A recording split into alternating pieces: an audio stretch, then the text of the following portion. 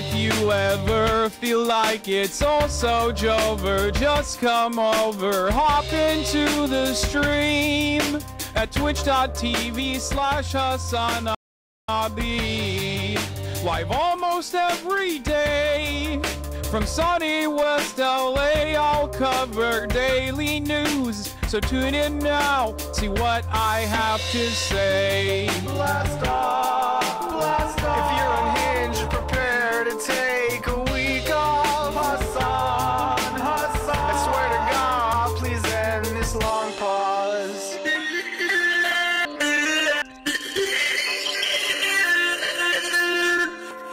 Boss makes $1 and I only make a dime. That's why I watch the stream when I'm on company time. Boss makes $1 and I only make a dime. That's why I watch the stream when I'm on company time, like now. Hasan, Hasan. I'm probably in the chat right now.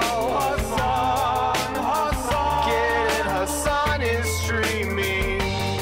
I'm just a gamer frog, of course I hate myself. If there's just one stun lock more, my hopes will go up on the shelf. You're just a debate perv, of course you hate yourself. Every thought to justify your own self-worth to someone else. Again, what do I always say? Lost in the sauce, you can't escape. How unhinged can one chatter get? Don't ban him, mods, they're our new pet.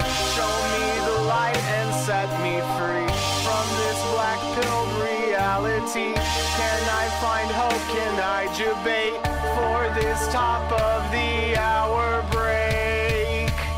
Boss makes $1 and I only make a dime. That's why I watch the stream when I'm on company time. Boss makes $1 and I only make a dime. That's why I watch the stream when I'm on company time, like now. Hasan, Hasan. I'm probably in the chat right now. Hasan, Hasan. What's going on, everybody?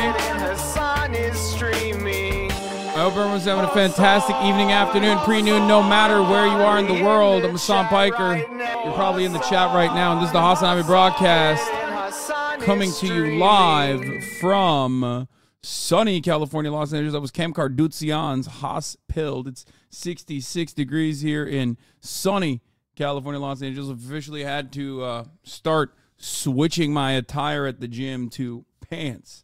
It's officially beanie season. It's officially wearing pants when you're in the outdoor gym season. It's officially December. Remember, 1st of December is not a thing that people say, but, you know, the 1st of December is upon us. It is descended upon us, as a matter of fact. Now, this is a very special day. It's a very important day. You know we finally here, That's right? because it's also, Friday, it also happens to be a motherfucking Friday. Sunday, what?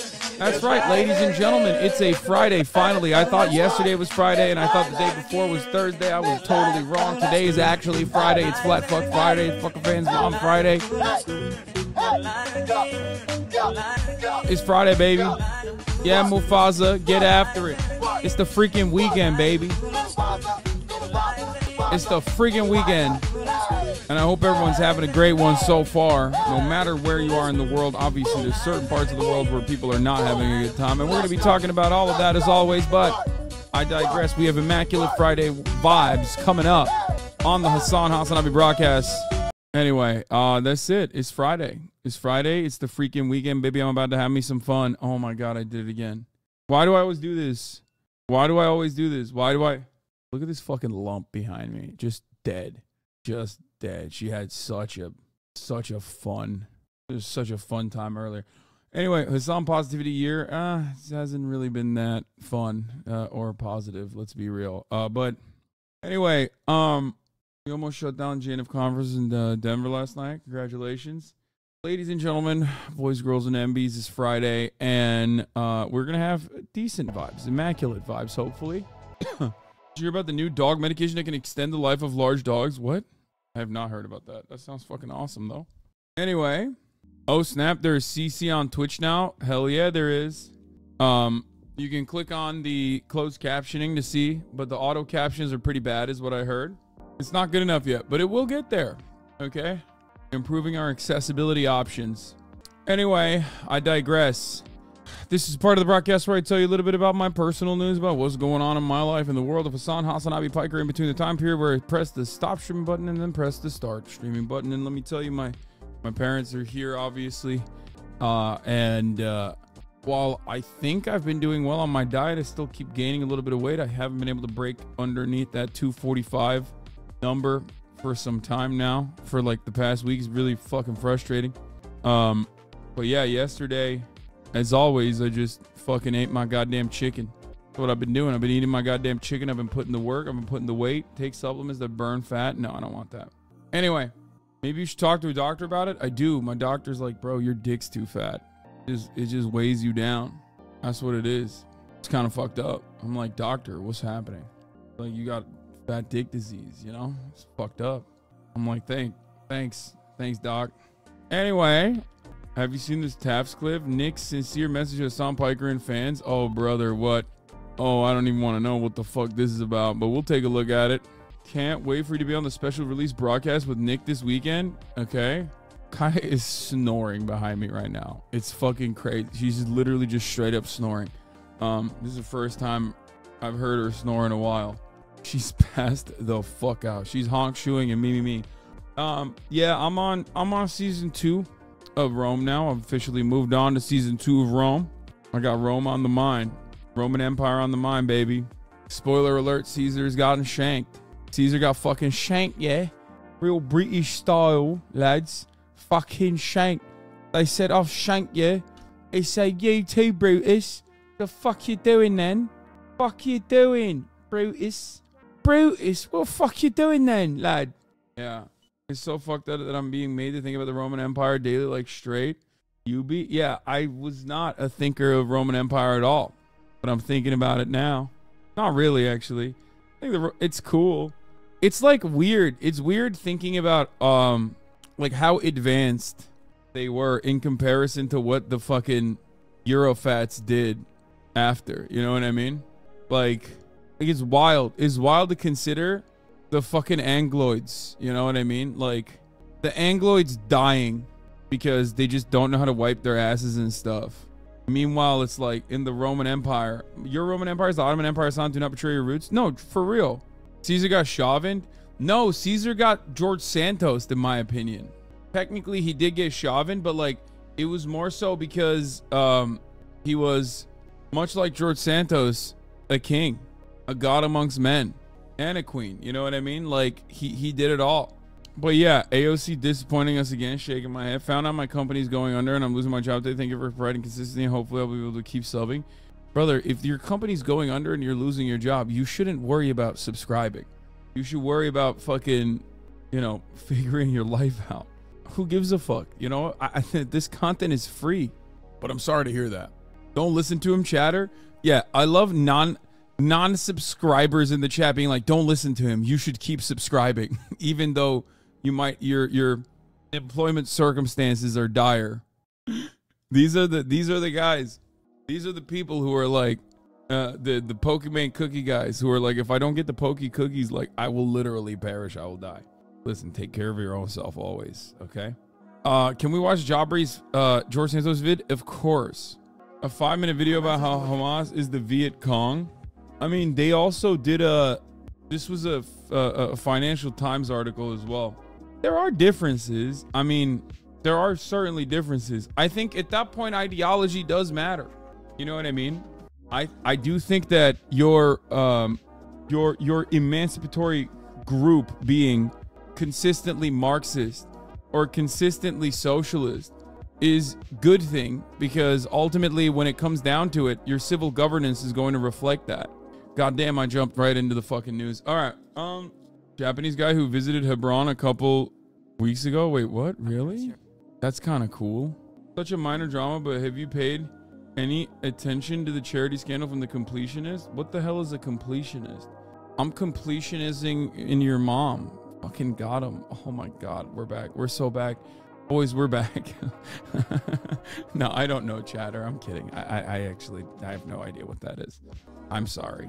Your mom calls me the completionist would have been a much better thing to say. But yeah, no, I worked out this morning. I tried doing handstands again. God damn, it's so fucking hard. Have you seen this documentary that popped up by Mike Klum on YouTube? What is this? Who is Mike Klum? The Dark Sad Life of Boogie 2988.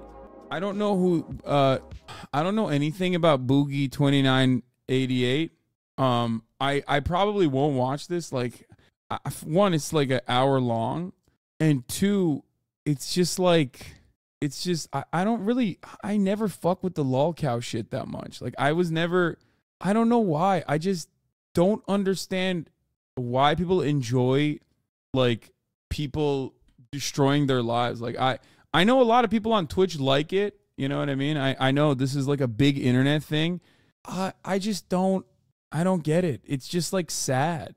Like, what I don't want to yuck anybody's yum, I guess, but it's always been like very sad to me to watch someone who is like very obviously like ruining their lives, and they're kind of doing it for your pleasure almost at a certain point.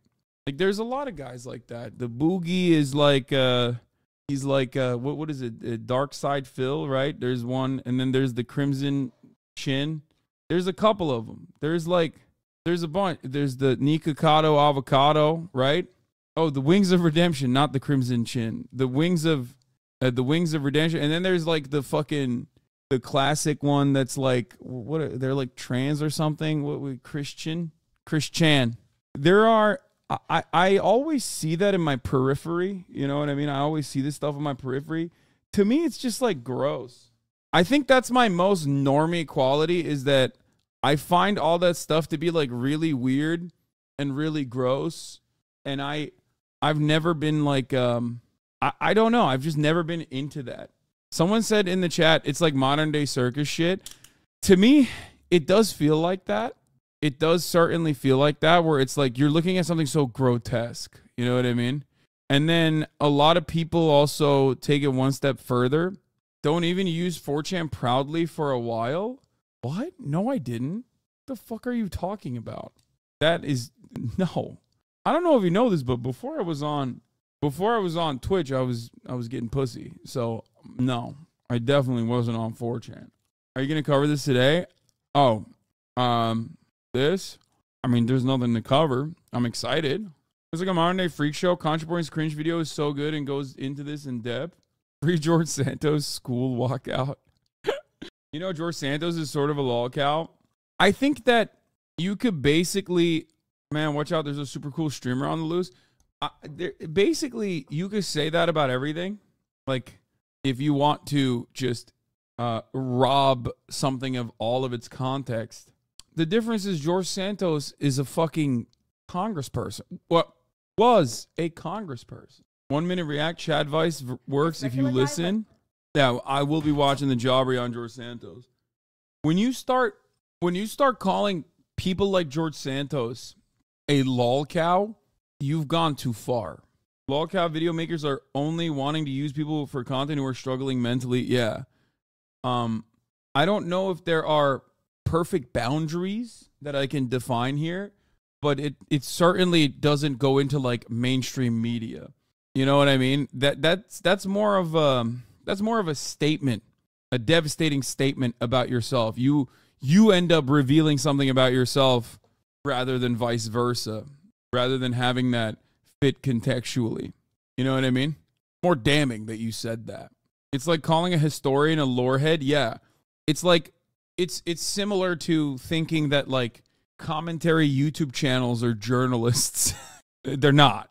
They're commentary YouTube channels. You know what I mean? They're not doing investigative reporting. Some might actually fit the standards, I would say that CoffeeZilla, for example, has really good investigations, right? But like more often than not, most people are just a YouTube channel. Jake Tapper is a React Andy. Exactly. Wait, you're not a journalist, Hassan Daddy Lamau? I'm not. I am not a journalist. I am a commentator, a political commentator. I'm not a journalist. And I do it online. And I do it on Twitch, so it's even more different.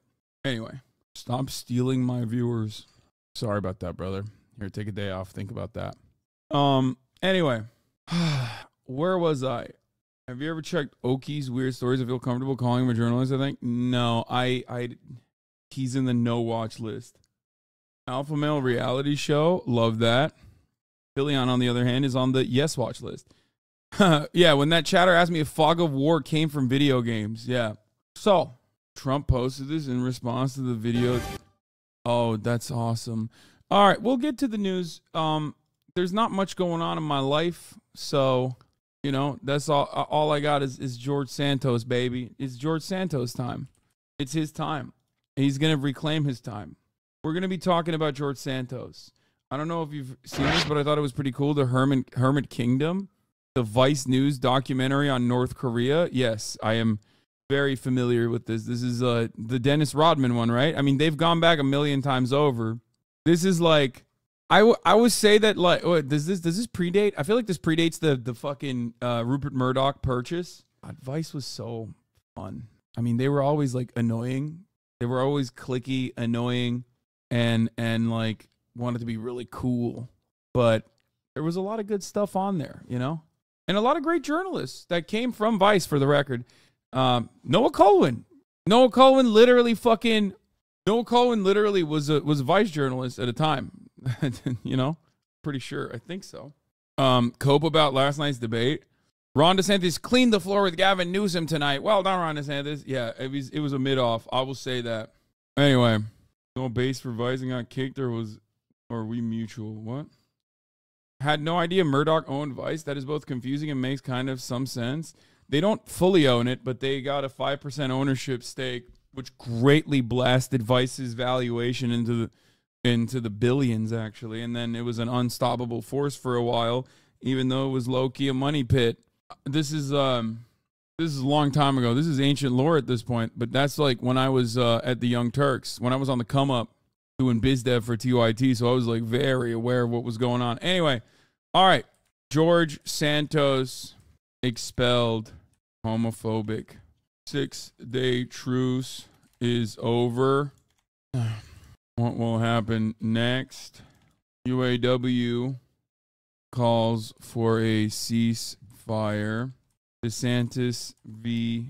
Newsom and more. Meme reviews and fun day Friday later.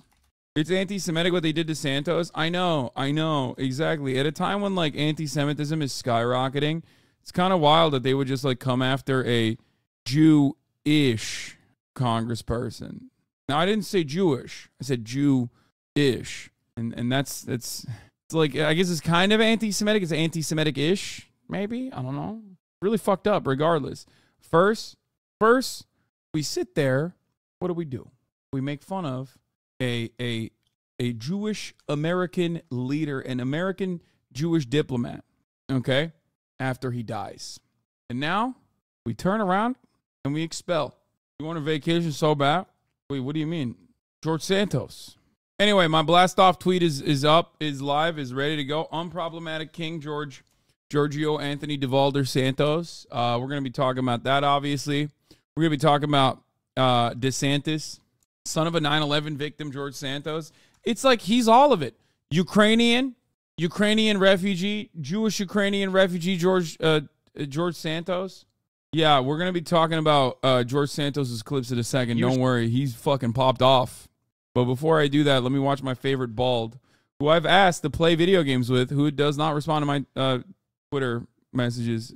But like I'm not saying we should bully them, but I do think if you are a normal person, you have an obligation to, when you see someone that's building like middleware for Uber Eats that like connects you with the driver 2 clock cycles faster, and also as a result you get paid $10 million a year and the driver gets 10 cents, you have an obligation to like make fun of them a little bit, whether they hear it or not. Because somehow the ego got too big.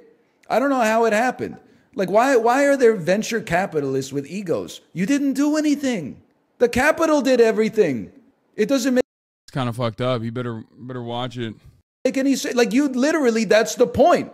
You looked at an idea and said, that idea is pretty good, here's some money, and then the founder of the company that you invested in did the stuff, and also the people that worked there. Like, you shouldn't have an ego. You should be on your knees like, thank you, thank you. But like, we need... Be careful, Hassan. Every genre, it might have been made in... Oh, it's made in evolution, apparently. You can go third person or first person. I just don't know. Give me Super Mario. What is he looking at? I don't even understand. I mean, I've DM'd him a bunch of times on Twitter. He does not respond to me, so I just DM'd him on Discord, and I said, can we please play games soon, or do I need to have Justin Trudeau on for you to come on my stream and collab? It's a guess that game kind of deal. Type one letter and then just pick a game. The reason why I love Northern Lion is because, well, one, age appropriate. There's no inappropriate age gap there, okay, in collaborations. Hey, Majority Report, thank you for the raid. Hope you had a good stream. Okay, that's number one. Number two, the reason why I like Northern Lion is because like he basically will just like sit there and do Sudoku. You know what I mean? Like he's like an old man opening up the fucking newspaper, whatever the Canadian newspaper is. I don't know, like the Daily Pardon or whatever. Okay, what the fuck do they have? Do they have newspapers there? The Daily Gazette. Yeah. And then they just like, he opens it up and he plays Sudoku, but on stream. Like all of the games he plays, I feel like are so boomer coded. Excuse me? It was 7 Days to Die and I got it by typing A into the search bar and clicking a game randomly. That's right there. This right there is why he's not collaborating. Disrespect to our culture. Yeah, I mean, it's true. Anyway, did you see Trump's reaction to the debate last night? Oh, don't worry. We're fucking doing that. We're doing that right now. We're gonna get to that in a second. Anyway, yeah, I'm gonna do more collabs and stuff. More gaming, more collabs. I gotta bring back variety, or else my brain is gonna I'm gonna lose my mind, as my brain is becoming poop. This regular guy went from this to this by listening to the netizens' opinions. By listening to netizens' opinions. He's Xiaoai 同学 on Xiaohongshu. In December 2021, he posted a photo with the caption, "I can't find a girlfriend. What do you think is my problem?" 2 years later, he looks like this, is engaged and tripled his income. Even viral as the man who always listens to advice. Under his first post, he said he's born in 1996, 170 cm tall, makes less than $500 a month, has no house, and drives a second-hand car. A netizen said, "Your only advantage is your character. You can calmly accept others' opinions." Someone told him to change his hair. He immediately styled it sideways. Netizen said, "You instantly look 10 years younger." Went from looking like a civil servant. Bro, even China's got their lolcow in the opposite direction. Like, if we did this in America, they would drive the person into suicide immediately. In fucking China, the comments are like positive and telling them to do cool things and then like fixing a dude's life up. What the hell is happening, man? Servant to a real estate agent. Netizens told him to lose weight. He said on it. He lost 5 kg in 3 weeks. But netizens said now he looks like a gangster. So he put on contact lenses and a beanie to look friendlier. Netizen told him to focus on outfit coordination. He sold his DJI drone and used that money to buy new clothes. He said, "You make suggestions, I'll implement them." Wait, what? Netizens told him to focus on outfit coordination. He sold his DJI drone and used that He sold his DJI drone to be a fuckboy. What the hell? Money to buy new clothes. He said, "You make suggestions, I'll implement them." The first outfit got the most votes and that became his new skin. He carefully marked which netizen gave him the advice for every change he made. He got the K-pop boy group haircut and bought a new iPhone to take better photos. Netizens said this is like a real-life idol development show. Many female netizens commented, "If you can recognize your problem and are willing to listen, you're already better than 99% of men." The funny thing is, Xiaoai is about to get married, but many who gave him advice are still single. That's a funny ass way to end that. Yo. That's crazy. Rip the commenters. Surely that's an isolated case. I want to look at his abs. Oh my god. He just Please style it sideways. Netizens My man my man fucking listened to comments and actually had a positive impact on his life. That's unheard of. That has never happened in the history of the internet. What is this daily reminder that you're an insanely hardworking person who puts his best foot forward for the betterment of everyone, and your commentary is important. You've done such an awesome job covering devastating news the last 2 months, and I commend your dedication. Thanks for being such a good source for us. Thank you for your kind words. I will continue doing what I'm doing. Anyway, okay. Let's close some of these fucking tabs, dude. Oh, update on the North Texas groom.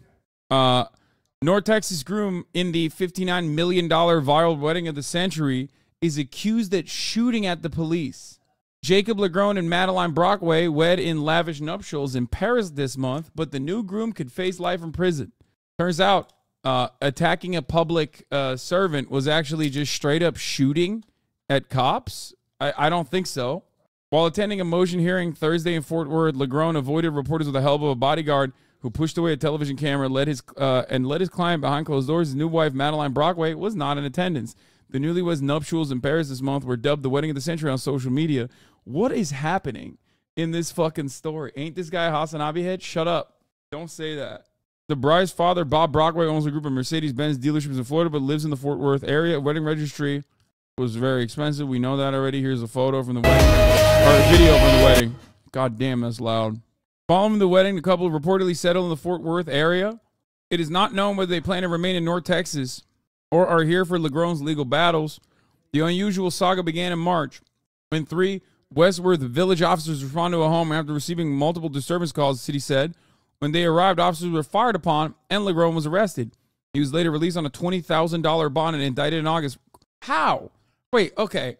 Here's what I don't understand. Like, what is happening with the American criminal justice system? Like, one guy shoots in the direction of cops and then is arrested and then released on a $20,000 bond, able to leave the country and have a $59 million wedding. Other people get shot for having a butter knife on them. Like, what's going on here? I don't even think this is white privilege at this point. There's got to be some sussy-ass shit going on. It's Texas. Maybe he didn't know it was cops or something. Maybe it was a misfire in the house or something. Because there's no way they let him go. Like, we're talking about Dallas, Fort Worth, guys. This isn't like some bumfuck Idaho suburb where, like, the cop knows every single person individually. You know what I mean? This is not some, like, fucking rural-ass town. You got, like, the actual Dallas Police Department. Don't say, bro, it's Texas. Some of you guys literally don't understand. Some of you guys don't understand that, like, Dallas, Texas is very different than, I don't know, where King of the Hill was shot. Like, I don't think the Dallas Police Department is just, like, letting you go if you shoot in the vicinity of the cops. Unless there's, like, additional details that we are unfamiliar with. Like, that's not a thing. Law tip. This man is innocent. Set him loose, Your Honor. This country was founded on shooting at law enforcement. Also, real big law tip. A part of this is his race. Obviously, black dude shoots the cops and it's absolutely over, plus death penalty, probably depending on the state. Yeah, no, I'm just saying that even white guys can't get away with, like, actually shooting at cops and then have it show on their record as, like, disorderly misconduct against a public servant. Born in DFW, anywhere in the Metroplex, you ain't gonna get away with shooting at a cop. That's what I mean. Like, I don't think you can. If cops roll up to your house and you actually shoot at them, your survival chances are very low. That's number one. No matter where you are in the country, but also on top of that, the fact that you were able to travel internationally beyond that, like, nobody's got that juice, man. That's crazy. We're not talking about a DUI, you know what I mean? We're talking about, like, shooting at cops. There's something off about the story is what I'm saying. Like, unless he is literally a police officer, okay? Unless he is a straight-up police officer who's off duty and was drunk and, like, other cops came to his house and he accidentally fucking fired in their vicinity, you're not getting this light of a sentence, I feel like. There's just something else that's happening, and I don't know what it is. I don't know what's going on there. That's all I'm saying. Like, no, giving money to the police union will not help you. Giving money to the HasanAbi union in the form of a gifted sub, though, on the other hand, will allow people to no longer see the ads at the top of the hour. Okay? If you no longer want to see those ads, all you need to do is subscribe. You can do that on your own for $5 or for free with a Twitch Prime, or by getting gifted a sub if you're lucky. Free, why are you covering breaking news? Yeah, the breaking news that is heating up the Dallas-Fort Worth area. Here's the Thurman ad right now. This is literally billionaire white shit. They never get convicted. I don't think there's more to this, honestly. I don't even understand why his father-in-law is so rich. Like a lot of this story just doesn't make sense. And I'm looking forward to finding out more about it. In the meantime, speaking of finding out more about things, we have no idea what has happened to this baby. What has happened to this baby? Do we know what happened to this baby? George Santos just left Tim Burchett's office with a baby in his arms. When asked if it was his baby, he said, not yet. So, anyway, that's George Santos. We'll get to that in a little bit. But, you know, I guess that's what Congress gives you when you leave. The weird part about that is that, like, I assume when I see a congressperson with a baby, I assume it's an adrenochrome baby, right? But, like, when the baby is still alive, it's much harder to extract the adrenochrome. So I don't know why he got the adrenochrome baby before instead of just, like, going to Planned Parenthood and purchasing it. Mom, it's a joke. I'm being sarcastic. Why are you listening to my stream? Put your headphones in, please. He goes, what are you talking about? What are these things? Oh, my God. Anyway. The Macy's, thank you for the playlist. All right, we'll start off with George Jebediah Santos, and then we'll move on to Israel. Palestine, of course, we're going to be covering that as well today because the 6-day truce is over and the relentless bombing campaign has started. Judging by some of the initial devastation I've seen thus far, it does seem to me like the second part of the ethnic cleansing campaign is supposed to be more quote-unquote restrained. But we'll see how it goes. But let's do... this is an ABC News special report. Good morning, I'm Terry Morano. We are coming on the air for a historic moment unfolding on Capitol Hill. New York Republican Congressman Yeah, we're going to be watching the Jabri vid, too. Has just been expelled from Congress. He is only the 6th person in American history to be voted out of the House of Representatives. The results of the bipartisan vote really weren't that close. A 2/3 majority of the members present was needed, so the House is now made up of 221 Republicans and 213 Democrats. The final vote, 311 voting to expel Santos, 114 voting against it, and 2 members voting present. This vote narrows the already small majority held by Republicans in the House of Representatives. Prior to the vote, Speaker of the House Mike Johnson told Republican members to vote their conscience, saying he himself would not be voting to expel George Santos. But many Republicans, especially the New York delegation, decided they have had enough. Santos, who was inside the House chamber at the time of the vote, he's been a lightning rod for controversy since before he was even sworn into office. His ousting follows the release of a blistering report from the House Ethics Committee, which accused him of stealing money from his campaign for personal use, including paying for rent, for designer clothes, for Botox, and even for an adult website. I mean, queen shit. King We are shit. going to go now. You know what I mean? It's just like that's what you're supposed to do. What am I supposed to do? Fucking spend it on what? Like lame ass bullshit, like trying to get reelected? I'm sorry. I didn't realize that. What is there, a law in the books that tells me I can't have fun with my with my campaign contributions? I'm sorry. Oh wait, you're telling me there are laws against it? Hold on. It's yeah, I I took the be gay do crime mantra quite literally. The ethics panel spent months interviewing 40 witnesses, pouring over 172,000 pages This country of documents sucks. to reach that conclusion. Santos has also been indicted by a federal grand jury. He's pled not guilty to 23 federal counts, including fraud and identity theft. Throughout it all, he has been defiant, insisting that he would force this vote. Now he's lost it. So let's get right to ABC senior congressional correspondent Rachel Scott. Rachel, this is a historical moment. George Santos, the first person expelled from Congress who was not either a traitor to the country. 3 were Confederates who had been expelled previously or been convicted of crimes. He's been convicted of nothing, but the House decided he had enough. Terry, we just watched history unfold in the House today. Congressman George Santos has officially been expelled from Congress, making him the 6th member of the House of Representatives to be forced out, the very first Republican member of the House to be forced out of Congress. This momentum has been growing for months, and this could not have happened today without the support of Republicans. In the end, you had more than 100 Republicans say that they support this push to expel Congressman George Santos from the House. From the moment that he walked through the doors here on Capitol Hill, he has been defiant. He's been accused of lying about his professional resume and his background. Then he pleaded not guilty to those 23 federal charges, including identity theft, unemployment fraud, and wire fraud. But it really was this latest report from the House Ethics Committee, which was blistering, accusing him of blatantly stealing from his campaign, using that money to fund trips to Atlantic City, even on Botox designer goods, that really caused this momentum to start to grow. This push from I'm sorry. I love how gay his crimes are.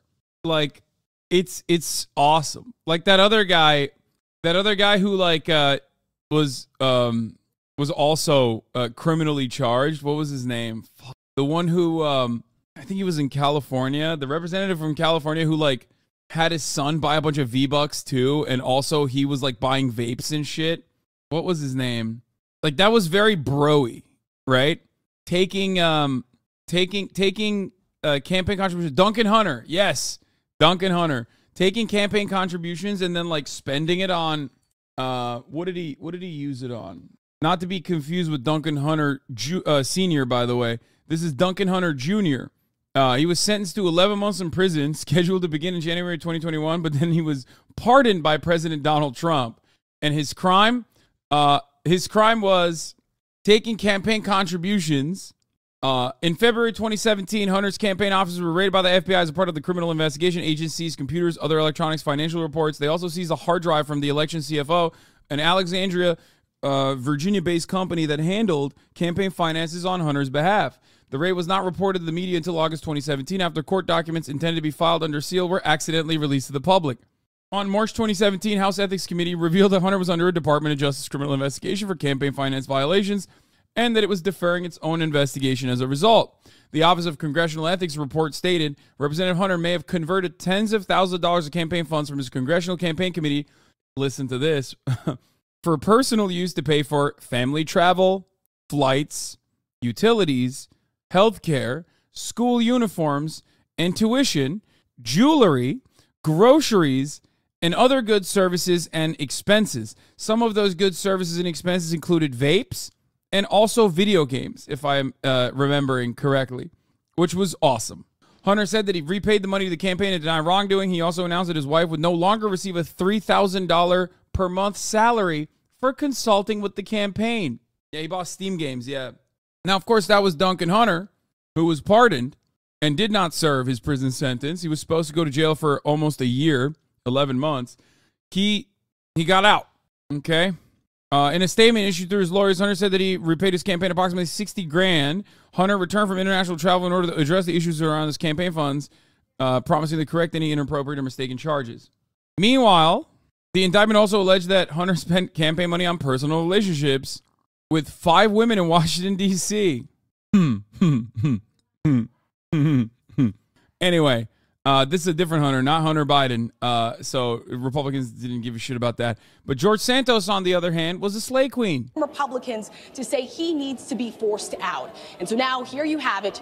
Here we are. They expressed some concerns about the precedent that this would set. That's why you saw every single member of House leadership, including the new Speaker of the House, Mike Johnson, reject this push to expel Congressman George Santos. But this is effective immediately. As of right now, Congressman George Santos is no longer a member of Congress, Terry. It really is a remarkable moment and a precedent, as you say. But for practical purposes now, the House Republican majority has been narrowed in the House of Representatives, already very slim. It's now 221 to 213. What happens next now that the 3rd district, a congressional district of New York, doesn't have a member of Congress? What happens next?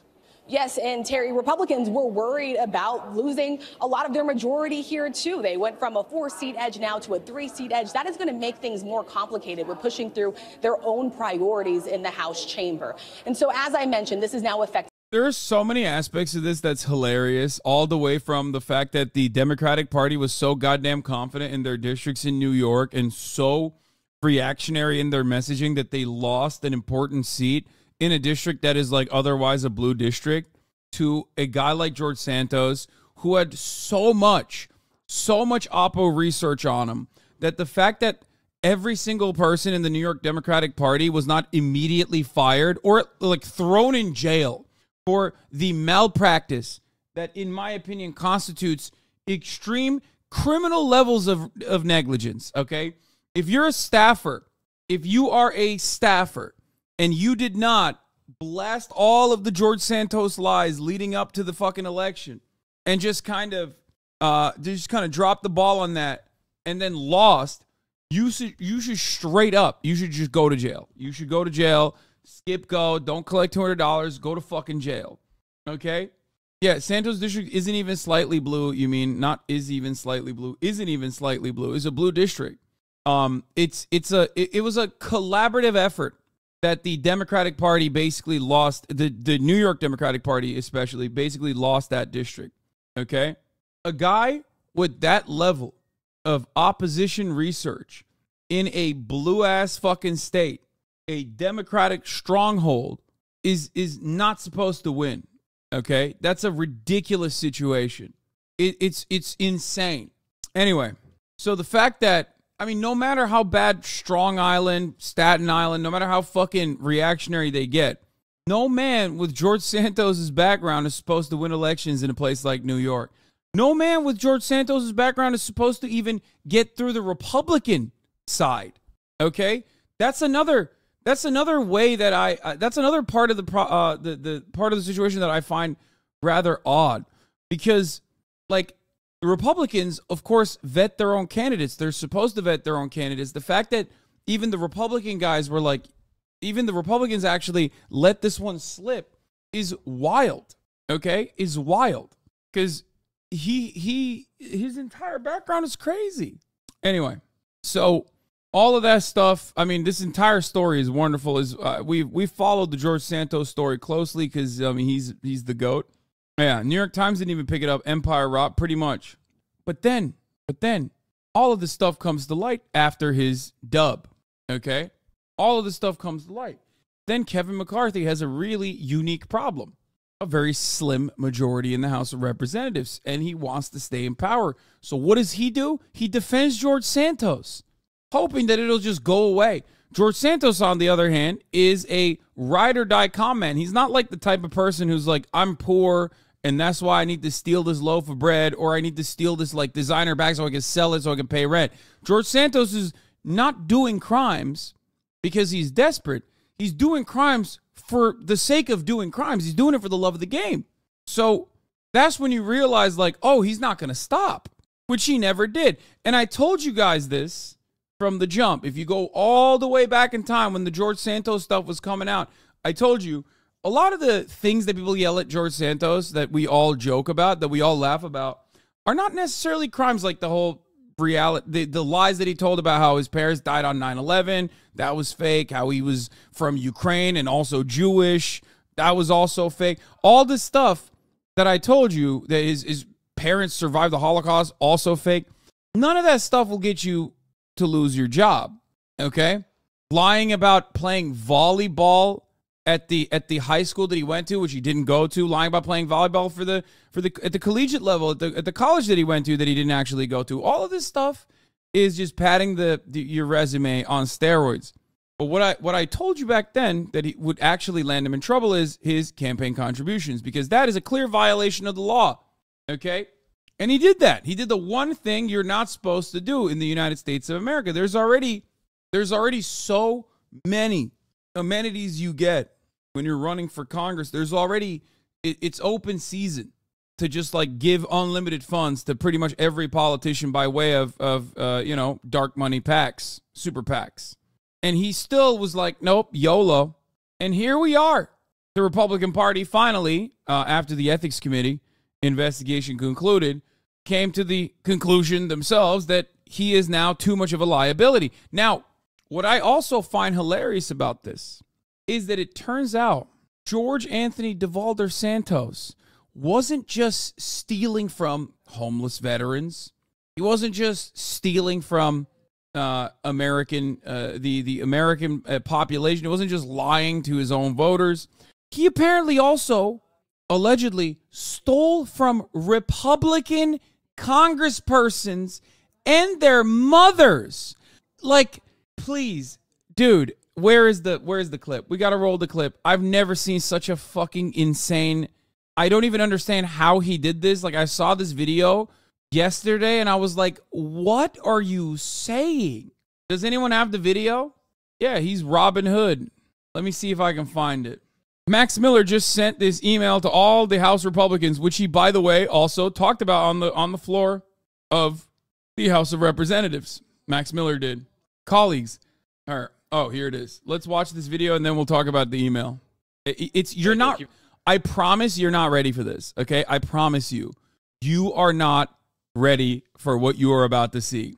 Here is Representative Max Miller, who had some things to say about George Santos. Just very brief. I myself have been a victim of George Santos, and as well as other members of Congress, in terms of defrauding through public donations. I had received an ethics complaint from the FEC, which I had to spend tens of thousands to defend myself. You, sir, are a crook. I know I should direct my comments to the chair. I yield back. Apparently, earlier this year, I learned the Santos campaign had charged my personal credit card and the personal card of my mother for contribution amounts that exceeded the FEC limits. Neither my mother nor I approved these charges or were aware of them. We have spent tens of thousands of dollars in legal fees in the resulting follow-up. I've seen a list of roughly 400 other people to whom the Santos campaign allegedly did this. I believe some other members of this conference might have had the same experience. While I understand and respect the position of those who will vote against the expulsion resolution, my personal experience related to the allegations and findings of the Ethics Committee compels me to vote for the resolution. Since I alluded to this on the floor yesterday and because of the significance of the question before us, I believe you're entitled to this further explanation for my position. How? He was swiping cards? Like, what the fuck? Yeah, the best part about this is, you're right, Zenso Lipsist. How much you want to bet? If he hadn't maxed it out and exceeded FEC limits, which is what, $2,700, I think? Which is why it's always funny whenever motherfuckers are like, Hasan, wow, the only political donations Hasan has ever made is to Bernie Sanders. And it's like, whatever, it's like $2,700. I forget what it is, or $3,300. Wow, that's a little amount of money. It's like, yeah, dumbass, more than that would be illegal, you fucking idiot. It's literally illegal. So stupid. Like, that used to be a fucking hater talking point where people would be like, wow, Hasan claims to care about political activism and he's only fucking given Bernie Sanders amounts that don't exceed the FEC legal limit. Idiot. Anyway, in all seriousness, Santos would be immortalized an American folk hero via Broadway musical within 20 years. Yes. Every lie George Santos is told by New York Magazine, updated this morning at 11:24 a.m. This article has to be updated every day for you to keep up to date with George Santos's lies. Because every new day is another opportunity for him to tell a lie. And also, every new day is an opportunity for us to find out about a lie that he told that he got away with. It's fucking awesome. This article is homophobic. It is homophobic. He should be able to do it. Now, we talked about Max Miller, right? Well, there's a follow-up to the Max Miller clip. Let's take a look at what George Santos had to say after that. Gentleman's time has expired. Gentleman from New York, Mr. Santos is recognized. I'd like to move to have the gentleman from Ohio's words stricken from the record, please. Gentleman's request is not timely, but I would remind members to direct their remarks to the chair. Gentleman is recognized. Mr. Speaker. You ain't ready for this either. He is such a messy bitch. Hypocrisy, as I mentioned. My colleague wants to come up here, call me a crook. Same colleague who's accused of being a woman beater. Are we really going to ignore the facts that we all have passed and we all have the media coming out against us on a daily basis? Bro, he literally said, why is he bringing up the fact that I stole his and his mother's credit card and actually got them into legal trouble? Why is he bringing that up when he's a fucking accused wife beater?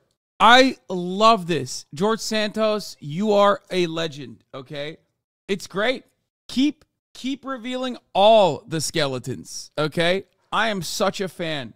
Santos. Mr. Santos walked out of the chamber before the vote was finished, descending the House steps to a waiting car. Mr. Santos told reporters he was ready to turn the page on Congress. Why would I want to stay here, he said. To hell with this place. What, Mom? What's going on, Mom? Eh? Door's unlocked.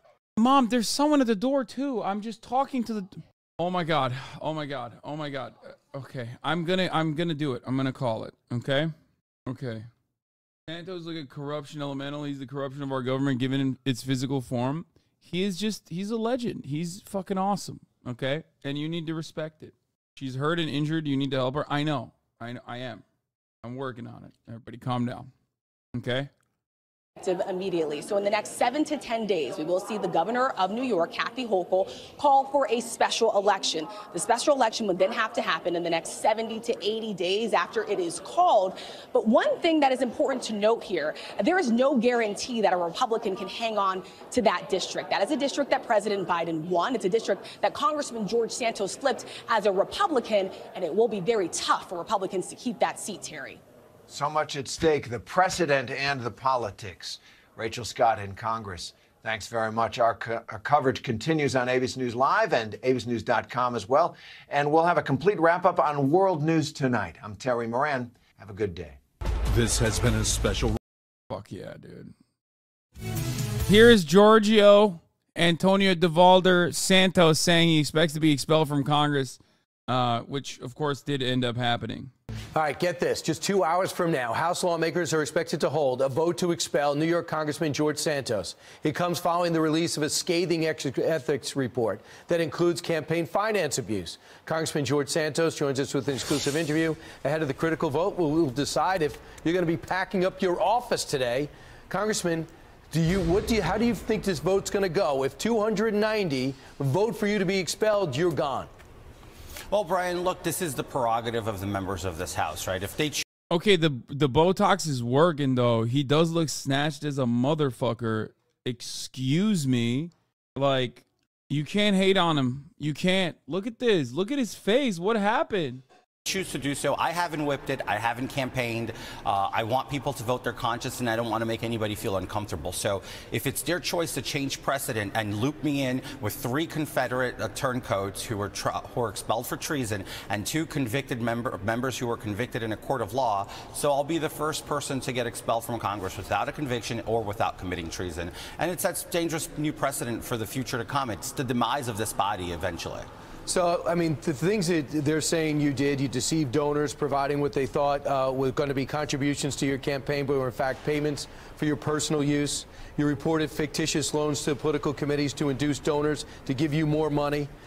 Used connections to high-value donors and other political campaigns to obtain additional funds for yourself through fraudulent means. Use campaign funds for your own benefit. Did you know at the time how wrong this is? Bro, oh my God, bro. The laundry list just keeps going and going and going. He is just, Brian Kilmeade is like, hey, I will give you my last name right now, son. Your shit is Brian, fucked. I haven't unpacked this, and I won't unpack this as out of respect to the process that I'm going with the DOJ. For me to go ahead and start talking about this, I go ahead and A, forego my rights. B, I undermine the process and the due process that the DOJ has afforded me. Unlike the Ethics Committee, they've been gentlemen about this. The prosecutors, the judge, everybody has been very gracious and above board. So for me to go out there and start talking about this and unpacking is exactly what my opponents would like me to do, to incriminate myself, to hurt my chances on my criminal. I've never seen a more guilty person on television in my entire life. I mean, he literally, dude, just say, I'm not going to talk about it right now because there's a case going on. That's it. He literally is just like, bro, he's like, well, you know, I've done really illegal things, like the most illegal things you ever thought about. I'm doing illegal things right now. And because I love doing crime, I don't want to talk about the crime that I'm doing and will continue to do forever.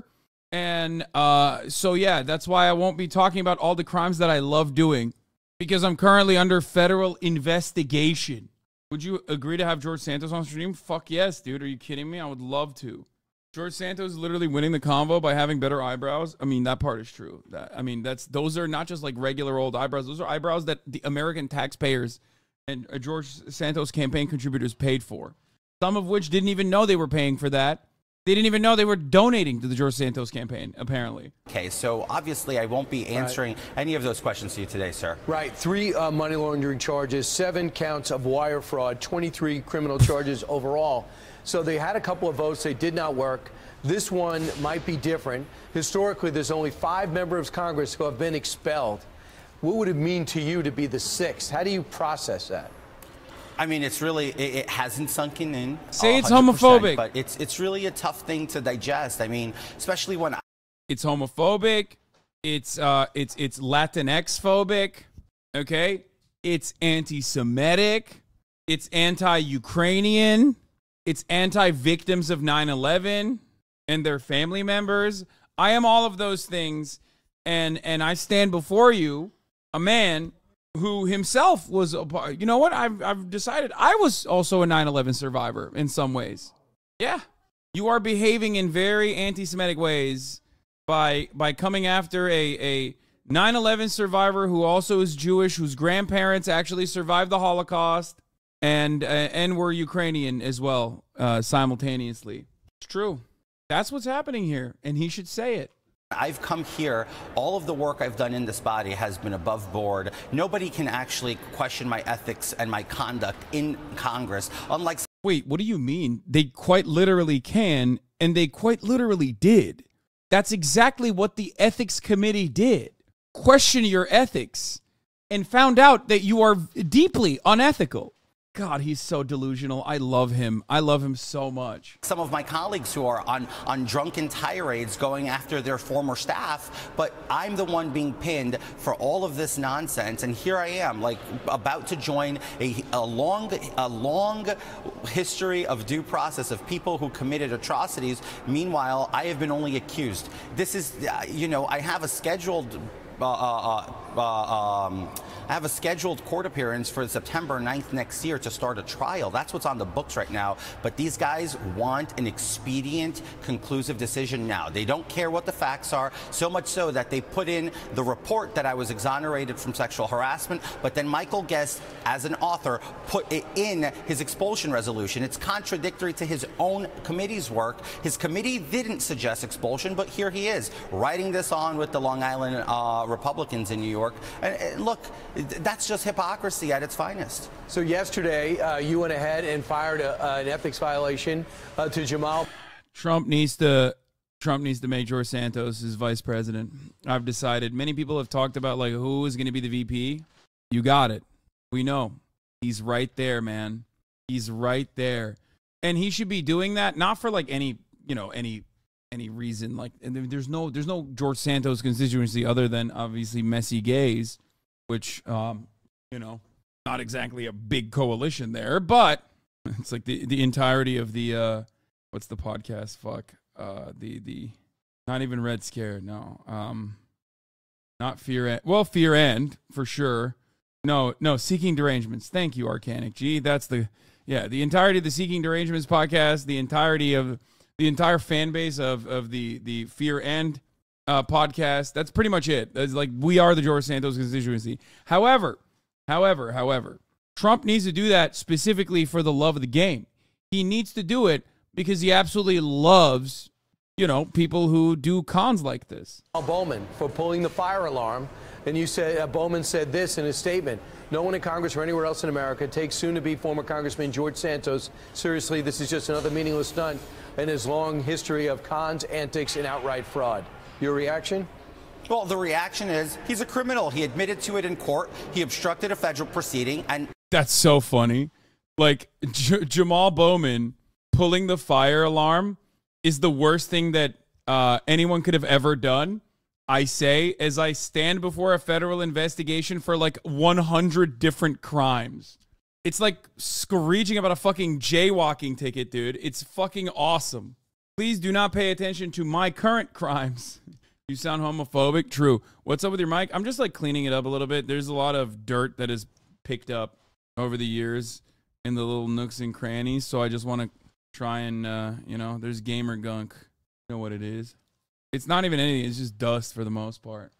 Look, and everybody in America knows, had he been a Republican or a member of the general public, he would have been indicted on a felony charge of obstructing an official proceeding, much like the J6ers in Washington, D.C. today. So I know Matt. I love the this is what Jamal Bowman did is just like the January 6ers, except the January 6ers shouldn't go to jail and Jamal Bowman should go to jail. What Jamal Bowman did is very similar to what the January 6ers did, okay? And if not worse, but also he should go to jail and we should take out the January 6ers from jail. Gates says he's not. And also the January 6ers was good. It was good and valid and great. To vote to expel you. Steve Scalise, Jim Jordan, Lauren Boebert will not vote to expel you. It probably won't be enough. Do you think you're going to get expelled today? Well, look, I don't know. I've accepted the fate. Look, I believe that if it's God's will to keep me here, I will stay. And if it is his will for me to leave, I will leave, and I will do so graciously. George, as they roll through all the things you said and everything about working at Citigroup, Goldman Sachs, being Jewish, have you been doing this? Yes, he hit him with the being Jewish. Come on, dog. That shit's crazy. That's perfect, dude. Oh. This your whole life, just embellishing and making things up. Is this the first time you've been forced to pay for this? Brian, look, I can go. Dude, Kill Me's actually doing a great interview for once. I mean, dude, it's impossible. It's impossible to look at George Anthony DeValder Santos, and like try to find something that's defensible. The fact that he was able to get away with it for this long due to, like, you know, internal affairs within the Republican Party is a testament to how fundamentally broken the Republican Party is. I mean, he was a liability from the jump. Like, anyone could have fucking made that call. He was a massive liability, which we're going to get into in a second, by the way, when we talk about the Jaubrey video, the fraud who fooled America, the lies of George Jebediah Santos. And rehash everything that I've said, but it's been so wildly documented on all of the questions you just asked. And to the short... He ran unopposed? No, that doesn't matter. What do you mean? You think the Republican Party doesn't vet its own fucking members? That's crazy. Like, not having... First of all, that's not even true. He ran and lost time and time again. He ran and lost twice, I believe, in the New York area. So the idea that you think that the RNC is just going to dump funds into you without, like, doing their due diligence is crazy. Short answer is, would I have not said certain things? Would I have done things differently? Absolutely. I'm an adult and I'm mature enough to acknowledge that. But to think that I've built my entire life based on what the media is trying to package over the last couple of months is not fair. It is not true, and it is dishonest. So I have a life. I have people around me who've been in my life my entire life who are appalled at what the media has been doing. So I think that should tell you enough of who I am and my character. You don't think you brought this on yourself? Oh, look, in some way, I think we all bring stuff on ourselves, right? I just acknowledge I bear responsibility, but what has been made out of mistakes that I've made in the past that I've admitted to on national television, on this network with Tulsi Gabbard last December, I dare most members of Congress have the same courage to come on here and tell the entire American public on national television exactly what I did and own up to their shortcomings and be humble and have the humility to do so. All right, and just a final thought is, you expect to be expelled today? Look, like I said, I don't expect, but I do believe they have the votes. Congressman Lilota said he had 150. He walked it back to 120. Look, 150, 120, the difference is they need about 77 Republicans. If that's the numbers they're dwelling with, I think they have it. Well, you're my congressman. There's going to be a special election if you're expelled today, and then we'll see. And then we got another election in November. I hope you have a shot at a conservative, Brian, because you won't know what a conservative looks like on Long Island once I'm gone. Right. Although Long Island is pretty red. Congressman, thanks so much. And Peter King did have that seat for a long time. Congressman Santos, for now, best of luck. I'm Steve Ducey. I'm Brian Kilmeade. I'm Ainsley Earhart. Click here to subscribe. For now, best of luck. What a great way to send him off. Republicans from New York are ready to unseat scandal-ridden Congressman George Santos. The representative is being accused. What the fuck? Where did this caption just pop up out of? This is like crazy. Anyway, we're watching the Jobbery video. Use of identity theft. Wire fraud, false statements, falsification of records. Scamming a disabled veteran out of money he was raising for his sick dog. Now denying reports that he once performed as a drag queen in Brazil. I never claimed to be Jewish. I said I was Jew-ish. Claiming, for instance, he had a role in Hannah Montana. I'm just struck, not necessarily that a politician would lie, but that you would think no one would find out. Well, I ran in 2020 for the same exact seat, and I got away with it then. That photo, by the way, is the greatest snapshot of all time. Like, that is, it goes so fucking hard. It will be remembered for generations. It's one of the hardest going photos out there. Nothing goes as hard, okay? Straight fucking diva shit. So clean, so nice with it. Botox looking perfect. His beats looking snatched, whatever fucking people say, okay? He beat it up. He's slaying. He's the slay queen. He's serving mama. Slay mama. God, he's great. There's an old saying I find hard to disagree with. Politics is just show business for ugly people. No, get those lights off! Nancy Pelosi's gazpacho police. They're too bright. Turn them off. Freedom! Turn off the lights. Through a cynical lens, American politics can be seen as a deranged spectacle for the entire world to laugh at. The next time you get in trouble, call a crackhead. Say it loud, I'm black and I'm proud. Wait. Call upon all nations to stop these terrorist killers. Now watch this drive. A never-ending source of Jobbery just popped off with like some of my favorite moments of all time, including my least favorite moment of all time, where we found out that George W. Bush actually has really good fucking reflexes. Entertainment that favors vapid theatrics over any actual substance. How many AR-15s do you think Jesus would have had? Well, he didn't have enough to keep his government from killing him. What do you say in response to the Pope? I'd say ISIS wants to get you. But I'd be lying if I said it wasn't funny. If our country's going to hell, we might as well enjoy the ride there. America is a nation that can be defined in a single word. I was going to put him... But I don't think there's a single politician today who epitomizes our government's absurdity quite like George Anthony DeValder Santos. Is it true that you have an OnlyFans page and you can peel a banana with your feet? I just discovered what OnlyFans was about 3 weeks ago. That was a lie. I was oblivious to the whole concept. You just can't tell the truth. All right, so... You may have heard his name before or seen his picture on the news and what... Wait, I didn't catch that part. I didn't know she said that. Can't tell the truth. All right, so... The whole concept. You just can't tell the truth. All right, so... Oh my God. Isn't that the VJ, by the way? That literally... God, American politics is so fucking stupid. It's such a dumb fucking... Oh, it's a clown show! So... You may have heard his name before. Gagged him. Or seen his picture on the news, and well, that would be because George has become one of the most polarizing individuals in all of Congress, but that's not for any traditional reason. He was elected on a number of false pretenses. Where's the TOS? And I know your response to that may be, doesn't every politician lie, though? To which 149, we passed it. 212, sex toy. We passed both of those. I would say TOSs. yes, but also you've never heard of George Santos. This guy's entire existence is made up. He's lived about 1 million different lives and as a result has put himself in the crosshairs of the FBI, the FEC, the GOP, the Brazilian government, the House Ethics Committee, and the nearly 1 million constituents who make up his district, just to name a few. I mean, he's facing 23 federal charges as we speak, and there's no guarantee he won't be charged with even more after this video comes out.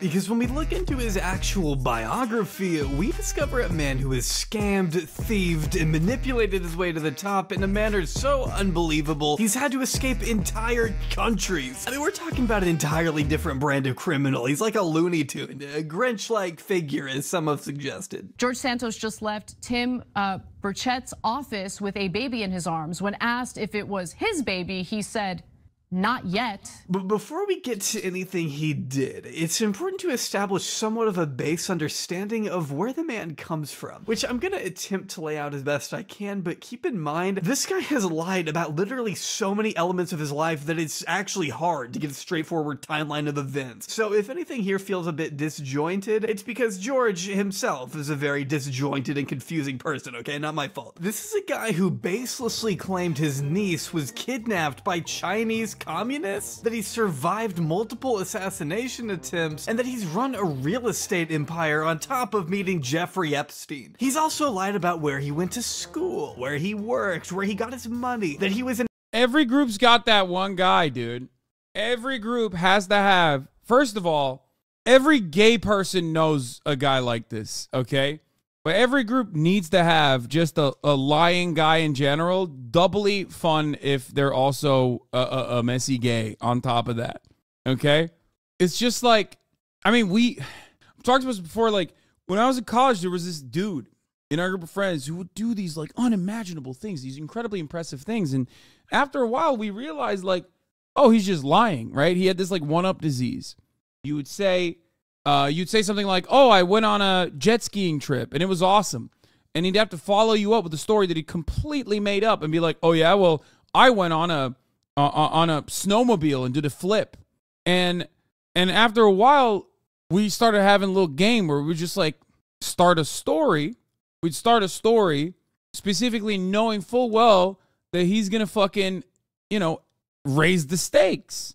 There's different kinds of liars. You're saying it's giving LeBron. LeBron is like a white lie type of guy. You know what I mean?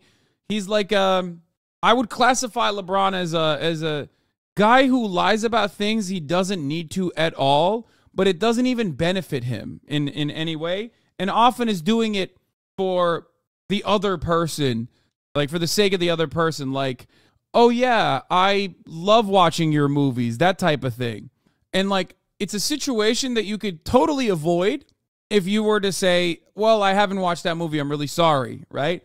But LeBron is the type of guy who goes, yeah, I love that movie, it's my favorite movie of all time, to the guy who made the movie. You know what I mean? And there's no reason for him to do that. Oh, that's my favorite quote. I've actually never heard another quote that I like as much as my favorite quote, that is the quote that you just mentioned. And it's like, why did you say that? There is no reason for you to have said that, okay? Whereas the type of dude that I'm talking about is like pathological and can't stop himself. He can't stop himself, and there's a purpose for it. Hasan talks a lot without saying anything. Well, one, I'm a Twitch streamer, so yes, you're right about that. But two, I think what I'm talking about right now is fairly personable if you have ever had friends. Or even if you've like watched anime, every crew needs a Usopp. There you go. Usopp is a great example. So, like, these are the types of dudes. These are the types of dudes who just like lie about regular, banal, nonsensical bullshit things. But then George Santos takes it one step further. He's the guy who lies for gain. But I think I would categorize him as like pathological in the maximum degree, where he both lies for personal gain, as he has done time and time again, but he also lies when there's no reason to, okay? He just lies for the love of the game, just to tell a good lie, which is why he's the best, okay? This is an incredible conversation. An actor on Disney Channel into one of my favorites, that he produced a Spider-Man musical on Broadway, which is especially bizarre to me because that specific musical he wrongly said he worked on was a commercial failure that lost millions of dollars. And even that's what I mean. Like, when you lie, not for personal gain, but you lie in a way that like serves you L's. You know what I mean? That's when you know someone is absolutely just lying for the fun of it, for the sake of being able to tell a lie. You know what I mean? Like, what's the worst thing you can think of? What's the worst movie? What's the worst song you can think of that is just like universally panned by critics? George Santos goes, I played a role in making that. For no reason. For no fucking reason. It's like, well, why did you say that? It just like kind of shows you to be a loser.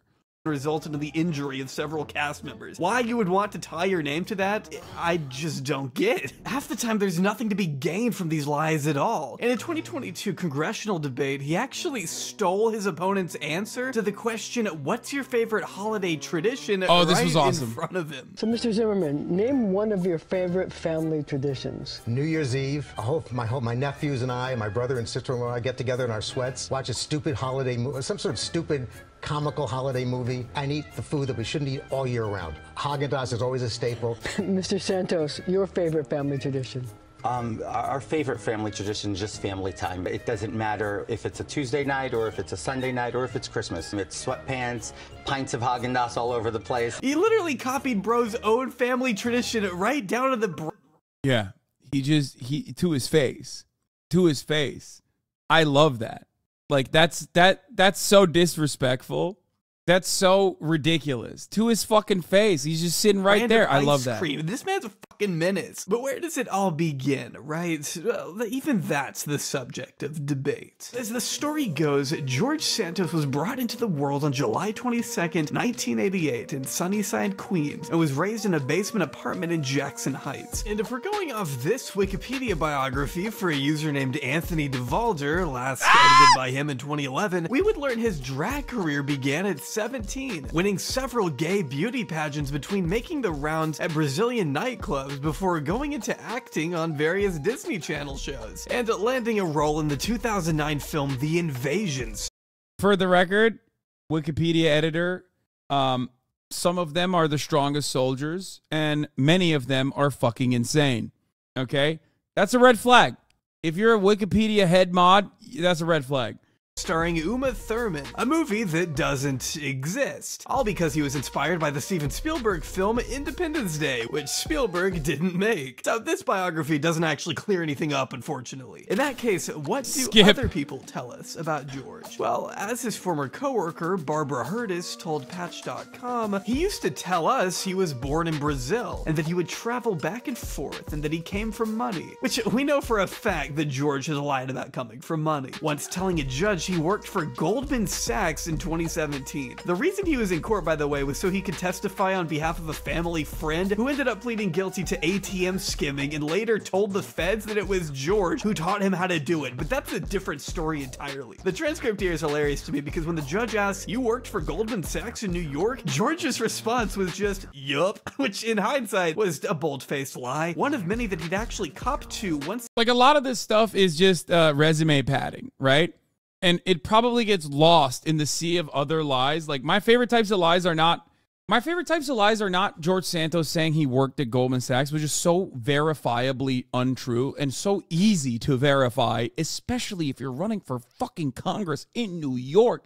Are you kidding me? Like, you fucking accidentally wave your hand around, you're gonna slap a couple fucking Goldman Sachs workers, okay, in that circuit that he's a part of. It's wild. However, that's not his best type of lies. His best type of lies aren't... They're the ones where he says things like he was a varsity athlete for the volleyball team and had a horrific injury that stopped him, but he can still play really well, and he will actually play on the intramural the intramural Congress volleyball team. Shit like that blows my fucking mind. It's like, it's so specific. That's such a specific lie. And you have to follow through on that. It's like the top of the hour ad break. It's coming for you. You know what I mean? And when I say it, it has to be the truth because I'm going to serve it. And you're going to see it unless you subscribe. I'm not going to lie to you about that because at the top of the hour, there's a 3-minute ad break. Now, of course, you can get a subscription. You can subscribe on your own, or you can get gifted a sub to avoid it. The Raging Hoppa, thank you for the 10 gifted subs. Here's a 3-minute ad break now. He realized there was nowhere else to run. Before beginning his political career, or any career Los for that Pipos. matter, we know George was living near Rio de Janeiro with his mother in 2008. Or he may have been living in the US and visiting his mom in Brazil, as some of his friends have now stated, but that's a detail. The point is, he was around 20 at the time he stole the checkbook of a man his mother had been caring for and used it to rack up around $1,300 in fraudulent checks, according to Brazilian court documents. To make matters worse, this elderly elderly patient his mom had been working as a caregiver for was deceased at the time George took his checkbook and forged his signature in order to buy luxury clothes for his boyfriend. And excuse me, he wasn't using it. Hello? What is he gonna do? Take it like a pharaoh? Take it to his grave with him? Yeah. I'm sorry. He stole from a dead person. Yeah, it's the best type of person to steal from.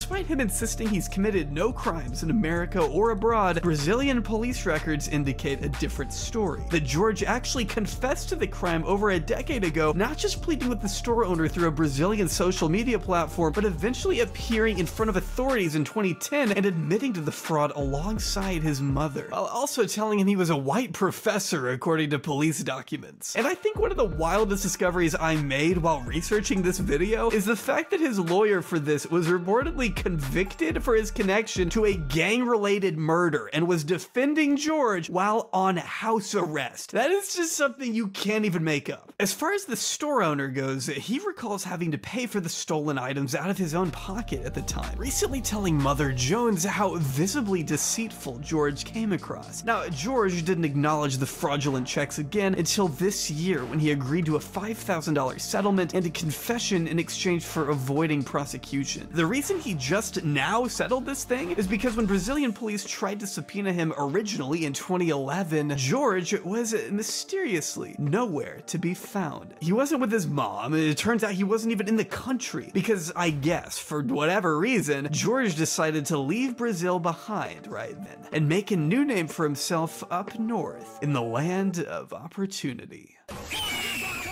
I mean, he did go to the one place where you can kind of pop off. Like, America is a collection of con men. It is a country built around being able to con other con men.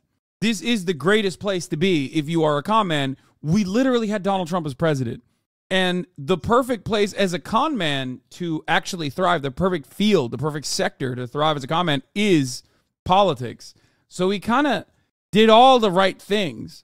Much like Connor Roy, I don't doubt George Santos was interested in politics from a very young age, but he didn't become very vocal about them until 2019, giving his takes on the hot-button issues of the day on Facebook, along with schmoozing Republicans at various events and fundraisers. Today was a blessing for me as a patriot to come down here to Mar-a-Lago. During these early days before he was really established, George made appearances at Mar-a-Lago, donated tens of thousands to the New York Young Republican Club, and attended CPAC, where he likely caught COVID at the very start of the pandemic in March 2020. This, to my knowledge, is the first time anyone in the media had even uttered the name George. He made the Hajj. Yeah. It's one of the pillars of being a conservative. You have to do the Hajj. You have to make dua underneath the disgusting golden arches, okay, of Mar-a-Lago. You have to. Santos on live television. He even got COVID. Like, that's it. That's perfect. Getting COVID at CPAC is a blessing. Guest tested positive for COVID-19 and joins us via Skype in quarantine. Welcome, New York congressional candidate George Santos. George, great to see you. How are you feeling right now? I'm in recovery. It was also shortly after he launched his first congressional campaign running for the U.S. House of Representatives in New York's 3rd congressional district. George was going up against the incumbent Democrat Thomas Suozzi, who ended up taking the win by a surprisingly narrow margin, actually. 2 weeks after Election Day, Democrat Tom Suozzi has won re-election representing New York's 3rd congressional district. Suozzi had 53%, Republican challenger George Santos 47%. Traditionally speaking, the Nassau County Republican Committee would otherwise be pretty strict about letting a newcomer into the fold with such minimal political experience, but the pandemic dissuading anyone else from running, coupled with the fact that the county had moved more towards the left in recent years, meant George was kind of the sole Republican candidate and became the nominee by default. And while his campaign would inevitably prove unsuccessful, it would give him the chance to mingle with constituents and work the media circuit, essentially priming his voter base for a grand return in 2022. Hi everybody, George Santos here, running for New York's 3rd congressional district. I will fight socialism until my last dying breath because I despise it. Socialism has been tried in every country and failed miserably, and I count on you to send me. I love how fucking stupid Americans are, dude. You could just say these things and then they will literally be like, hell yeah, brother. No questions asked. That's, god damn it, dude. Oh, fucking Christ. it's just so mind-boggling to me that people still go, Hasan, you're a leftist grifter after all this shit. It is so easy. It's so easy to grift. It's just literally in the opposite direction of the way that people think. Ah! To DC to represent you. We need as many volunteers as we can get for this process. I think it's about time we put Thomas Swazi into the retirement section. In many ways, this race was a way for him to make an impression, which he certainly did, networking with the Trump family. Like, not to use a Family Guy reference, but that 9/11 bit is so prescient, dude. This is it, dude. This is it. Just substitute that for, like... Try giving short, simple answers. Mrs. Griffin, what do you plan to do about crime in our city? A lot. That's what Jesus wants. What are your plans for cleaning up our environment? 9/11. Our traffic problem. 9/11. That's it.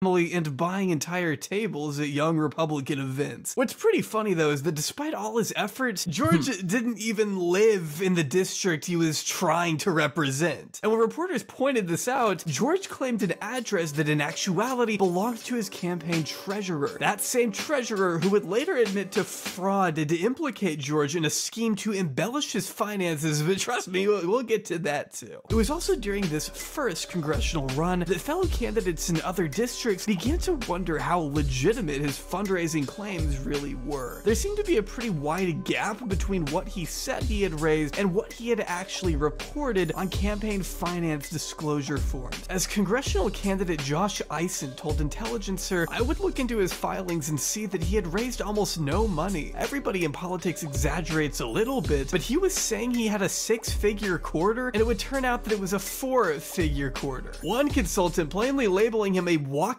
campaign finance violation, and that it's been reported George came up with ideas to try and avoid campaign finance law, with one scheme that would allegedly involve getting donors who had maxed out their donations to him to give to the political action committees of other candidates, who would then funnel the donation back to Santos, as Intelligencer states. But these things weren't explored in depth at that time, because he... My favorite thing is just doing campaign finance violations in a country that has made it legal, okay? It is so unimaginably hard. It's like getting arrested as a foreign agent. Just fucking, if you're going to lobby the government as a foreign agent, like, they let you do it, unless you're AIPAC, in which case, of course, you don't need to register as a foreign agent because it's the American Israeli Political Action Committee. So it's different. Obviously, don't say that they're foreign agents. Do not say that AIPAC represents the interests of Israel, a foreign nation. Do not say that. That is anti-Semitic. Don't ever say that. Oh, wait, did Benjamin Netanyahu recently just meet with the heads of AIPAC? That's neither here nor there. Anyway, but again, I digress.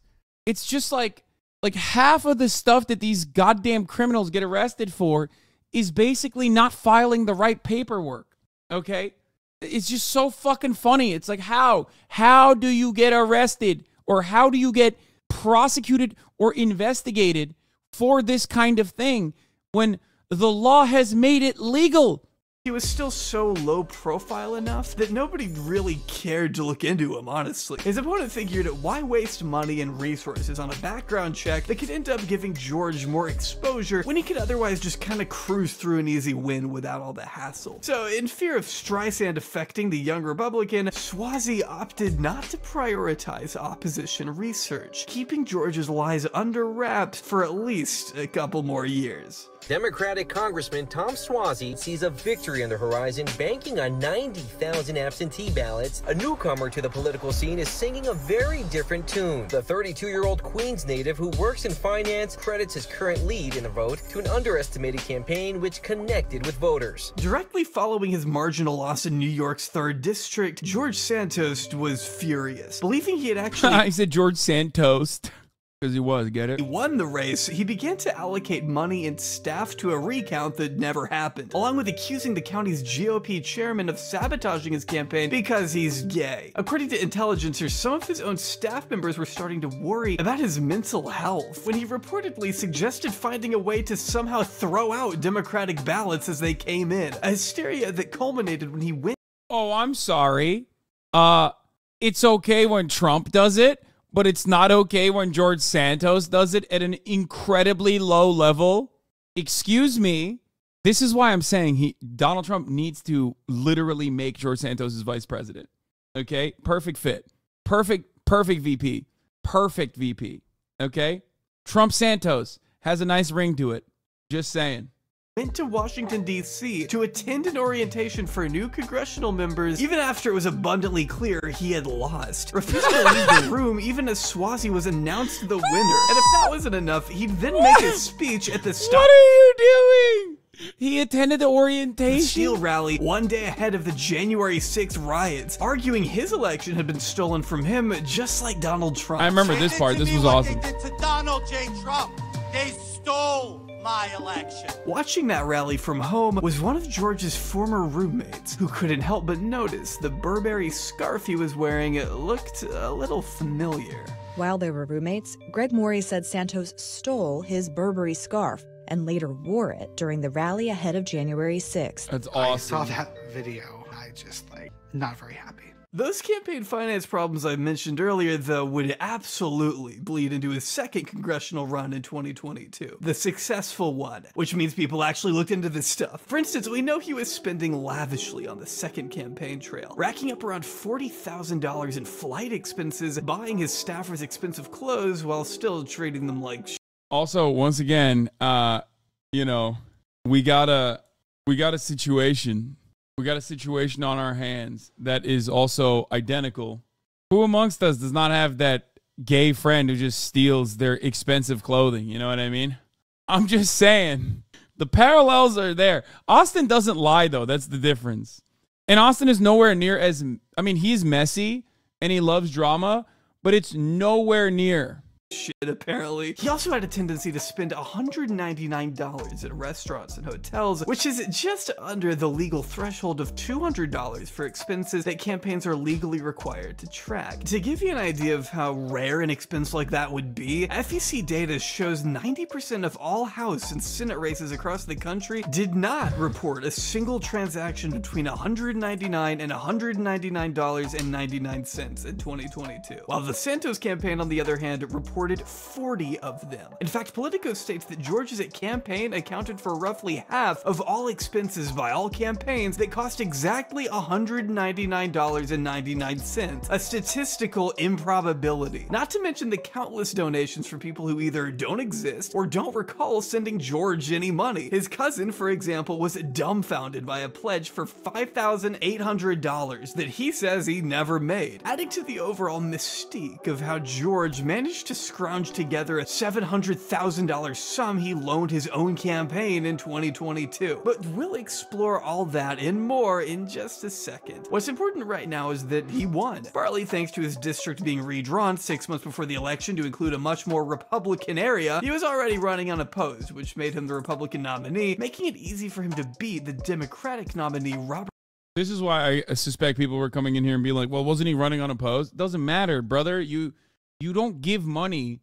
You don't get any fucking RNC donos without like a little bit of background checks. I mean, normally, which is why I'm shocked.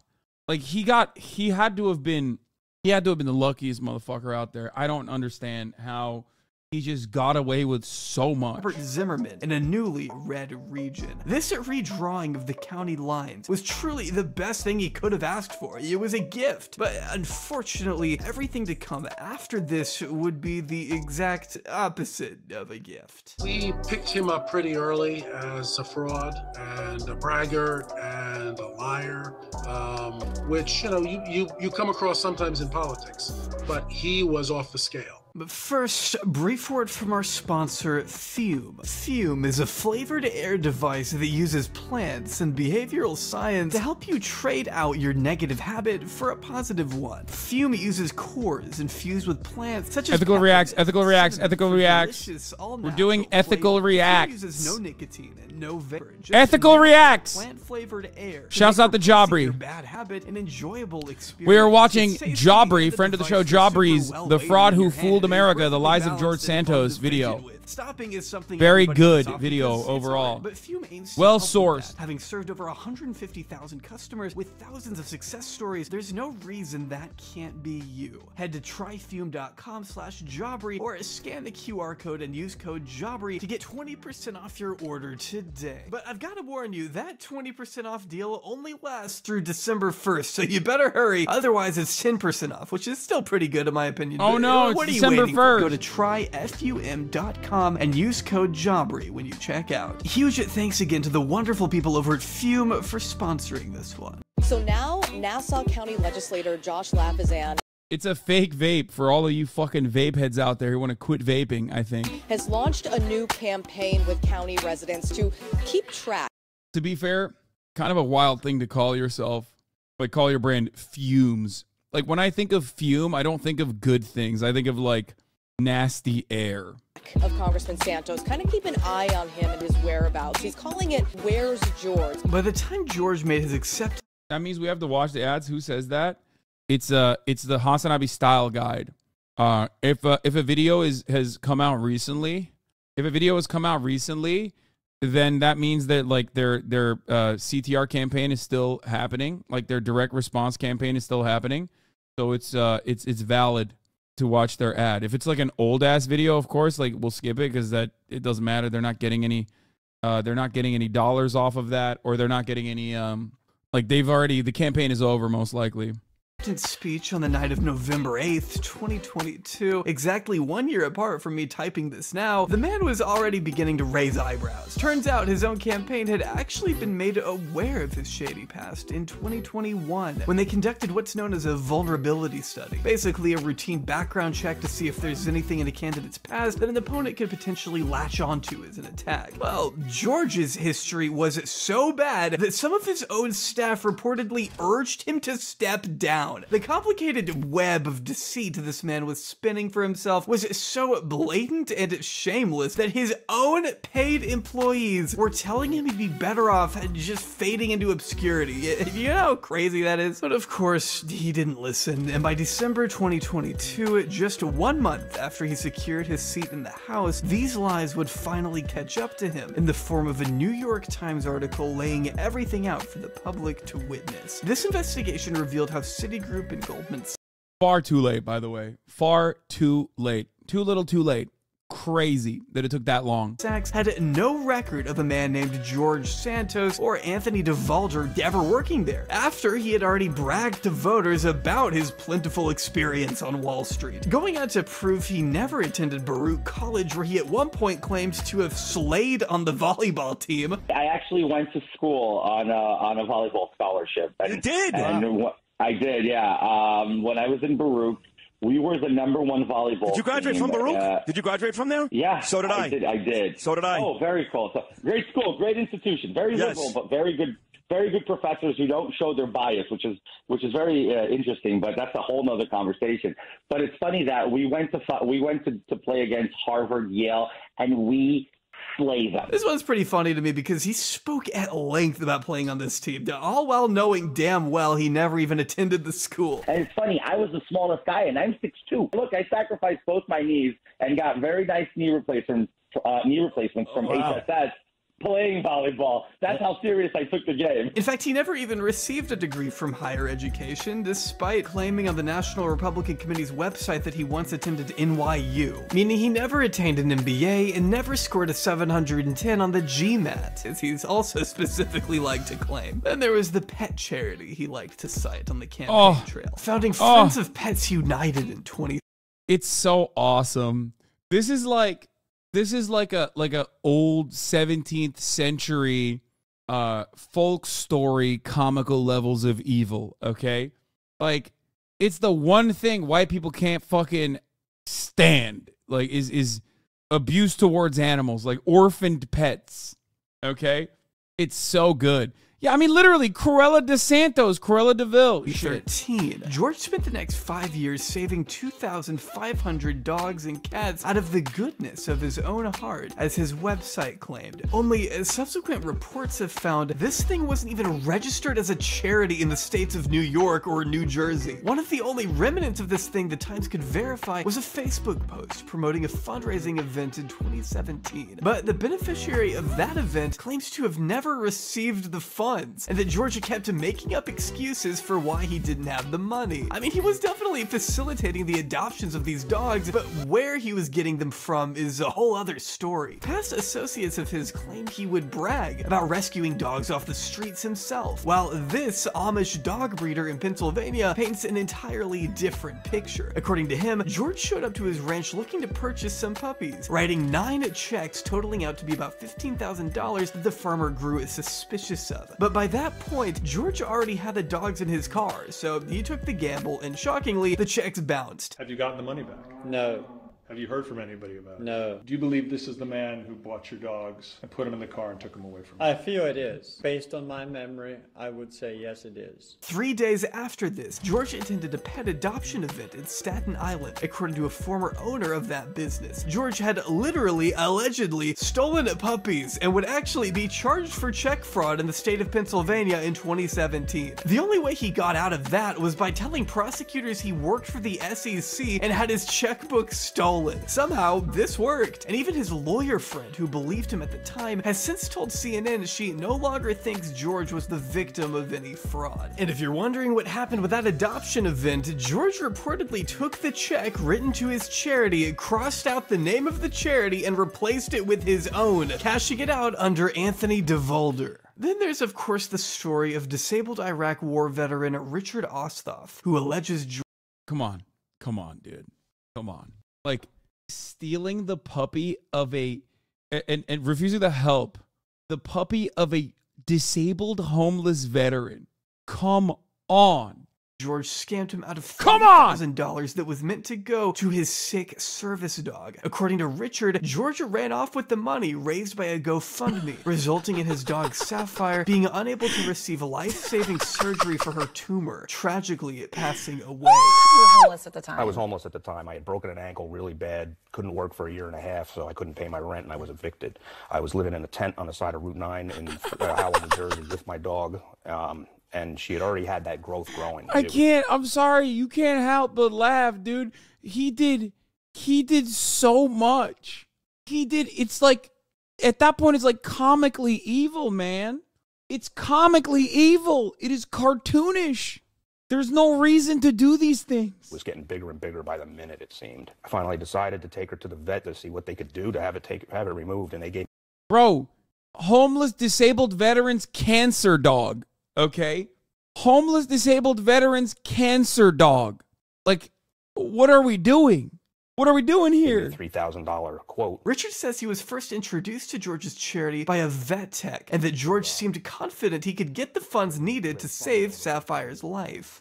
He said he was very respected with his charity. It would help me very much to get the money in a sooner amount of time than later. Through George, or Anthony DeVolder's charity, Richard's friends and family all pitched in to help, along with his old Navy buddies and even strangers who he had never heard of. Watching this thing gain traction over the course of a couple months must have been really encouraging for Richard to see, and for a moment it really seemed like Sapphire, a dog who had saved his life on multiple occasions, would finally receive the treatment she needed. But according to him, George complicated things, only allowing Richard to go through his preferred veterinary clinic in New York rather than Richard's local one, which wasn't the easiest for Richard considering he was homeless and couldn't drive at the time. But George assured him he'd at least make up for it by paying the tolls and gas money, which he never did. Richard never got any of the money, in fact, and about 4 months later is when Sapphire passed. Of course, if you listen to George, though, it's all a big distraction and that he never...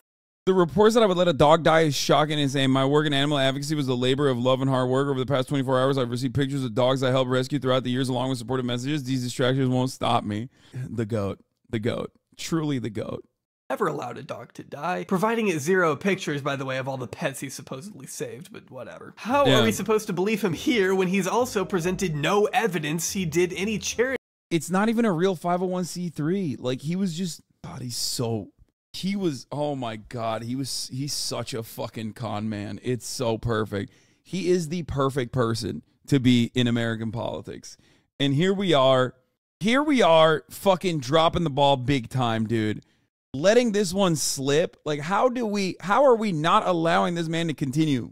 Work for kids with skin conditions like he's previously claimed. According to his old campaign website, he and his family engaged in helping children with EB, but as executive director of Deborah of America, a global consortium of organizations working on behalf of people with EB, who knows, quote, all the global EB charities, notes, there is nothing in their database or general records to indicate George and his family's volunteerism at all. Even SOS EB Kids, who advocates for children with EB in Brazil, has found no records of George's family ever donating to their organization, which is probably why this line about helping kids with EB was removed from his website entirely and replaced with a more generic and difficult to verify line about Why?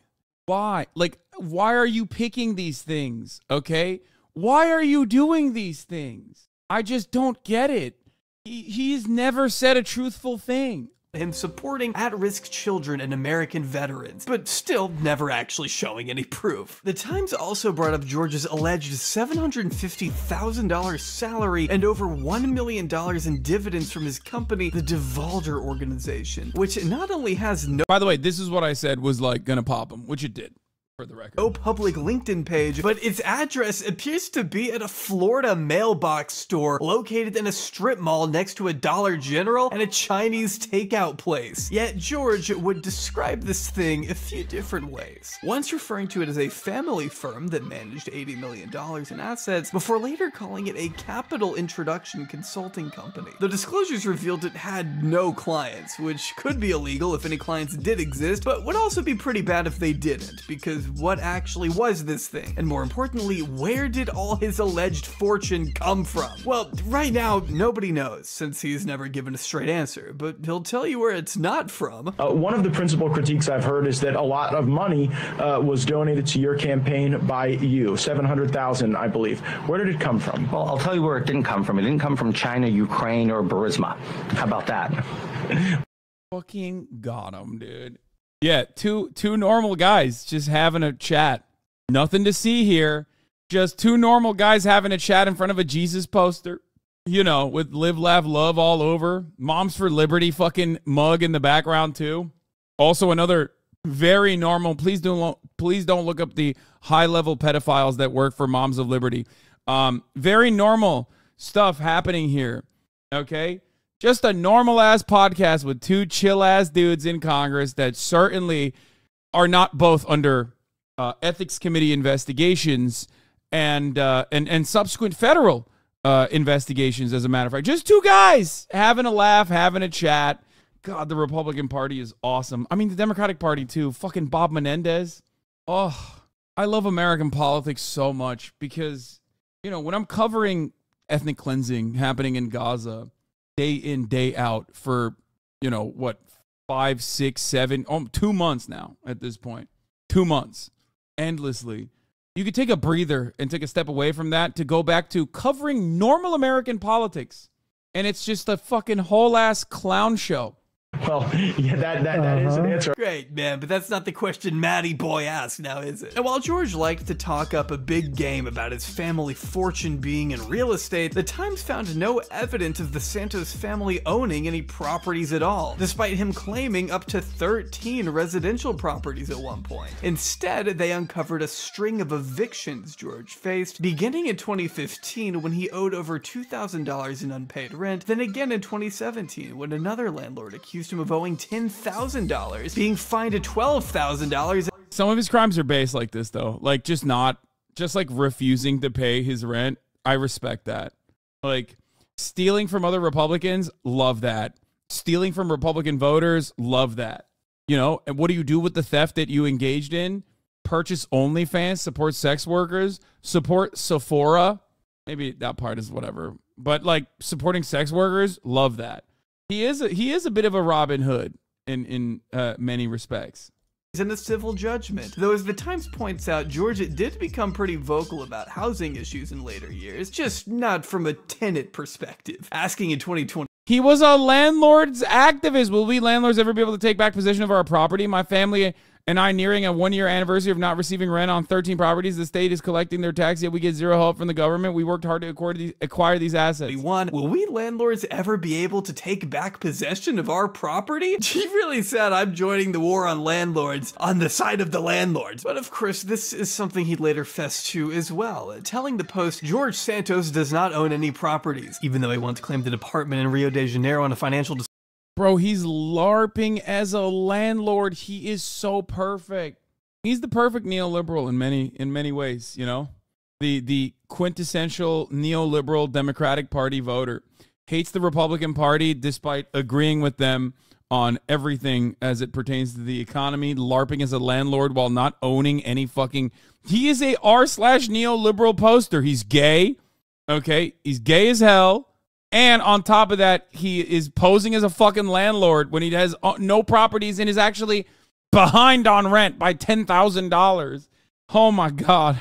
Disclosure forum. Also, why is he talking in third person here? But I just think it's hilarious. He'll literally LARP online as a landlord if it means getting a few retweets. Hilarious stuff, honestly. No notes. But I mean, over the years, George has claimed a lot of jobs that he couldn't. He's also a Ukraine Globe Twitter guy too. Oh my God, he literally is. He is an r/neoliberalism poster, dude. Oh my God. You're right. He LARPed as a Ukrainian too. Huh.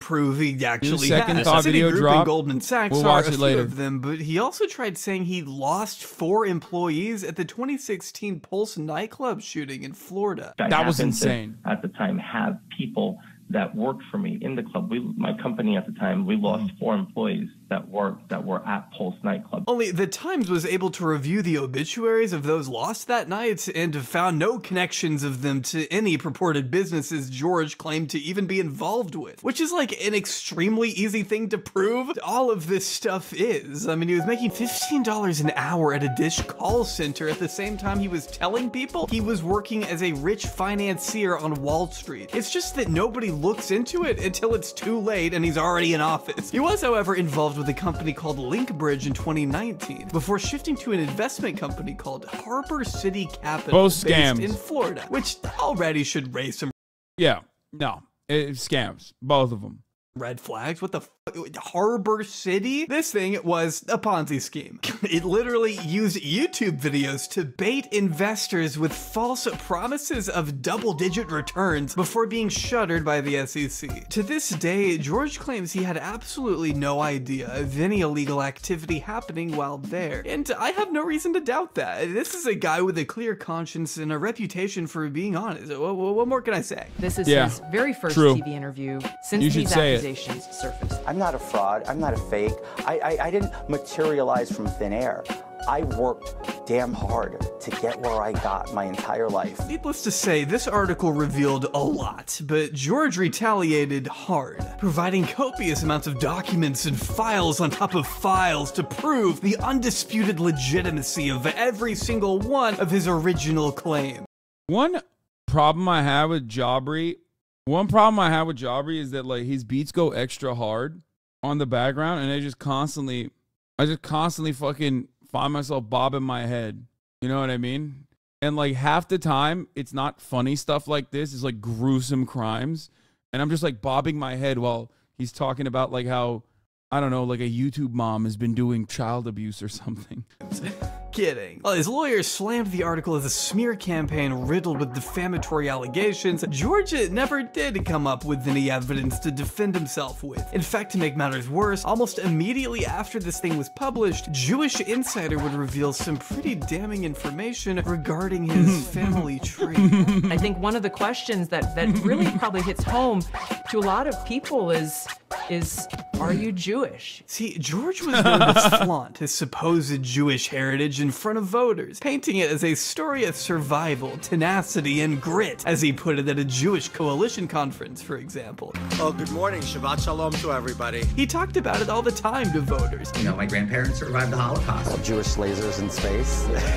I'm a Jew, trust me. He was literally at a menorah lighting the very night before the New York Times article dropped. He made no secret that his maternal grandparents fled Jewish persecution in Soviet-led Ukraine before escaping the Nazis in Belgium and finally settling in Brazil. Until it came out that his grandmother was actually born in 1927 and would have been 13 by the time he claimed she left Belgium in 1940, while married to her husband. It would also seem George's grandfather was, by all indications, Brazilian, according to a historian from the University of Rio de Janeiro who specializes in the entry of foreigners in Brazil from 1939 to 1945, exactly the time frame we're looking at here, which conflicts with the initial story that his grandfather escaped Stalin's Ukraine in the 20s. In fact, according to the historian, only 2 foreigners entered Brazil from Belgium by the name of de Valder, but they arrived separately after the war in 1948 and 1955 and left pretty soon after, though he did acknowledge George's great-grandfather who arrived in Brazil at the end of the 19th century, according to an extensive genealogical record of the Santos family. Finally concluding, George has an interesting family history with nice and important people. I suspect he doesn't have the slightest idea of this. For that reason, he invented ancestors. Now again, multiple family records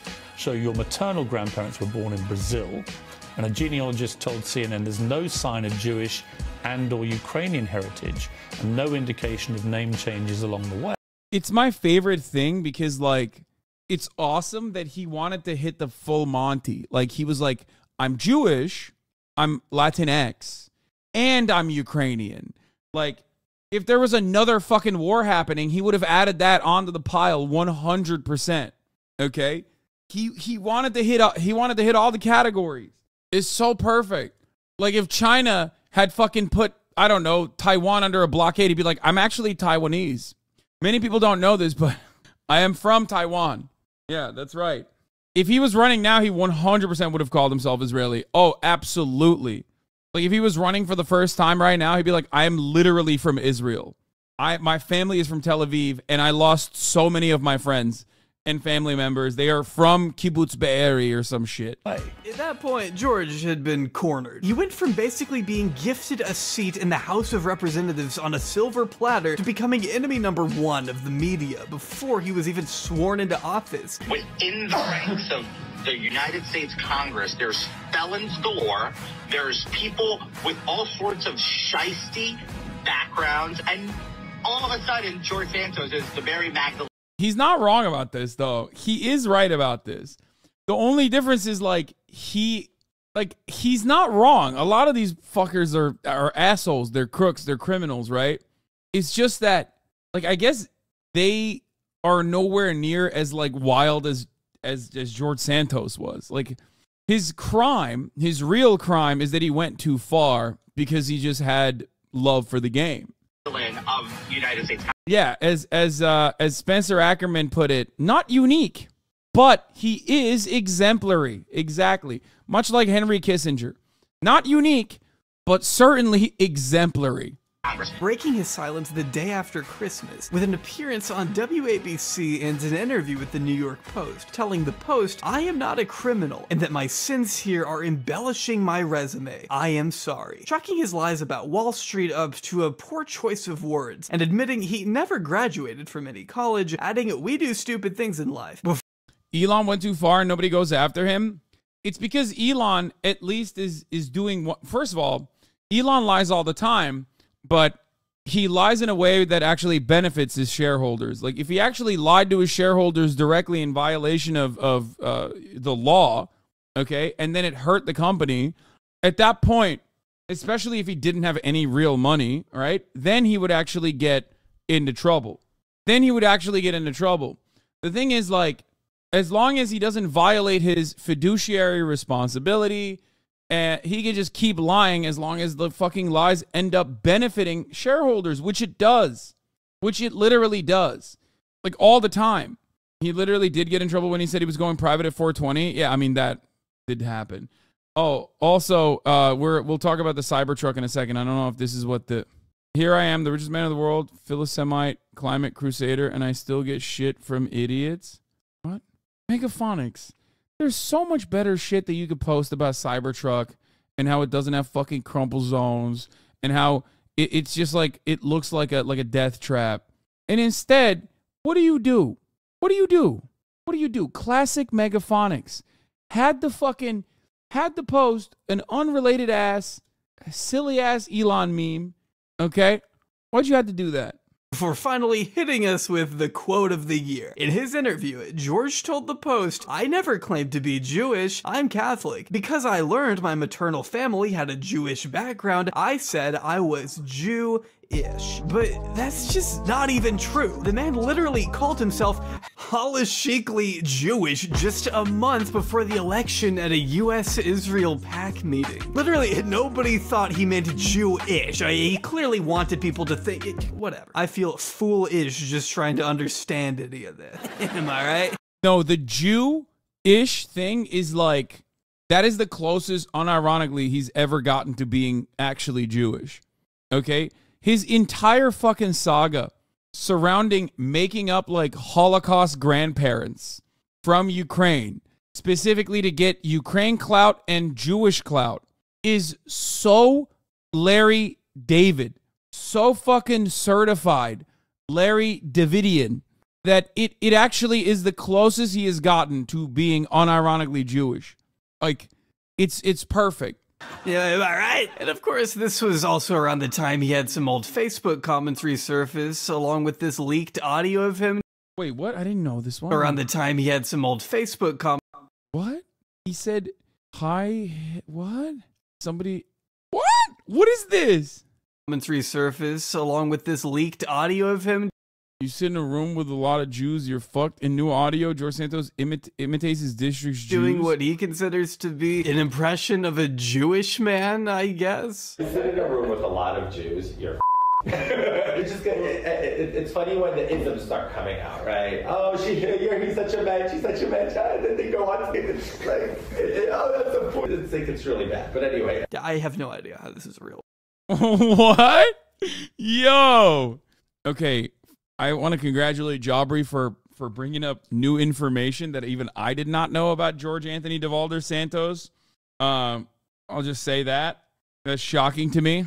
I fancied myself to be the formative George Santos historian. You know what I mean?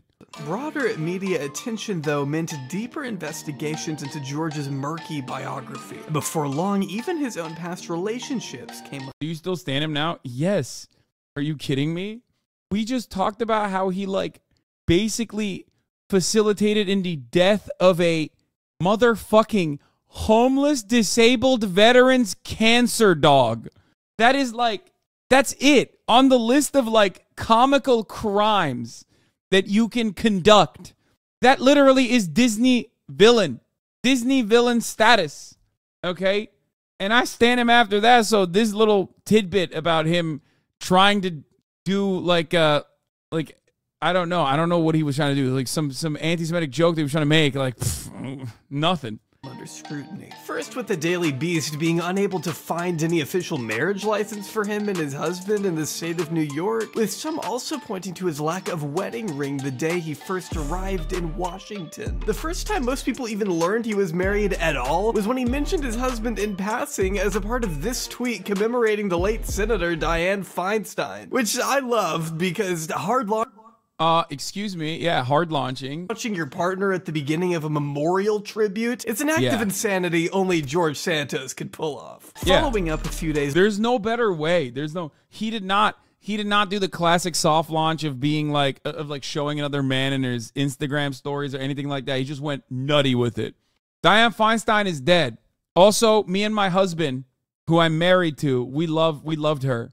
later with this official confirmation that the two got married in 2021. But as some replies have pointed out, this isn't the first time George has been married. His first marriage lasted 7 years and was with a woman from Brazil, to which there's also currently an investigation into whether or not he violated immigration law in marrying her. One of George's openly gay friends told the Daily Beast that he tried to get him to marry some Brazilian woman so he could get her citizenship, and that George told him there was money to be made from an arrangement like that. Truly not sure what the fuck that's about, but we know for sure George officially divorced his wife in 2019, a year before his congressional bid and 5 years after he supposedly proposed to a man in 2014, sending out a Facebook invitation that read, "Good evening, everyone. As you all may already know, Pedro and I have decided to join our toothbrushes. LOL, and a very few friends have been selected to share this special moment with us. I hope to see every one of you there and to be sharp and make it count. I know there was no time for a written invitation, but thanks to Facebook, everyone has a whole week's notice. LMAO, for all of you that know me, I can suck on timing. Thanks for sharing this very important day in our lives. See you there." This party never actually happened, as his ex-boyfriend Pedro Villarva unfortunately rejected George's proposal 3 times, as he told the Daily Beast, reinforcing the idea that George would routinely engage in relationships with men years before he legally left his wife. In response to any speculation on his sexuality, George told the New York Post, "I'm very much gay. I'm okay with my sexuality. People change. I'm one of those people who change." And while we're on the subject of change, it's also been reported that George was once a supporter of left-wing Brazilian President Lula, according to one past acquaintance. Which what the fuck? What? Would be in stark contradiction to the man we know George to be today. Instead of spearheading progressive bills to expand and protect the rights of the LGBTQ community, for example, George was a vocal— No, this must be a lie. I don't want to think about that. I want to think about this as a lie. I'm booking this as a lie. This is a classic George Santos lie. Supporter of Ron DeSantis' infamous Don't Say Gay bill, which has been widely condemned by activist groups as staunchly homophobic and unconstitutional. Even after George seemed to maybe change his mind on this later and denounce DeSantis' rhetoric as to diminish and remove rights from— I guess technically you could have, if you can have like Bernie supporters who are Brazilian that love Bolsonaro, it goes in the other direction as well. You know what I mean? You have like Trump supporters who love Lula, I guess. I don't know how.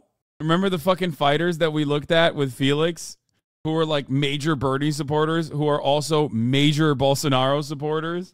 Probably only supported Lula when he thought Lula was corrupt. No, I mean, I don't know. From people like him, he made it clear he still supports the bill in nature. Not sure what part of it he supports, but he hasn't exactly garnered a reputation as an activist by palling around with some of the biggest homophobic monsters in politics, I can tell you that. Which is especially sad when you consider the drag queen allegations. Today, like well every day, we have new evidence of lies in the case of Republican Congressman George Santos. Now, Santos has vehemently denied reports, videos, and photos that 2 sources told MEC News show him participating in drag shows. One of the top stories you may have heard if you're already familiar with George Santos is that he supposedly once performed in drag under the name Kitara Ravache, at least according to Brazilian drag artist Eula Rochard. In January 2023, she made this post to Facebook captioned, "It's like, this part is actually such a funny part of the saga because like Donald Trump and Rudy Giuliani did drag.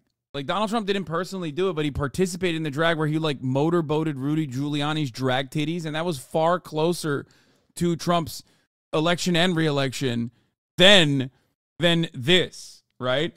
Like, in the 90s, everybody was fucking doing drag, in the early 2000s even. Like, it was a classic thing. It's just so fucking stupid. Like, it is a new phenomena, folks. Here, for those of you who haven't seen this shit, here you go. I'm gonna fucking pee real quick while I loop this. You're really beautiful. Looks like that.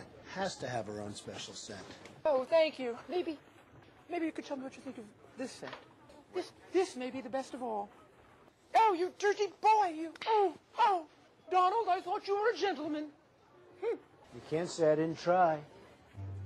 Mayor Giuliani, he's given away over $2 billion in corporate wealth. You know, you're really beautiful. And a woman that looks like that has to have her own special scent. Oh, thank you. Maybe you could tell me what you think of this scent. I like that. This may be the best of all. You dirty boy, you. Oh. I'm glad you guys got to watch that twice because that shit deserves it. Is worthy. Anyway, but I digress. The point I was trying to make is that it was super commonplace. People it's a new phenomena. People are so stupid. They get so quickly primed into hating things by Republican media, especially as it corresponds to broader reactionary framing on an issue. It's like Americans are so comfortable at abiding by new reactionary standards without even considering whether they themselves have participated in it in the past, in the not so distant past, as a matter of fact. Like those, what was it? There was like a bunch of cops that did the, I think it was literally, what's his face? Oh, it was the Steven Seagal thing. Remember? Steven Seagal in Louisiana, Jefferson Parish. The cops themselves literally went and fucking did a drag race to raise money. And that was like 2005 or something. Like, it wasn't that long ago. My point is, that was 25 years. He's been doing drag for 25 years. Anyway, the point I'm trying to make is that Americans are so easily duped into getting mad about shit, especially when it's reactionary framing. Another example of this would probably be how quickly we got back on the Islamophobia train. You know what I mean? Like 9/11 happens, Islamophobia goes crazy, goes nutty with it for like 20 fucking years. All right. And then there was a brief moment where it's like maybe Islamophobia is not the hot thing anymore for like a couple of years. Boom. Right back at it like we never left it. It's so easy. Me with the American Republican congressman who wouldn't leave my house in Portuguese. Whoever said I was a liar, bite your tongue. Implying the person dripped out in red feathers and long earrings next to her to be none other than Representative Santos. The images originally appeared in a Brazilian newspaper in 2008 and were substantiated by an unearthed interview in which one journalist alleges he spoke to George's Katara nearly a decade prior. A bandeira desorganizadíssima, muita pouca gente, subúrbio, né? Não é Rio, a bandeira não tem bofe nenhum. Now, I don't know Portuguese, but those who do have commented down below that he's talking about all the various clubs he used to perform at in Rio, which to me reinforces that old Wikipedia user biography that referenced Anthony DeValder's successful stage life as a drag queen. Eula even told NBC that she knew George at a time when he was coming up in the drag world, and even acted as somewhat of a mentor towards him, along with citing his outgrown sense of grandeur and claiming he lied all the time. Initially, George responded to these claims with absolute and utter denial, writing, "The most recent obsession from the media claiming that I am a drag queen or performed as a drag queen is categorically false. The media continues to make outrageous claims about my life." Though a few days later, as he was leaving LaGuardia Airport, George had changed his tune, telling reporters, "I was young and had fun at the festival. Sue me for having a life," which quite honestly is the most human thing I think he's said so far. Had he just been honest about it from the start, I don't think this would have been the same story. What I don't understand is that George can be honest about this, but still repeatedly lie and change his story when it comes to other personal details about his family, for instance. Even as George made several amendments to his biography as more lies were exposed, there was one notable detail that remained a part of his website throughout it all: that his mother, Fatima DeValder, died in 9/11, which, by the way, was already a subject of debate because in classic George Santos fashion, he initially worded his mother's death in a way that made it seem she passed in her office when the World Trade Center was attacked, until later when he clarified actually she survived the initial attacks but passed away a few years later when she lost her battle to cancer. Only further reporting has indicated that Fatima DeValder wasn't even in the country in 2001. In a visa application she filed in 2003, Fatima states she had not been to America since she— Okay, but 9/11 was a troublesome time for her in Brazil. Like, I'm sorry. Yeah, she stepped on a Lego that morning, like it wasn't, and then fell. Like, could that not be the case? Are people not allowed to be traumatized anymore? Thank you. What if she she just felt really sad about 9/11 and it traumatized her. She left it in 1999, and in another filing just 3 months before the attacks on the World Trade Center, Fatima explained she couldn't come to America because she had her green card stolen in Brazil. These are the words of George's own mother, whose son would later go on to lie about the nature of her death years after her passing in 2016, all for the aim of, I guess, appearing more human? Having such a personal connection to a tragedy that not only affected so many Americans, but specifically New Yorkers, would undoubtedly lend him more credibility among voters in that region. But lying about such a thing also has the potential to irreparably ruin that image in the eyes of those same constituents. While the Washington office of George Santos is up and running, protesters gathered outside his vacant Douglaston district office, mounting calls to resign from voters who say they were duped by a candidate who fabricated virtually all of his qualifications. Great Neck voter Jody Cass-Finkel has launched a bipartisan petition. We got a con man, we got a liar, we got a charlatan. Holding Pinocchio figures, voters say Santos is thumbing his nose at constituents by his silence. For some reason, I don't really know why, there's a lot of people that don't like George Santos and want him completely removed from politics altogether, as evident by Nassau County Republican leaders who... Yeah, homophobic, anti-Semitic, pushing Z-ass, pro-Russia, 9/11 lovers. Okay? Yeah, exactly. Those are the people, haters. Us, on the other hand, at the HasanAbi broadcast, we know George Santos would never watch Top of the Hour ad break. He would not. He would actually, as a matter of fact, gift subscriptions to all in the HasanAbi community with his campaign contributions that he illegally got, so he could gift members in the community the opportunity to no longer see the ads at the top of the hour. There's a 3-minute ad break coming now. If you have not received a gift to sub from George Anthony DeValder Santos, then all you need to do is subscribe for $5 or free. Here's the 3-minute ad break now. All called for George's immediate resignation the week following his inauguration, with several other New York representatives in the House urging the same. The reason the House Majority Leader at the time, Kevin McCarthy, opted not to take action, though, probably had to do with the fact that Republicans only hold a narrow majority at the moment, and need pretty much all the seats they can get. George Santos, previously subscribed for 2 months, hasn't chatted.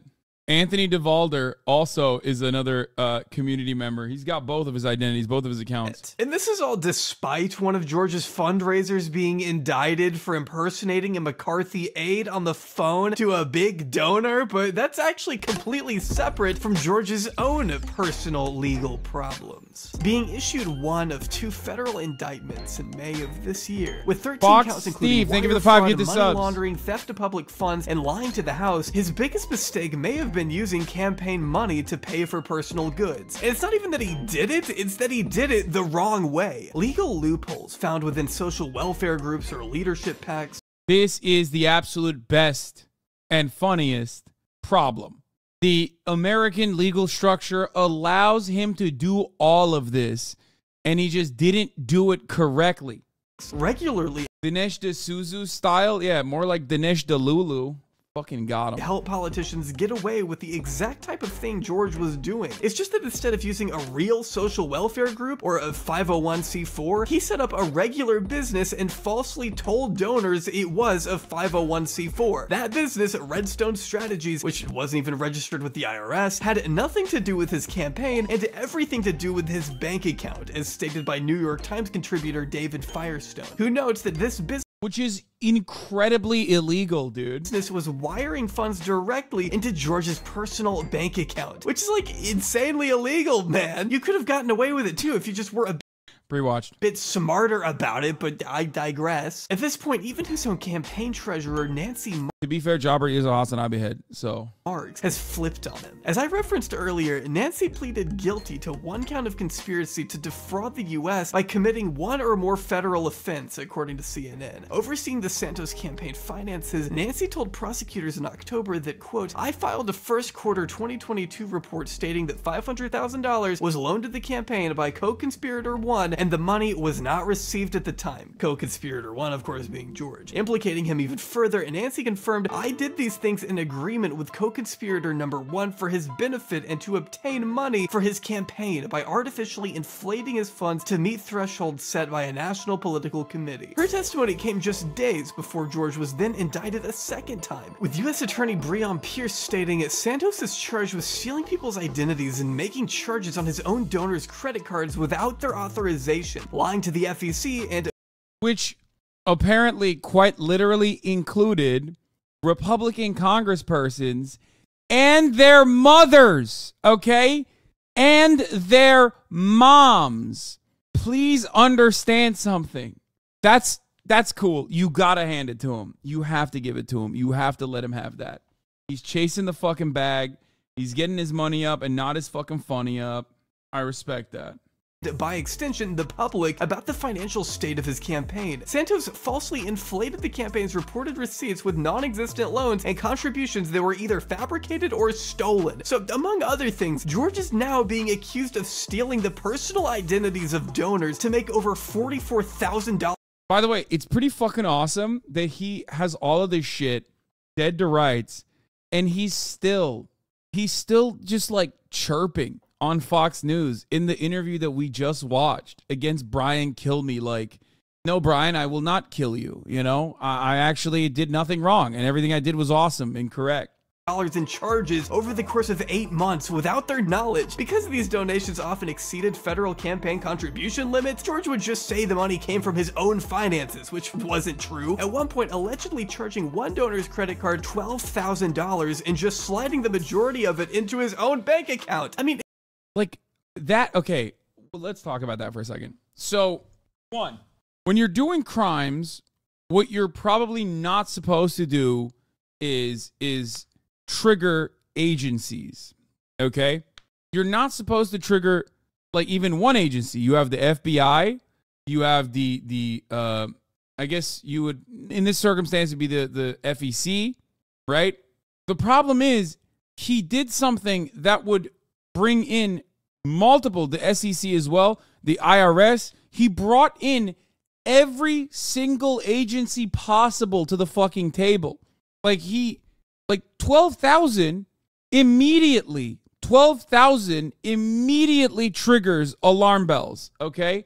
Now you got the FBI looking into it.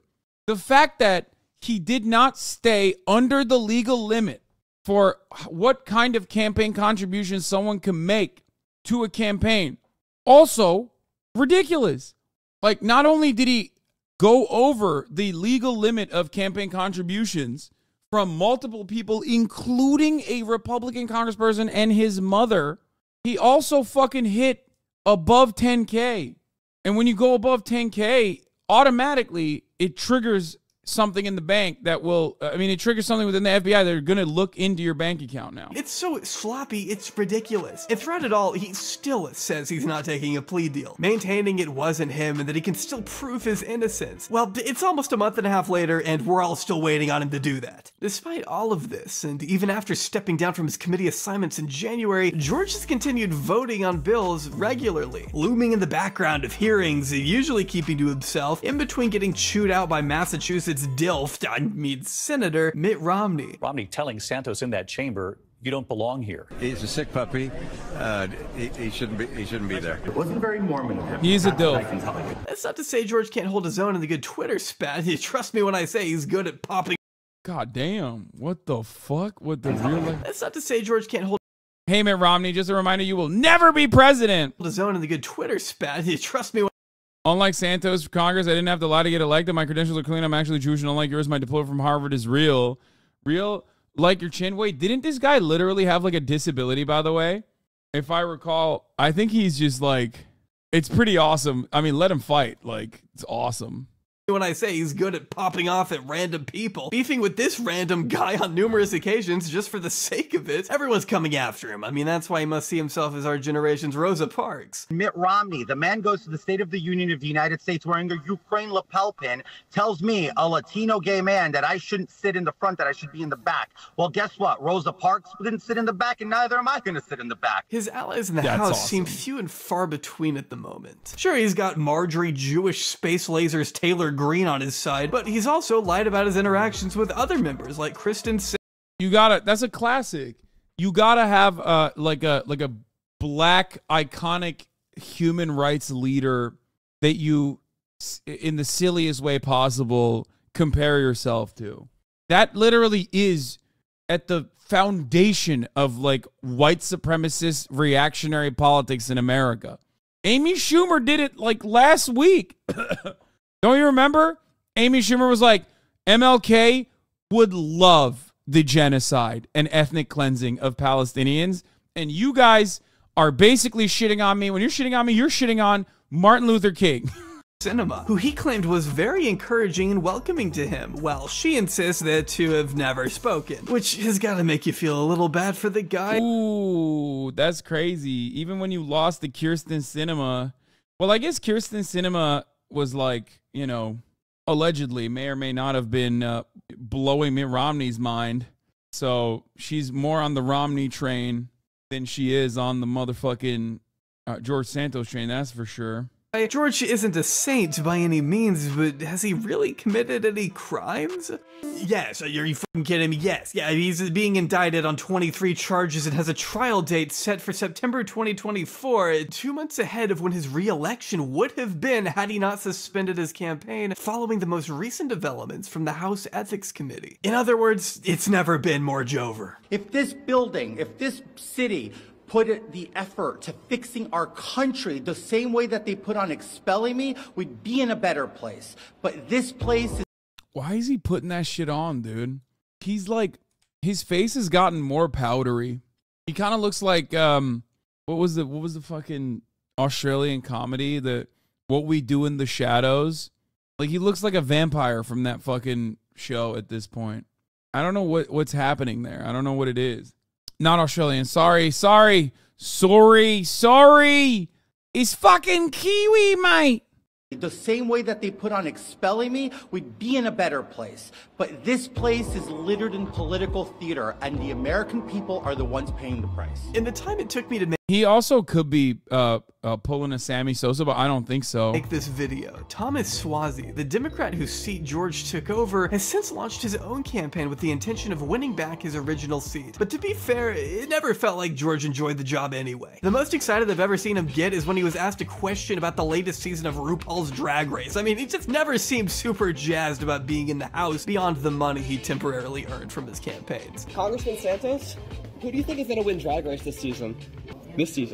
You gotta read up. I don't know if he even wanted to win. I mean, just think about it. Having to constantly deal with reporters hounding you with questions every time you step outside your office must be annoying. Getting little to no respect from anyone at your job must be rough. And to know there is only 7% of the country who wants you in government has got to be brutal. For reference, there are more people in America who think the earth is flat than want George Santos in office. He was never gonna stick around long, I'm sorry to say. But that doesn't mean I didn't enjoy the ride. Yeah, because one is true and the other one is false. You know what I mean? Yeah, the earth is flat. So, of course, there's more Americans that believe... What?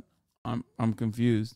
Usually our politicians are only corrupt in boring ways. George, however, at least kept us all on the edge of our seats, waiting to see what new wacky development would come next. He funded a trip to Atlantic City with campaign dollars? Nice. He misused funds to buy OnlyFans and lip filler? A man of the people. He might be going to federal prison for falsifying finance reports? Classic George. That's not to say he isn't a horrible person. He is. But if we're gonna have horrible people in our government, they might as well be horrible in ways that are occasionally entertaining. He may not be in the House for much longer, but he will be a representative of the be gay, do crimes community forever. I got my ticket for the long way round. Lots of energy, guys. Oh, God. He put the karaoke performance in there, too. Let's go. Have fun. Fun. Yeah. Go. The one with prettiest of views. And I sure would like some sweet company. And I'm leaving tomorrow, what do you say? When I'm gone, you're gonna miss me when I'm gone. You're gonna miss me by my hair. You're gonna miss me. Oh my God, everywhere. this is where y'all stole that meme from? When I'm gone. You're gonna miss me when I'm gone. You're gonna miss me by my walk. He's not bad. Shut up. You're fucking ridiculous, okay? Anyway, incredible stuff from George Anthony DeValder Santos. We are going to move back into Israel and its bombing campaign in Gaza for a brief moment until we move on to some fun stuff. This is something I got to cover. The 7-day truce is over. It's over. I'll do the debate after this. One final George Santos meme, please. I made it. Bro, you want me to watch a Capwing video? What the hell is going on here? That's it? This is homophobic. This is homophobic. This is anti-Semitic. Stop dancing. Cease your dancing. Cease your dancing now. George Anthony DeValder Santos is an American and Brazilian hero. Stop your dancing. Democracy was on the ballot. And now it's there. Are you doing okay, buddy? Yes, I will be doing okay, buddy, later. Disrespectful. So disrespectful. He's Ukrainian. He's Jewish. He's a 9/11 survivor.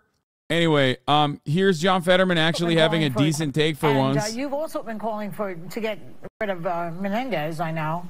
But first, before we talk about that, what's your reaction to the expulsion? Well, it's like I'm not surprised, but to me, I think the more important picture is that we have a colleague in the Senate that actually did much more sinister and serious kinds of things. Senator Menendez, he needs to go. And if you are going to why, dude, I swear to God, Allah is punishing him. He sounds so much more clear and coherent when he's fucking not talking about Israel. I'm not even kidding. He's so good. He's right on the Menendez shit. He's right. He's absolutely right. Look at him. Listen to him talk. There's actually clarity there. He sounds perfectly fucking fine. The moment you ask him about Hamas, though, he's just like, he slinks his head down into his chest and he's just like, Mr. Hamas, you need to stop it. Expel Santos, how can you allow to somebody like Menendez to remain in the Senate?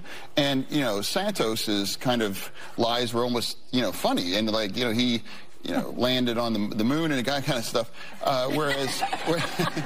Whereas, you know, wait, what did he? Menendez to remain in the Senate. And, you know, Santos's kind of lies were almost, you know, funny. And like, you know, he, you know, landed on the moon and that kind of stuff. Whereas, you know, I think, you know, Menendez, I think, is really a senator for Egypt, you know, not New Jersey. So I really think he needs to go.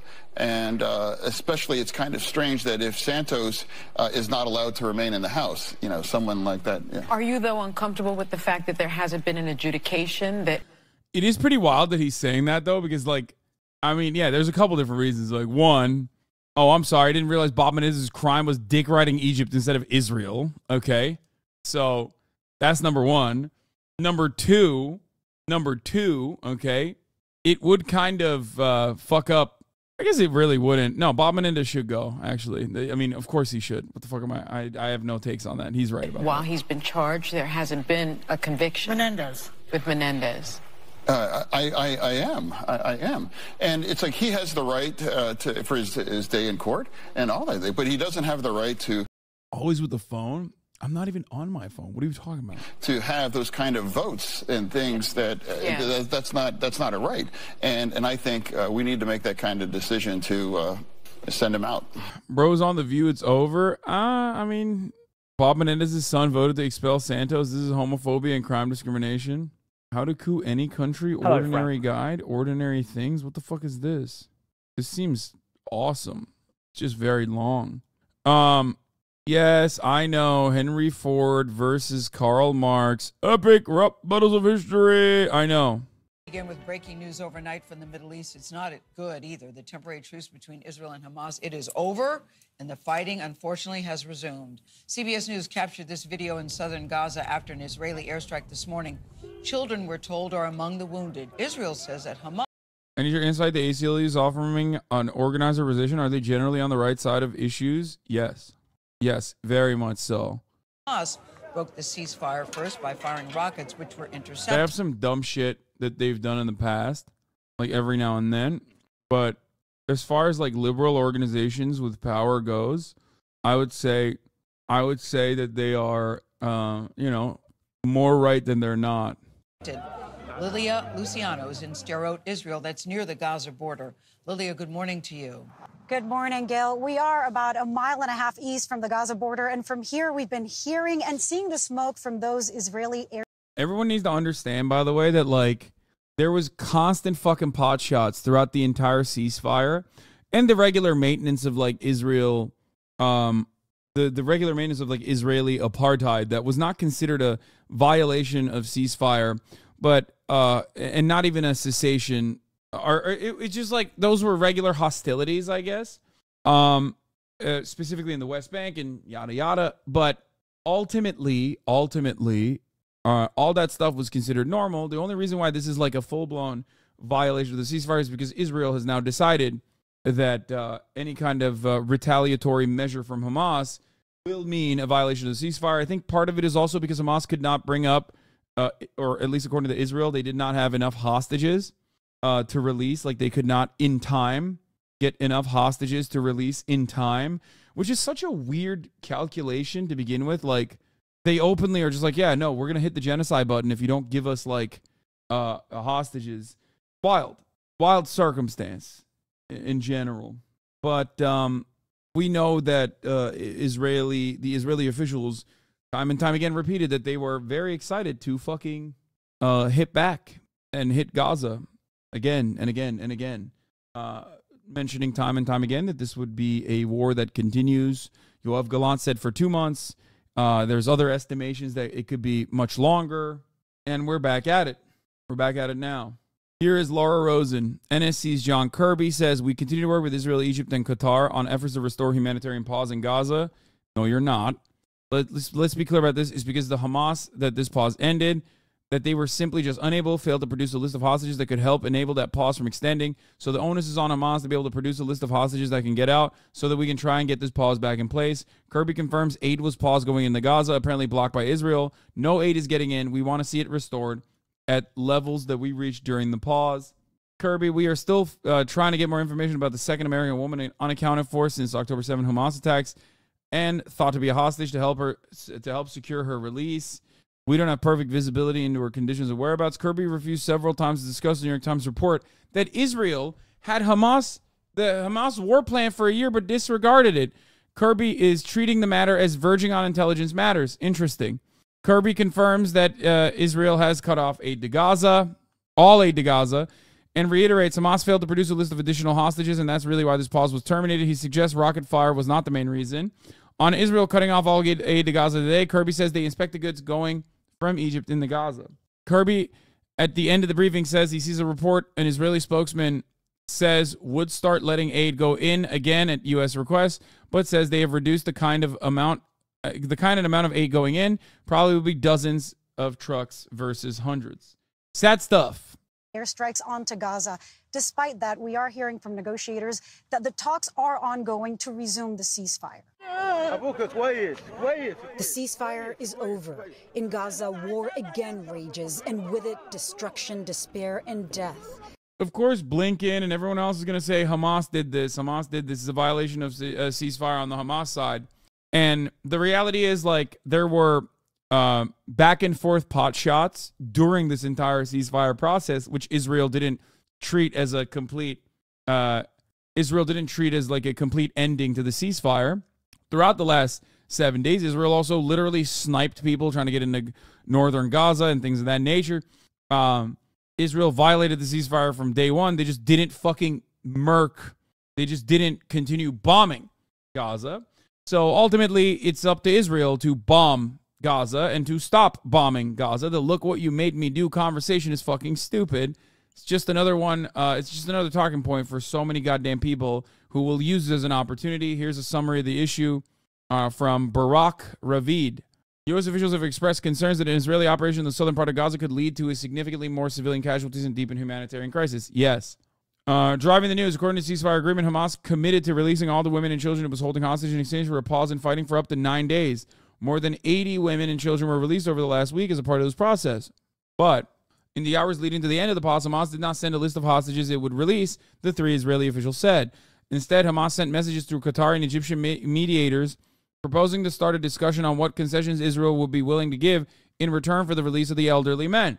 The Israeli official said Israel made it clear to the mediators that it knows Hamas still has several women in its custody and that it would not discuss future deals before all the women were released.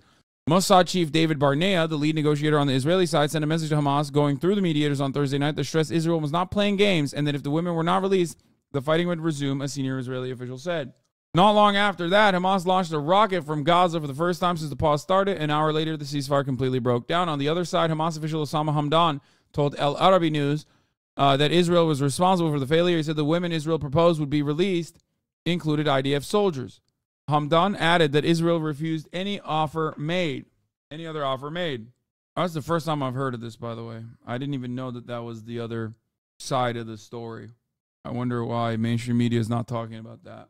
Hamas in a statement said that it had offered to release elderly men and 2 Israeli hostages, as well as the bodies of the hostages it said were killed during Israeli airstrikes in Gaza. The bodies include a mother and her 2 children, the statement added. Hamas said it offered to release the father of the children so that he could attend their funeral. 2 senior Israeli officials said Israel believes Hamas didn't want to release all the women because it sees them as a bargaining chip. So I don't get it. Why did they release all of the women and not specifically the last couple of women then? Unless they are IDF and they have a separate agreement for military hostages. Why would they release 80 women but not 82? You know what I mean? I don't get it. Unless they're literally IDF. It makes no sense. They're definitely ramping it up back to where it was. Since the humanitarian aid in truce ended at 7 a.m. today, Israel has killed nearly 200 innocent unarmed Palestinian civilians.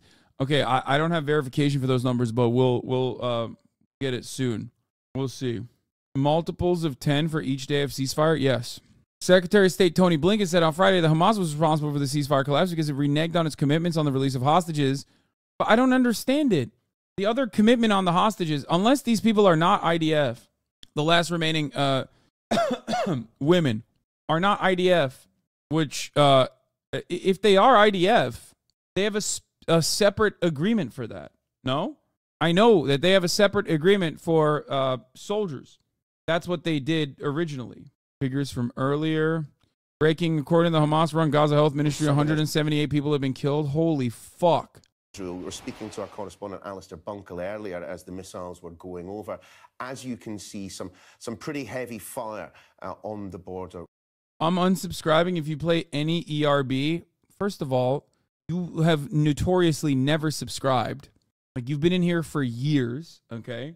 You've been in here with your sock account for years, and you have literally only subscribed twice. You've been in here with your other accounts for even longer than that, okay? Yeah, those were gifted. There you go. Exactly. I'm going to play the ERB video. I don't care. With Gaza, you would expect quite a lot of munitions to be flying either way, according to the Gaza Health. Bro, some chatters don't have money. My friend, what I'm doing is what is known as a joke, okay? It is a joke. Earlier in the day, some chatter literally said, I'm about to lose my job. Hopefully I can still keep subscribing. And I was like, don't ever do that.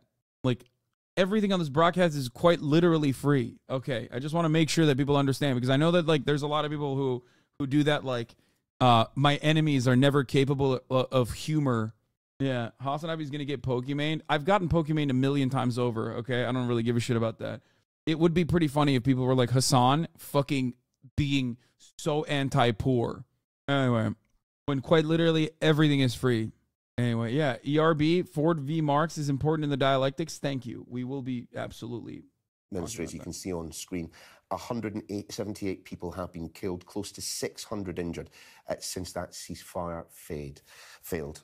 Anyway, this is really fucking incredibly sad, incredibly devastating news. We were collecting water to wash our clothes as the bombing started, says Omar Harouz in southern Gaza. He can't find his family. You're helping us achieve what we strive for. We seek martyrdom. This is what we want. May Allah bring his vengeance upon you. We are not afraid of you. Among the dozens of dead in just the first hours, according to the Hamas-run Gaza Health Ministry, many are women and children. In Tel Aviv last night, U.S. Secretary of State Antony Blinken said he stressed to Prime Minister Benjamin Netanyahu the way Israel... By the way, there is no bigger fucking flex that America is a bitch-made ass country here than Israel literally having Antony Blinken show up because he knows that the ceasefire is slated to end and then continue pummeling Gaza. And Antony Blinken has to sit there like the little bitch boy that he is, and fucking turn around and say, yeah, it's actually Hamas's fault that the ceasefire ended and it collapsed. You fucking bitch. No, it's not even evil to the core at that point. Listen. You guys completely misunderstand the dynamics here, okay? No way. Israel gets to do this, as I've said time and time again, because it has strategic importance as a state. It's an important state for America, okay? However, there is a limit to what it can do. And at a time when the entire global community is looking at what Israel is doing and looking at America defending it unconditionally, okay? America has to try and fucking rein it in. They have to. Israel is doing more than America shit at this point, okay? Chill with the misogyny? What? Take a day off. Israel right now is doing death dealing at a clip that is higher than the United States of America, okay? We go into Iraq, we go into Afghanistan. We, as the #1 nation on the planet, the real death dealers, get to do all that stuff and not face any scrutiny or punishments. Israel, on the other hand, cannot. And they certainly can't go above American standards on rules of engagement. The fact that they are doing that so regularly and so routinely, while America keeps saying, oh, maybe don't do that. Maybe don't do that, please. Why are you blaming Israel? It's Hamas's fault, Lamau. I know. Yeah. The bunker busters, the fucking munitions that they're using, also Hamas. It's too bad Hamas and those people violated the ceasefire. They're to blame for everything. Bummer. Man, why do you act like you are actually sad about Israel blowing up Gaza? Like, you don't have to come in here and do these crocodile tears bullshit. Like, oh, it's too bad. It's too bad that the ceasefire has been violated. Oh, like, shut the fuck up, dumbass. You don't give a shit. You're fucking horny for it. Get the fuck out of here, you dumb bitch. Yeah, it's so... Yeah, Hamas is the responsible party here. Even when Israel is doing psychotic ethnic cleansing campaigns, it's still Hamas. What a convenient and wonderful way to consistently make Israel out to be the fucking small bean here. Yeah, Israel, Blinken went to Israel to be like, hey, I know we're giving you 2,000-pound bunker buster bombs for the Gaza... for your Gaza ethnic cleansing campaign, but please don't use it. However, I do have to say, it's Wall Street Journal, and they have objectively and demonstrably been the absolute worst on their coverage on Israel consistently. They are like the opposite of the Financial Times. So I don't know. Stop saying Fun Friday in air quotes. I already said I'm going to talk about the fucking ceasefire ending, okay? It's a massive news story. Jesus Christ. What do you mean? Of course I'm going to talk about this massive fucking news story for like an hour at least. Anyway, here's the Hamas statement. We already covered it. I already covered the Hamas statement. Anyway, we hold the occupation responsible for the resumption of the war and aggression on Gaza, and the Nazi aggression on the Gaza Strip after his refusal all night to engage with the offers for the release of other detainees. We hold the occupation responsible for the resumption of the war and aggression on Gaza. Negotiations were held all night for extending the ceasefire, during which the movement offered an exchange of prisoners and the elderly. It also offered to hand over the bodies of the dead detainees resulting from Israeli bombing, including the bodies of the Bivas family and the release of their father, to enable him to participate in their burial ceremonies, in addition to handing over 2 Israeli detainees.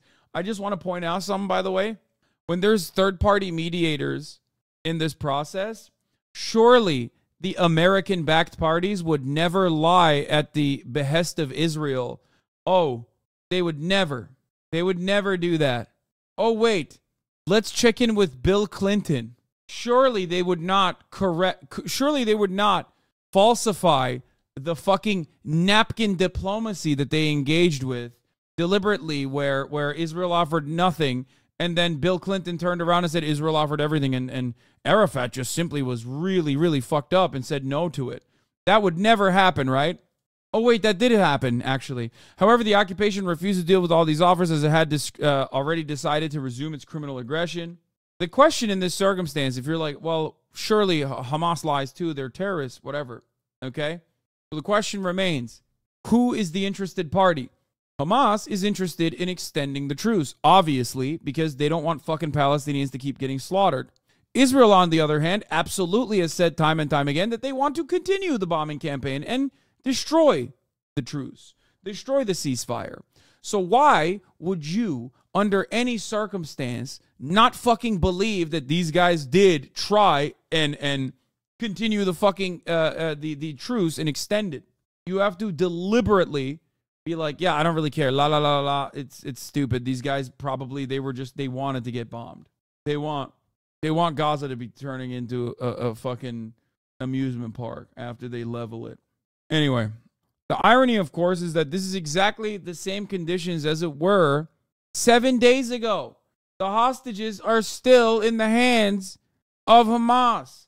As in, they're still likely to die under Israeli rocket fire. In 500 years, will they be seen as terrorists or freedom fighters? In 500 years, the world will be gone, in my opinion, especially as we understand it. Anyway, it's all a matter of whether justice is served or not. We affirm that our steadfast people in their land and their valiant resistance led by victorious Al-Qassam brigades, which are now confronting the aggression on all fronts and resuming their heroic operations, will thwart the objectives of this criminal aggression and will break the will of the defeated occupation army. The final word will remain with our steadfast Palestinian people, resolute in the face of the Zionist terrorism machine supported by America. Hamas will be viewed like the IRA? I don't think so. I mean, we'll see. We'll see what happens. There is a difference in the ideological background of the ANC, IRA, and the Viet Cong. Ultimately, there are differences. There are differences within their civil governance, and that's an important distinction. Okay? That's it. So did Israel ever address the missing headquarters under Al-Shifa? I know you probably answered that, but you feel like answering it again? No, they did not. And also, we moved the fuck on, and they moved to other hospitals that they're also... the ceasefire happened, so they kind of stopped after they stopped even propagandizing because there was no need to contextualize the ongoing violence. So notice that it doesn't matter when you don't have to.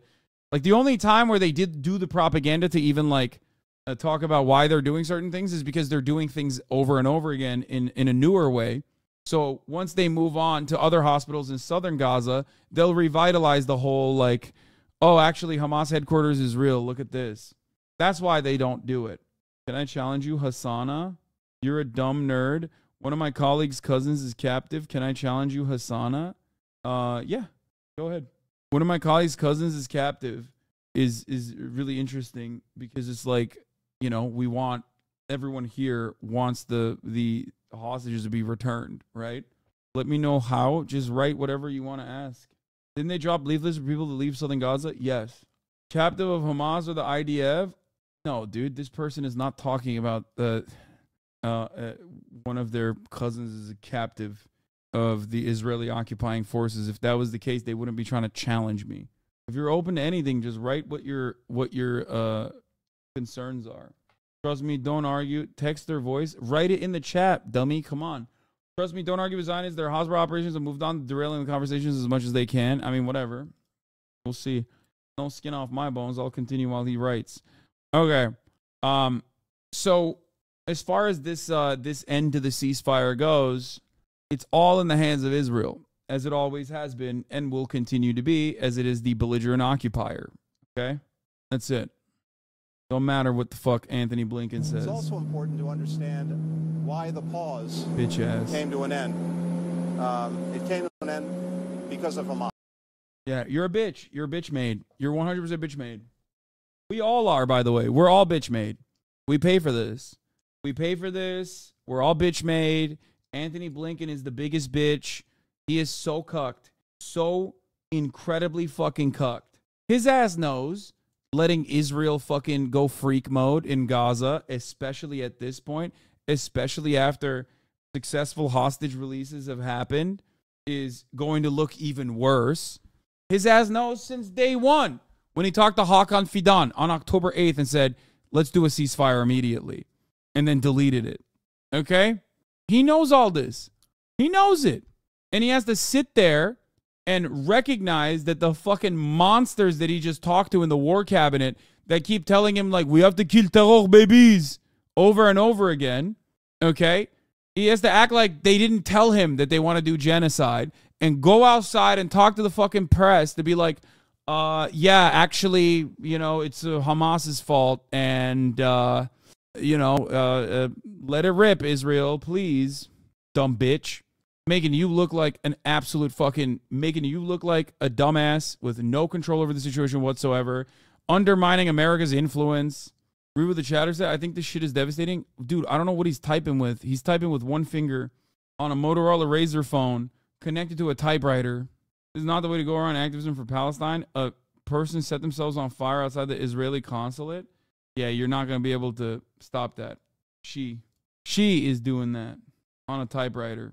I don't know what your disagreement with is with me. You said I'm a dumb nerd, but you haven't told me why and what you're upset about. And I also grew up poor. Okay, what does that have to do with anything? She came in. She was like, I made it out the mud.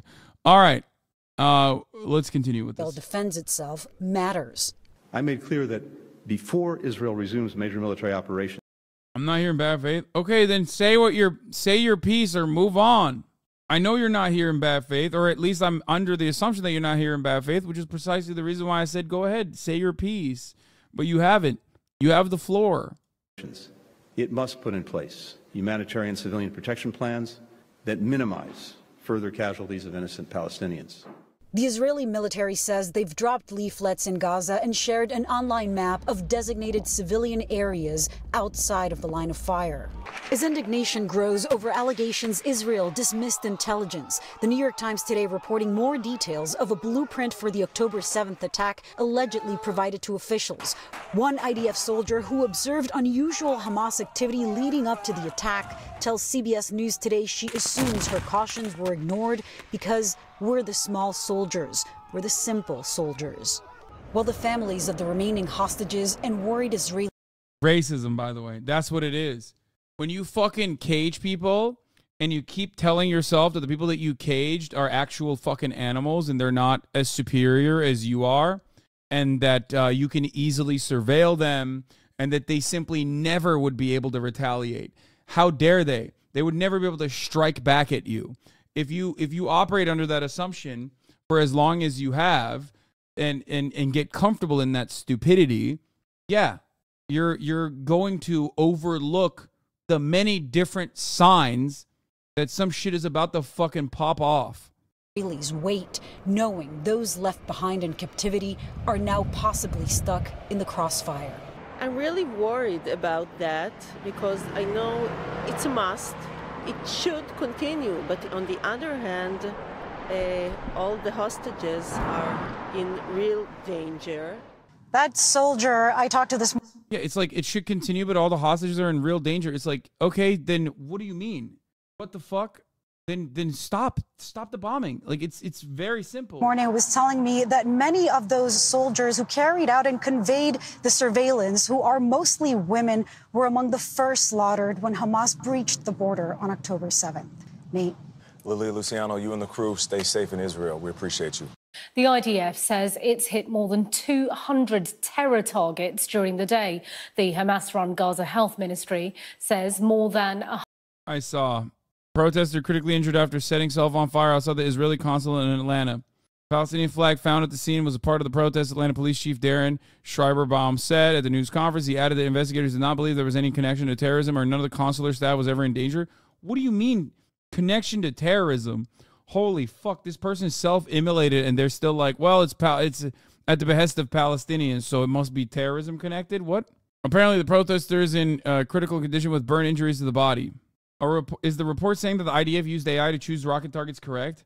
I have no way of confirming it other than it's coming from 972. Plus 972 is actually a very reputable Israeli magazine that is like an anti-occupation magazine for the most part. So they're good. They do a lot of good work in general. So I have no reason not to believe them. We also have Consul General of Israel to SE. Wait, what? He added that the investigators did not believe there was a connection to terrorism. We do not see any threat here. We believe it was an act of extreme political protest that occurred. Consul General of Israel to SE, U.S. Response to self-immolation, hate and incitement towards Israel expressed in such a horrific way. What the fuck? Yeah, it's called the gospel, by the way, according to the investigation. They call it the gospel, which I think is also pretty funny. They do have a knack for this interesting Interesting ass naming convention. Is very dystopian. Anyway, I'm going to pee real quick. 100 people have been killed. Both sides blame each other for the collapse of the ceasefire. Well, we're joined now from Tel Aviv by Mark Regev, senior advisor to the Israeli Prime Minister Benjamin Netanyahu. Good evening to you. The hostage prisoner swaps seem to be going very smoothly. There was much relief all round, it seems. So what happened? Was it not worth having a little more patience and try to get more hostages back? Well, we were willing to continue with the framework. After all, we were getting people out every day, and every person that got out, their life was saved, and we saw the joy with their families. And we still have, I've got the number here, 137 hostages still inside Gaza, and all of them should be coming out too. But unfortunately, Hamas simply would not follow through on its commitments that were negotiated with the United States, with Qatar, with Egypt. They wouldn't follow through. And in fact, it was Hamas that opened fire this morning, I think at 5:30 this morning on Israel, sending rockets in. And so if we're not now in a pause and we've seen a return to fighting, it's clear that Hamas is responsible.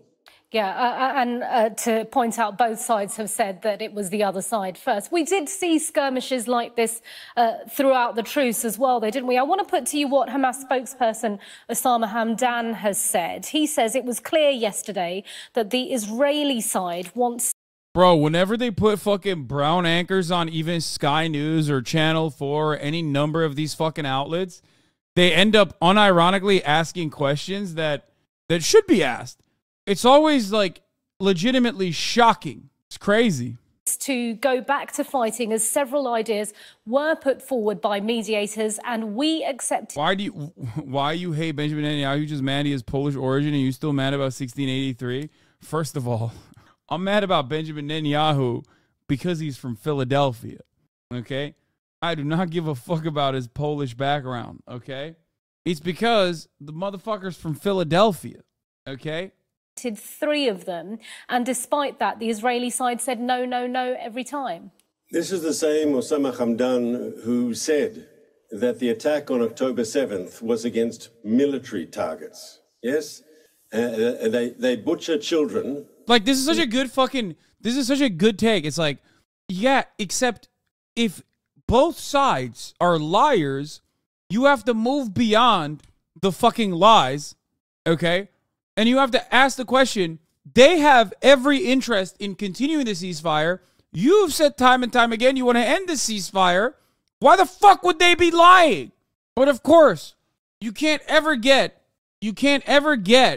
a goddamn reasonable fucking answer from any number of these different pieces of shit that are on the fucking foreign press route.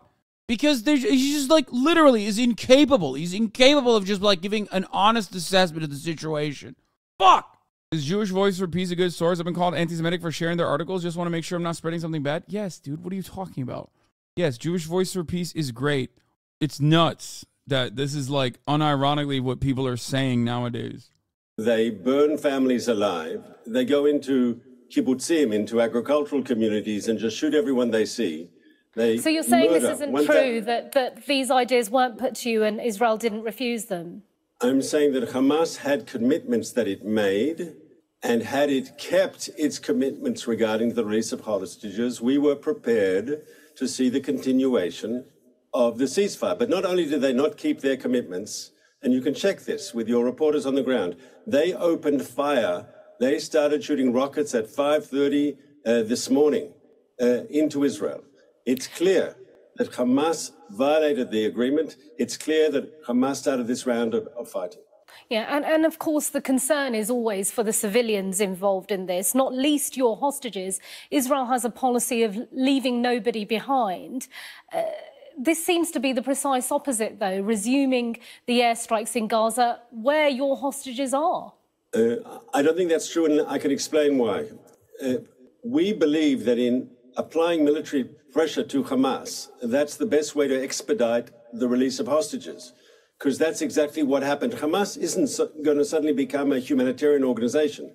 They are brutal, fanatical terrorists, capable of the most gruesome violence. The whole world saw the sort of violence that they're capable of on October 7th. So they're not going to release hostages out of goodwill. They're going to release hostages, as President Biden said, because of pressure. And we believe that applying... Yeah, dude.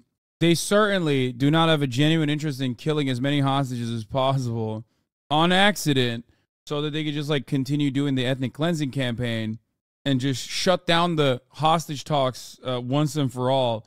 It's really these pesky hostages keep getting in the way of what I want to do, which is kill more children. I would like to kill more children, please. More baby murder for me. I'm a fan of this sort of thing. And these fucking pesky-ass Israeli hostage families are getting in the way between me and the Mark 84 rockets landing directly on top of babies' cribs. That is what I would like, sir. Terror babies, of course. Military pressure, as we're doing now. Is what he's saying true? Hamas started firing rockets first? Yes, this has happened before as well. Hamas is always in a retaliatory posture throughout the entire process. Wherever, like, Israel has never stopped violating the ceasefire, okay? The idea that, like, Israel has stopped violating the ceasefire, or even Hamas, as a retaliatory measure oftentimes, has violated the ceasefire is silly. Also, one other thing you have to remember is that Hamas throwing rockets doesn't do shit. I hate this fucking stupid-ass argument, dude. 90% of the rockets are intercepted by the Iron Dome. Israel knows that. So does Hamas. Everybody fucking knows that. The ones that don't get intercepted oftentimes mysteriously fall on top of Bedouin land, too. So that's another, or Druze land. That's another point of contention. It's always on, just weirdly enough, Palestinian citizens of Israel land, the fucking rockets that land hit. That's a dumb argument, not gonna lie. What is the Iron Dome? No, there's not a fucking dumb argument at all. During this entire process, Israel violated the ceasefire agreement every fucking day. They directly sniped at people. They sniped at people that were trying to recover bodies. No, both parties are perfectly aware that, like, rockets in this situation are more so a political posture than Israel directly sniping people trying to enter northern Gaza, which happened on the first day. If that's not considered a violation of the ceasefire and a continuation of the hostilities, then the other side is absolutely still in the hands of Israel to not be seen as a violation of the hostilities. Hamas did that the first day too. It doesn't mean that it's okay, but you're a fucking dupe if you think that there wasn't back and forth over and over and over and over again throughout this entire process, and Israel 100% wanted to continue the hostilities. Much love, just disagree on this one issue. What one issue? Oh my God, dude. Every day the ceasefire was absolutely eviscerated in the West Bank. Every single fucking day. They did raids on Jenin over and over again. What are we talking about? Ultimately, fire happens on one side, chatter. When we're talking about ceasefire, what that means is Israel stopping its bombing campaign. Okay? That's the real problem here. Be realistic. What do you think a ceasefire is? It's not the fucking pot shots that Hamas militants are taking that get intercepted immediately. That kill 0 fucking people. What do you think? That's a mistake? Yeah, look at how many Israelis died during the ceasefire versus how many Palestinians died during the ceasefire, and you'll understand which side is violating the ceasefire more, I guess. My neighbor is allowed to shoot at me because I got pretty good protection is pretty dumb. Yes, it would be considered pretty dumb if you didn't understand that you're literally constantly murking your neighbor's family over and over again. And then whenever you murk your neighbor's family, they fucking throw a pebble in your direction. That's what we're talking about in this situation. You're killing. You said, hey, we're doing a ceasefire, and then you fucking kill your neighbor's family members, and then your neighbor throws a rock in your vicinity, and you go, oh, a rock? Wait a minute, a rock? That's the worst thing that's ever happened to me. It's time to blow up your entire city block. It's ridiculous. Also, ironic because you've also stolen your neighbor's house, deprived him of like regular resources at this point for years and years and years, and consistently keep killing members of your neighbor's family. And when they fucking retaliate in a violent manner, understandably so, you go, oh, what, guys, did you see that? Did you fucking see that? That's crazy. That's the worst crime that's ever happened on the planet. What if that small rock kills someone? Dude, you will never be able to have an argument with an Israel defender who won't say that the hypothetical violence and the hypothetical deaths of one Israeli person greatly outweighs the very real thousands of deaths that are happening to the Palestinians right now. I'm not defending the Zionist state. You sure sound like it. Because the argument you presented right now, once again, I gave you the boundaries. How many Palestinians died during the ceasefire? How many Israelis died during the ceasefire? I'll tell you how many Israelis died. There was an Israeli that died during the ceasefire yesterday. You want to know how? You want to know how the Israeli died during the ceasefire yesterday? With his hands in the fucking air, begging for his life. Do you know how that Israeli died during the ceasefire yesterday? Not that he was vaccinated. It's that the Israeli occupying force reservists that now are allowing West Bank settlers to also join shot him in the fucking head because he thought that he was Palestinian. That's how he fucking died. There's a video of it if you want to go watch. Yeah. I normally agree with Hasan on everything else, but on the Israel issue, I'm more neutral, and I think both sides are wrong in different cases. Brother, I've told you this. So my neighbor throws 500 rocks. What can I do? Stop stealing your neighbor's fucking house. Talk to your neighbor. Give the neighbor its land back, for example. Stop killing your fucking neighbor's family members. That's a good way to stop the neighbor throwing 500 rocks in your fucking house. What do you mean? There is no both sides in this situation. Many people don't even want to fucking play on the same moral playing field. Many people don't even want to fucking admit that if Israel and Hamas are operating on the same fucking morality, which they shouldn't be, because one is a militant reactionary faction that was only alive as a consequence of the violent and morally abhorrent apartheid regime and its occupation. The other is the militarized state that is maintaining the apartheid state that also has nukes. There is no equivalence here, but we can't even get to the fucking liberal equilibrium on this conversation with many people. There is no balance here. You cannot say that there's a balance in an apartheid regime. There is no balance in this apartheid regime. Neutrality in this circumstance, in the face of this immense injustice, is basically simply siding with the aggressor in a very cowardly way, I'll be honest. So search within yourself why you feel the way that you do and why you say the things that you say. And also change your mind, please. For the love of Christ. Yeah. So both sides can't be wrong in the approach? No, man. But if you're a liberal fucking harm reductionist ass motherfucker, you have to recognize, if we're operating on the same playing field, Hamas literally greatly outweighs Israel. Okay? Even on the supposed liberal perspective, even if we're looking at the harm reductionist aspect, Hamas has killed less civilians versus enemy combatants like military and security forces than Israel has. Okay? Hamas is literally less bad than Israel. 100%, both in totality and in per capita. So what the fuck are we saying? So if you're a centrist who say, well, both sides are bad and in the wrong, you should still come to the recognition that Israel is doing an ethnic cleansing campaign. What the fuck? That's like saying a domestic abuse victim who fought back is just as bad as the abuser. Yes. Chatter keeps going because they're getting paid. No shot. No fucking 11-month subscriber of mine. No 11-month subscriber of mine is getting paid by fucking the IDF, okay?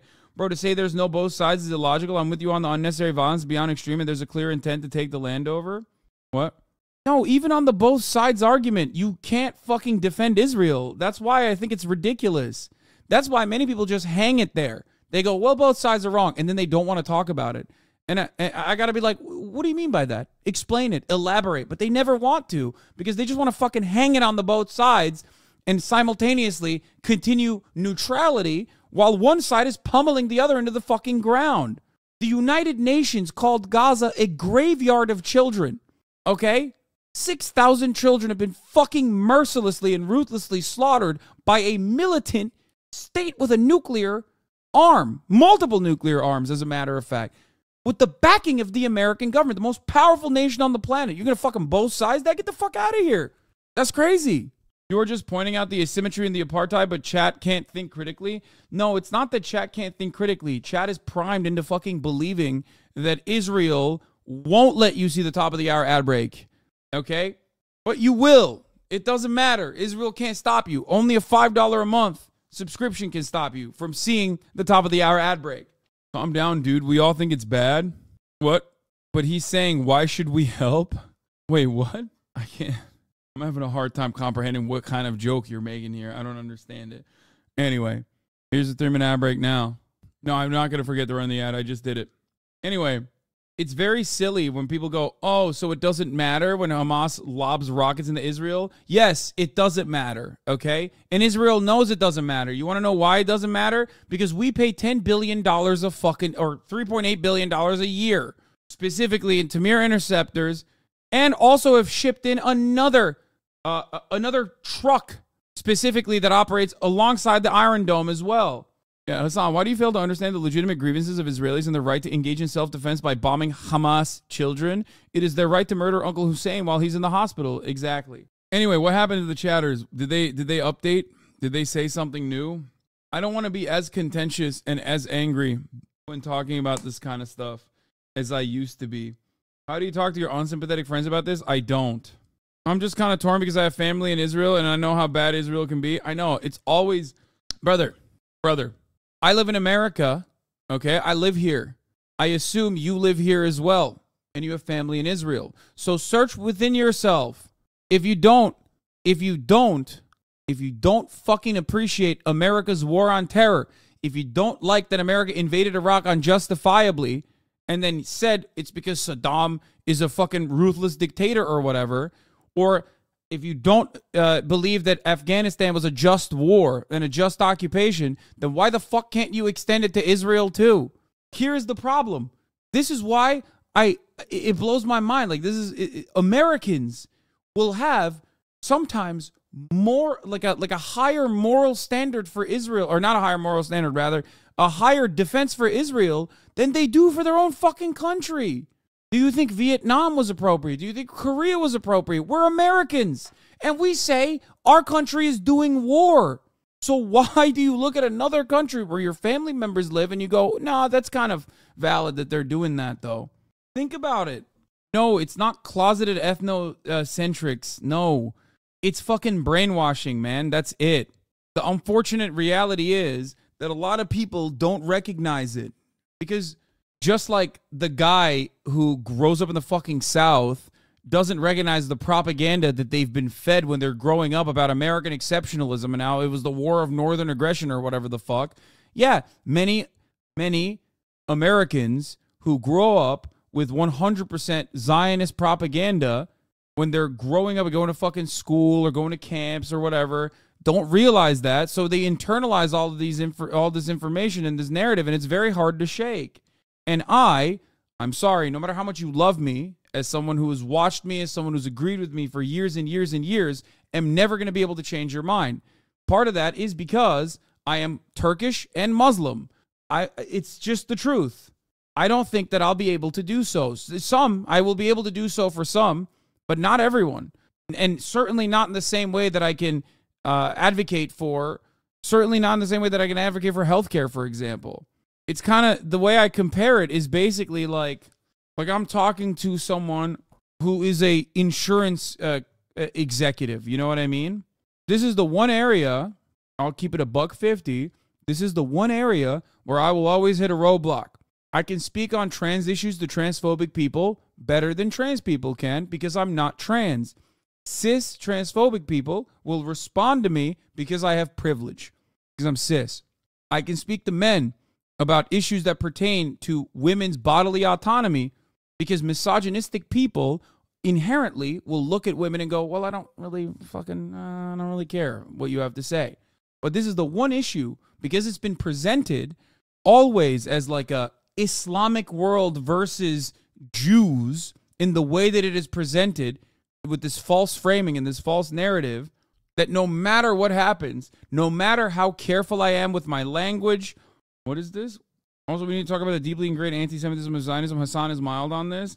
People under occupation have an obligation to resist. We as human beings have an obligation to support the liberation of Palestine.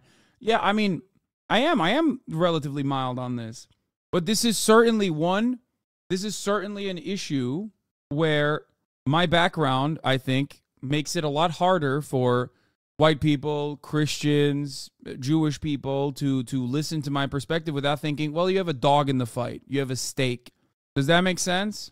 It also makes it much easier for people to go, like, when you're, and by the way, the framing is false. Like, the idea that, like, oh, you come from a Muslim country, so, of course, you're not allowed to say this, or you have a stake in the fight and you just hate Jews or whatever, is a silly framing, and it's ridiculous, and it's kind of racist, too, but it doesn't fucking matter because it still works. It's the same principle behind, like, turning around and going, oh, you're not advocating for this because you have a personal stake in this. You have a vested interest in, like, emancipation for all peoples. You must have a different secondary reason, a sinister reason. Is so easily stuck in this issue, on this issue when it comes to me, where it doesn't normally for trans issues, because I'm not trans. It doesn't normally for issues that pertain to women's bodily autonomy, because I'm not a woman. It doesn't stick when I talk about LGBT rights, because I am not queer. Okay, but in this circumstance, because of the false framing, it's very difficult for me to try and deprogram people. And that's precisely the reason why people go around, running around and fucking constantly fucking demanding condemnations from me, constantly fucking screeching at the fucking rooftops about how I am personally a HasanAbi. I mean, don't you have a stake? It doesn't mean you're wrong or that it's purely because you're Turkish. No, I do have a stake. I have a vested interest in emancipation for all peoples. That's what I've said. But people look for secondary biases in this situation. It's hard for people to see that. It is very hard for people to see that. Like, it's not the same. Think about the amount of times that I've had to fucking condemn Hamas over and over again. When you're a Doctors Without Borders, like a blonde lady that works with Doctors Without Borders, nobody's asking you to fucking condemn Hamas. You're a blonde lady. You're a Doctors Without Borders blonde lady. Chad, his name is Hasan. He can't demand a free Palestine without dudes going, you are one of them. Oh, 100%. It's fine. It doesn't really matter because ultimately, like, I'm not visibly Muslim, okay? Islamophobia is ultimately very racialized. And it's not like I'm a practicing Muslim anyway. But it doesn't matter. For a racist person, it's enough. Like, my name is Hasan, and that's enough. It can be a very useful way to just fucking cast aside what I have to say. You know what I mean?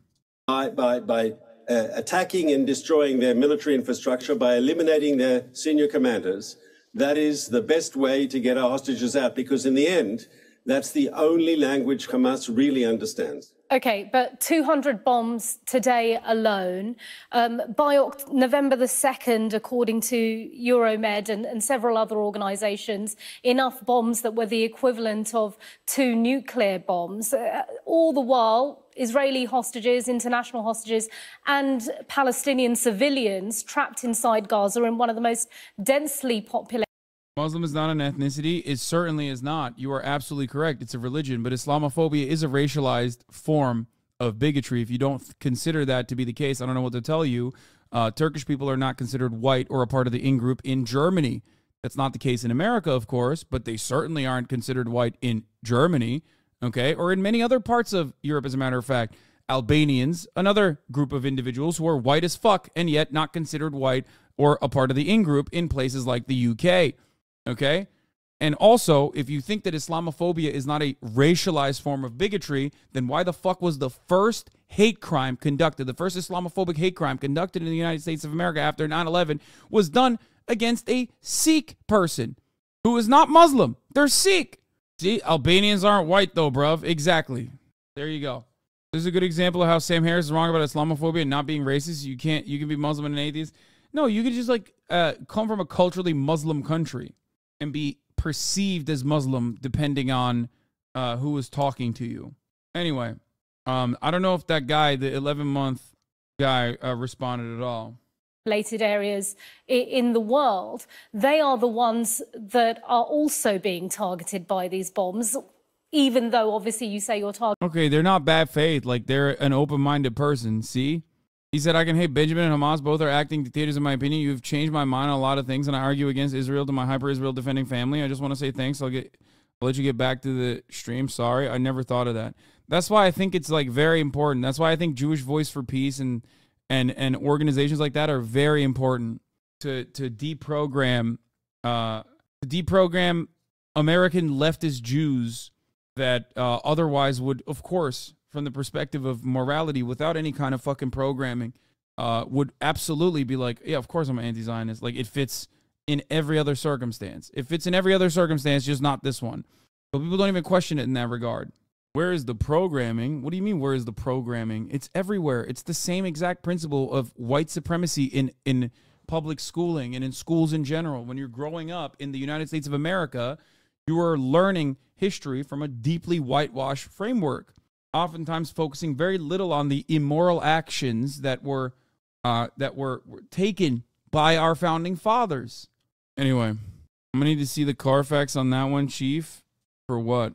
A Mormon in heat. Hamas is a dictatorship, but Israel isn't, even though it ruled over millions of Palestinians in practice and has openly used Hamas and other factions appear to undermine Palestinian nation statehood. Anyway, I'm confused about your opinion. Hamas throwing rockets is bad, right? Yes, it is. It is bad. But it is a retaliatory action against an occupying force that is infinitely more powerful, and that retaliatory action is so incredibly softened, especially so due to the motherfucking protection that occupying force has. Okay? Do you understand? Like, the person saying that throwing rockets is bad is talking about Hamas chatters. Ultimately, you have to judge the severity of the violence and the severity of the actions and even the intent off of where it comes from.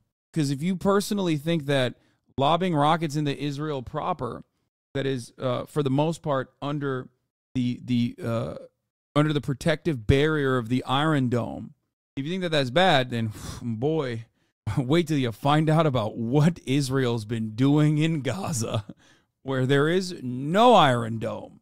Okay? I'm just saying, wait till you find out, guys, because one is like, woo, buddy. Holy moly. I mean, it's bad. It's real bad.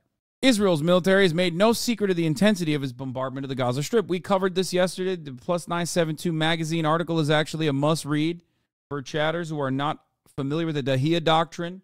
GDF actually has a really good video on the Dahiyya Doctrine about how Israel deliberately targets civilian infrastructure on purpose. They do it deliberately to break the will of the enemy. What I did not know, however, was that Israel has now started utilizing AI for targeting. You know it's a war, right? Yeah, no, it's not. It's not a war. I know that the media tries to portray it as a war, but it's not a war. It's ethnic cleansing. You can try to cope with it by saying it's a war. And even then, there are war crimes. So there is like a correct, I guess, way of engaging in war. Israel is not doing that either. But no, it's a war crime. Call it whatever you want. It's still ethnic cleansing. One party does not have, so what should we do? End the occupation. Ceasefire now. End the occupation. Immediately stop Israel's apartheid regime. Bring about an international consortium of sorts, a truth and reconciliation committee. There are plenty of UN investigators that have literally been covering this extensively for years and years and years. Okay? A wave of terror will start immediately.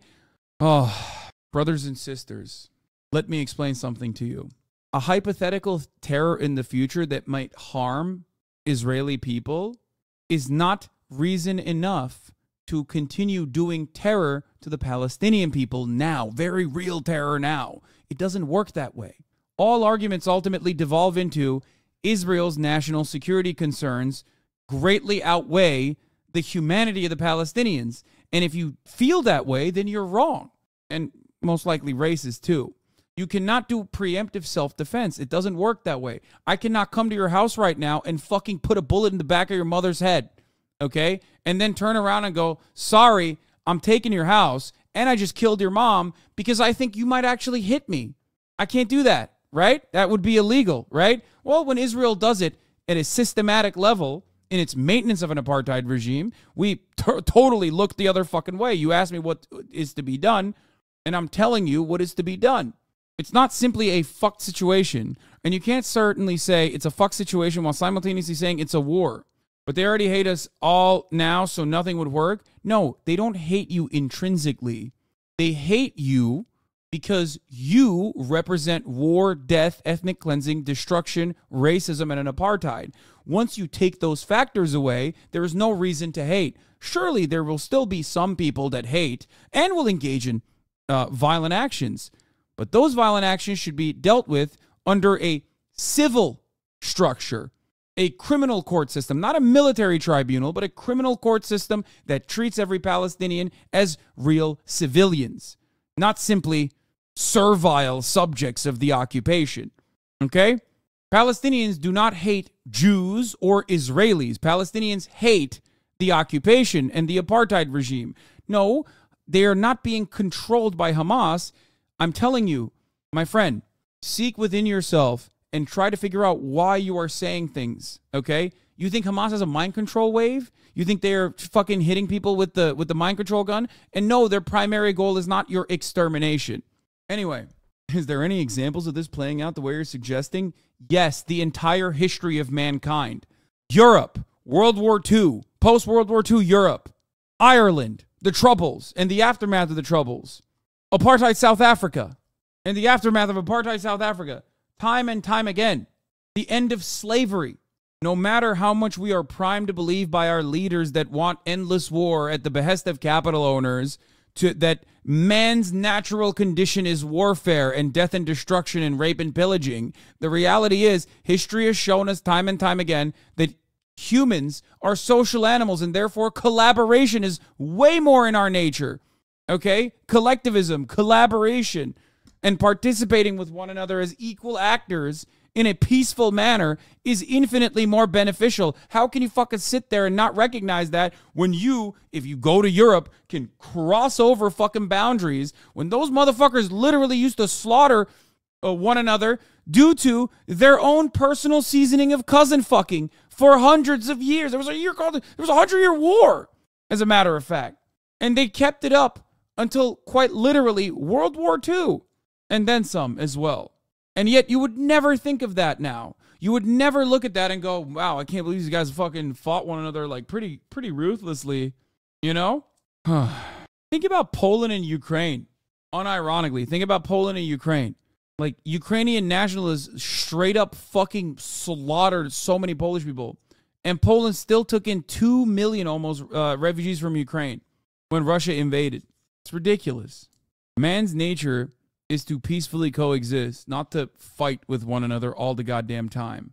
Anyway, the Weeknd is sending aid to Gaza. Do we forgive him for the idol? Yeah, Weeknd gave 2.1 million, I think, which respect to him for that one. Good shit. Well, the people of the Middle East only understand power, so the only thing Israel could possibly do to survive is brutally occupy and slaughter Palestinians. Yeah, dude. The people in the Middle East are just like these unique animals, right? They only know how to be treated like servile dogs. It was sarcasm. I know. Even if you're being sarcastic, that is like unironically such a common fucking take. I mean, that's what Churchill said. Watch it, bro. You might get clipped and called a fucking pacifist. I know. Yes, if you read 100 Years War on Palestine, which I am as well, by Rashid Khalidi, and from the very inception of the Israeli state, there was a disproportionate response to the brutality towards Gaza when Palestinians resisted, or any Arabs resisted. Palestinians always took the fucking blame for it, and they took the fall for it. They got fucking owned time and time again. Largely civilian population that was disarmed. The current campaign is decades of precedent. For example, when 3 Israelis were killed, Israel would blow up 46 houses, killing 67 Palestinians. The current campaign is decades of precedent. There's even a word in Arabic for those who breached the border to attack Israel. Yeah. I mean, even during the Nakba, when that Israel caused the Arab War, right? In that process, 6,000 Israelis died, or 6,000 Jewish Zionists died. This is like predating Israel at that point. 15,000 Palestinians died. 750,000 Palestinians were displaced forcibly. So obviously, all of those numbers have always, unironically, been incredibly slanted in one direction. Yeah, advocating for violent resistance is not good, bro. We do the field of history constantly looking back on the chaos and destruction of the European wars. The average person just doesn't engage in any of those dialogues. What? Yeah, advocating for violent resistance is not good, bro. You're right. I personally don't think that it's the best solution, okay? I don't want to see civilians being harmed, ever. However, to demand that Palestinians just fucking sit back and get ruthlessly slaughtered so you can feel better about yourself is ridiculous. Okay? What's your solution? You got no solution. I can't even talk about fucking ending the occupation without people going, you can't do that. Sorry. There's a lot of really racist people. It's not the racism of the Palestinians or the fears the Palestinians have in the end of the occupation. It should be the racism coming from the Israeli side that should genuinely cause you some concern. Because historically speaking, it's rarely the emancipated party that actually dishes out violence. There are fears of that always. As a matter of fact, the racial hierarchy is almost immediately restored, usually either by economic means or by direct violence in the form of Reconstruction era America. The South, in the aftermath of the Reconstruction, literally had clan violence as a consequence. They had Jim Crow laws put in place. It's not the Palestinians you should be worrying about. It's the Israelis. If there was ever an end to an occupation, historically speaking, emancipated peoples never end up dishing out the same level of violence as they are victims to that violence, okay? They understand how ruthless and how brutal that is. Anyway, authorities did not release the protesters' name, age, or gender. We talked about that already. Yeah, meanwhile, while we're talking about this, Israel is brought back its pummeling campaign, its relentless pummeling campaign. Journalist Jonathan Katz did a really good summary of the article. There's an article that just came out that anyone who is interested in what has been happening in Gaza, Israel, and Palestine in general needs to read. It's especially important considering that at this moment, leaders, diplomats, politicians from multiple countries, including the United States and, of course, Israel, are debating amongst themselves whether and how to restart the war or to keep a ceasefire in place. The article is called "A Mass Assassination Factory Inside Israel's Calculated Bombing of Gaza." It is an impressive piece of investigative journalism that was done by 972 magazine. It's a left-wing Israeli online magazine who takes its name from the area code that is shared by Israelis and Palestinians, along with the Israeli activist and journalist organization Sicha Mekomit, Local Call. Oh, Anthony Fantano? No, he's not Italian. What I was going to say is I forgot to talk about that one like incredibly racist Hollywood lady who went nutty mode on her fucking podcast about how like black people are conditioned to hate Jews and shit. Yo, I forgot about that lady. We got to talk about that fucking lady too. Juliana Margulies. This article is based on interviews with 7 former and current members of Israel's intelligence community, so spies, who, according to the article, some of whom, according to the article, have been directly involved with the decisions to carry out bombings in Gaza over the last 7 weeks. These officials are all quoted anonymously. If the use of anonymous quotes for you disqualifies a piece of journalism out of hand, you can keep that in mind. I would say that given the amount of detail that is brought forth in this article, it is a compelling case, and it also seems to track with things that we've been seeing from a distance on the ground. So those are some disclaimers. There are a couple of salient facts that really come out when you read this article. One is, you do realize we're talking about Israel, right? Oppressed people will never do return violence to the same degree. What group of people originally settled Israel? Brother, they didn't do it to Germany. What the fuck are you talking about? My point is quite literally that historically speaking, once emancipated peoples that are forced to coexist with those who killed them don't fucking dish out that same level of violence. What are you talking about? Did the Palestinians do the Holocaust? No. Is that each of these bombs... By the way, I didn't say Nakam is a Jewish terrorist group that tried to genocide the Germans after World War II. Okay, I also didn't say that there won't be any violence. It's just that once war is over, okay, there will, of course, there will be violence as well in the other direction too. Historically speaking, however, it ultimately is marginal, and the real violence is dished out by those who cannot cope with the new equalized structure and want to restore a racial pecking order. That's the Klan, okay? Hassan, for someone so well-educated when it comes to the necessity of violence and revolutionary movements like the one in Cuba, civil rights in the U.S., the ANC in South Africa, you're way lukewarm on Hamas's actions. I get that the optics showing support for the Palestinian Liberation Militia is very bad for Westerners, but I doubt you actually think violent resistance is bad, given the oppression they're facing. No, I have not. I don't think that violent resistance is bad. I think self-defense is valid, and I do think that you have a legal right to do self-defense. What are you talking about? I've mentioned this as well. What I'm simply talking about is that October 7th, as a military operation, actually still ended up targeting a majority of civilians, men, women, children, babies, and that in and of itself is not good. That's not good. That is an act of terror. That's it. And that's true, by the way. And even then, my assessment on the situation is it's still a consequence of Israel's apartheid regime. It's a consequence of Israel's occupation. That violence is set. The standard of violence is always set by the occupying power, okay? That's how this shit works. Because the reality is, no matter how hard Israel tries to fucking act like Hamas are a bunch of serial killers, right? Like their goal is just to kill people. They're not. They're not.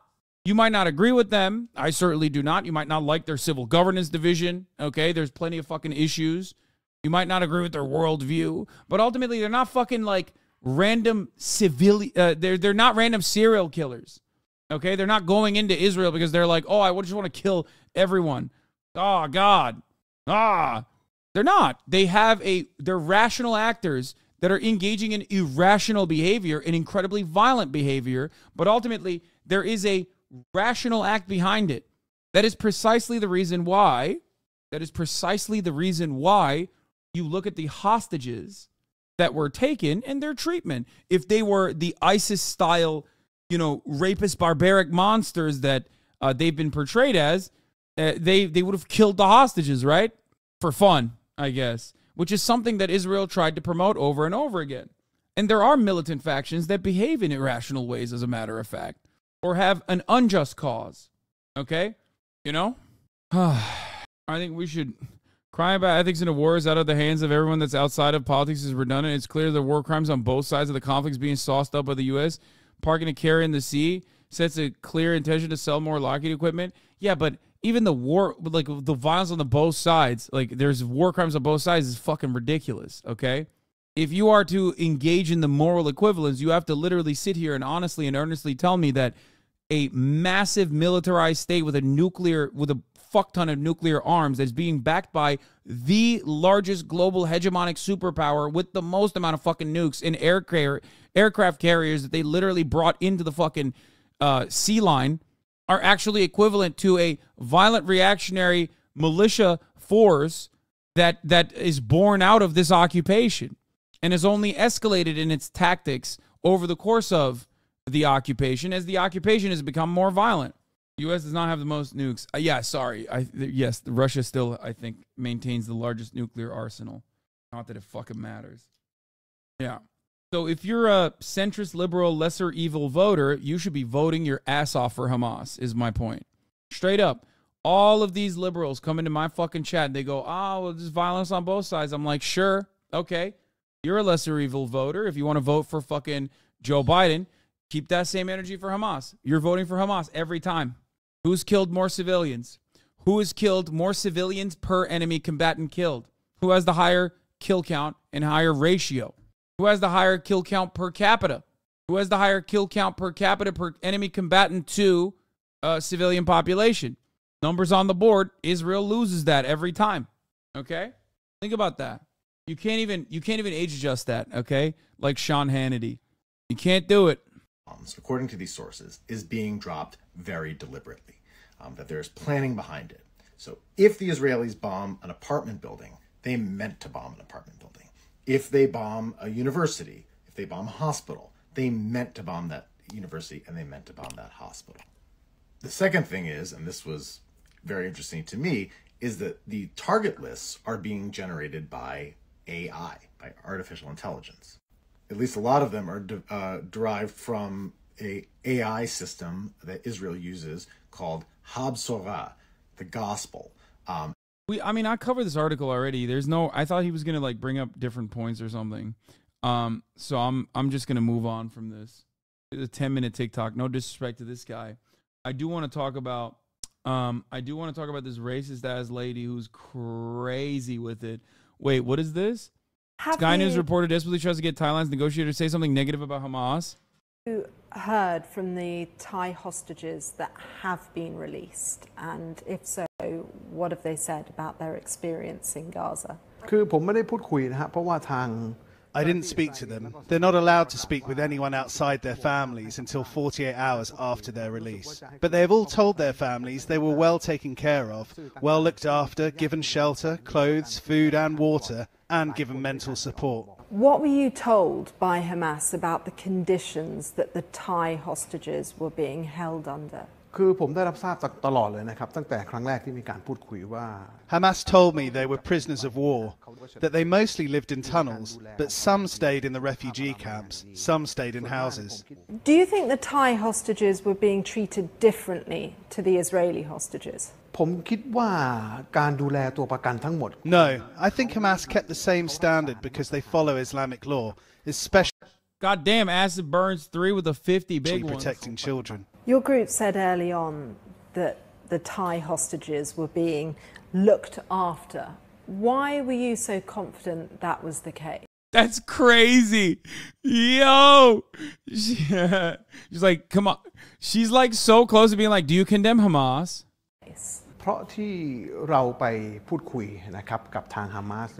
Our group talked to Hamas 5 times as representatives of the Thai House Speaker and leader of Shia Muslims in Thailand. On every negotiation, they confirmed to us that the Thais were captured as war prisoners and would always be treated according to the Quran and Islamic law. So I was confident Hamas would take care of the Thai workers. And you could see in the workers who were released, they had good interactions with Hamas. Is this just like, the more this continues, the more people hear from the other side, the more people see how violent the Israeli side's occupation and like many of its aberrations are, right? Many of its externalities are. The more people go, okay, well, you guys presented this in a certain way, and now you're yelling at me when I feel like that's not the way it is.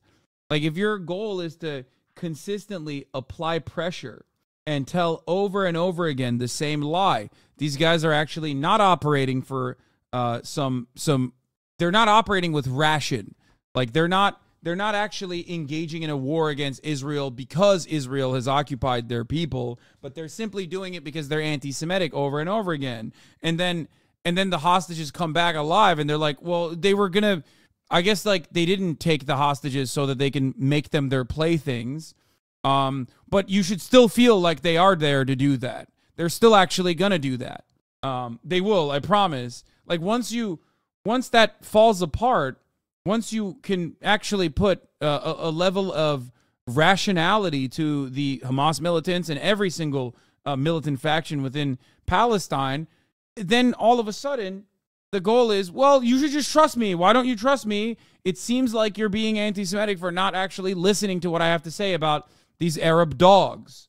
The mind of the Palestinian is one that is not complicated. You should understand. They're like an animal. They cannot be reasoned with. And you should listen to my incredibly racist screed now. And if you don't listen to my incredibly racist screed, then you might be fucking anti-Semitic.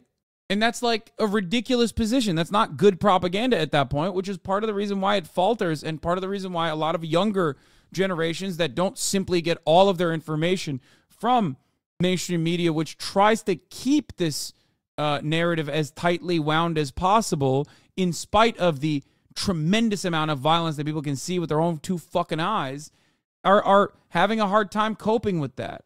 It's all part of a deal that's been done with Hamas. They released Thai citizens and the hostages have to all say they were treated well. When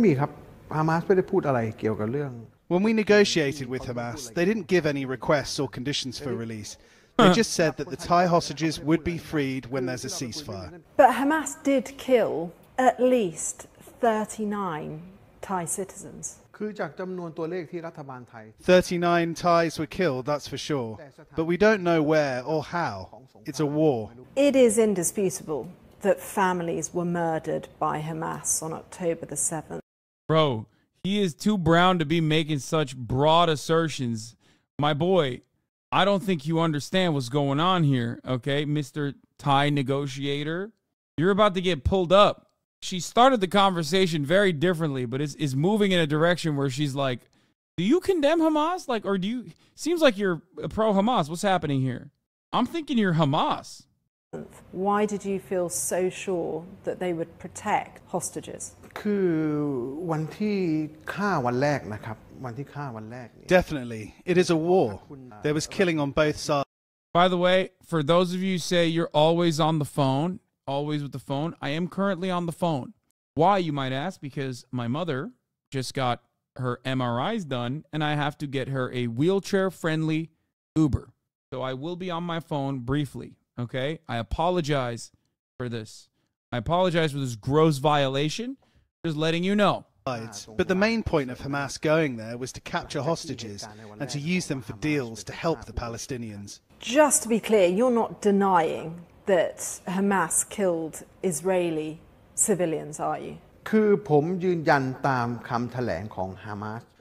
to Hamas, they only wanted to kill Israeli soldiers, not civilians. Are you sympathetic with Hamas's cause? And do you think that's in part why you've been able to negotiate the release of Thai citizens? I sympathize with the Palestinian people. After more and more wars, the land was taken, and eventually Palestinians were refugees and made second-class citizens. You don't have to be a Muslim to have sympathy for Palestinians. Why do you think you've been more successful than other nations like the Americans in negotiations? We went there to negotiate as normal people, not politicians. Hamas saw this. They saw us as Thai Muslims. We were civilians, and that's why they decided to release the Thais. They promised that if there was a ceasefire, Thai people would be released in the first group. Now we can obviously see Thais are among the first citizens to be released compared to 20 other nationalities. You went with a small group to Iran to have talks. We know Iran helps to fund Hamas. How critical do you think Iran was in helping to free? She's like one step. She's like straight up about to fucking violently arrest the negotiator under suspicion that he might be Hamas. She's like, you're talking a big game right now, friend. You better fucking dial it back. I'm about to take you out back. Citizens. I'd like to thank Iran, both the government and the people who have been supportive in negotiating with Hamas. They know Thailand has good relations with the Islamic world and Iran. We spoke with so many high-ranking Iranian people. The highest ordered the Iranian foreign minister to negotiate with Hamas to help us. What about the remaining hostages? How confident are you that they will be released, and when? I hope they will be released in the coming days, but Hamas would like the Thai people and the Thai authorities to hear this message. The border area is disputed land and it's wartime, and Hamas will consider anyone who works there is working for the outlaws.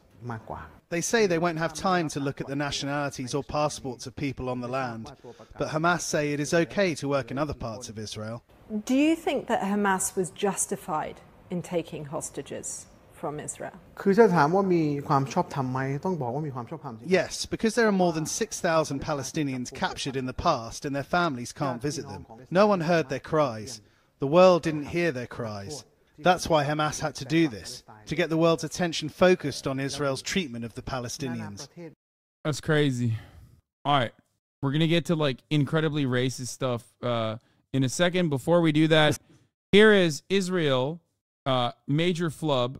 Big L from Israel, something I talked about already with respect to like how racist they are, knowing full well that this was about to happen, and yet they still did it, or didn't do anything about it. Sorry, fuck.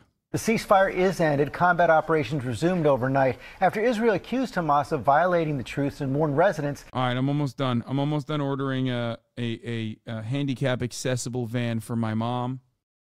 I'm gonna start it again. Okay, we're gonna go back to the top of the hour ad break. I'm gonna run the top of the hour ad break, and I'm gonna fucking restart what I had to say. Okay, I'm gonna restart what I was saying from the jump. Top of the hour, there's a 3-minute ad break. If you no longer want to see those ads, all you need to do is subscribe for $5 or for free with a Twitch Prime by connecting your Amazon Prime account to your Twitch account, where you get 1 free Prime subscription a month. Use it on your favorite broadcaster. Hopefully that's me, or you know, you can get gifted a sub as well if you're lucky. Here's a 3-minute ad break now. All right. So what are we talking about right now? That's right. Israel apparently had Hamas's attack plan for over a year. And what did they do? Well, they said, they can't do that. They don't have the smoke. They're fucking animals. They would never dare, or rather, they don't have the capabilities. Well, it turns out they do have the capabilities. Very 9/11-like. Israel is America. Continued. Literally, I've said this already. Israel is basically an extension of America, but like, oh my God, this is the most America shit that could have ever happened. What is more America than having your own 9/11 happen in identical fucking ways almost?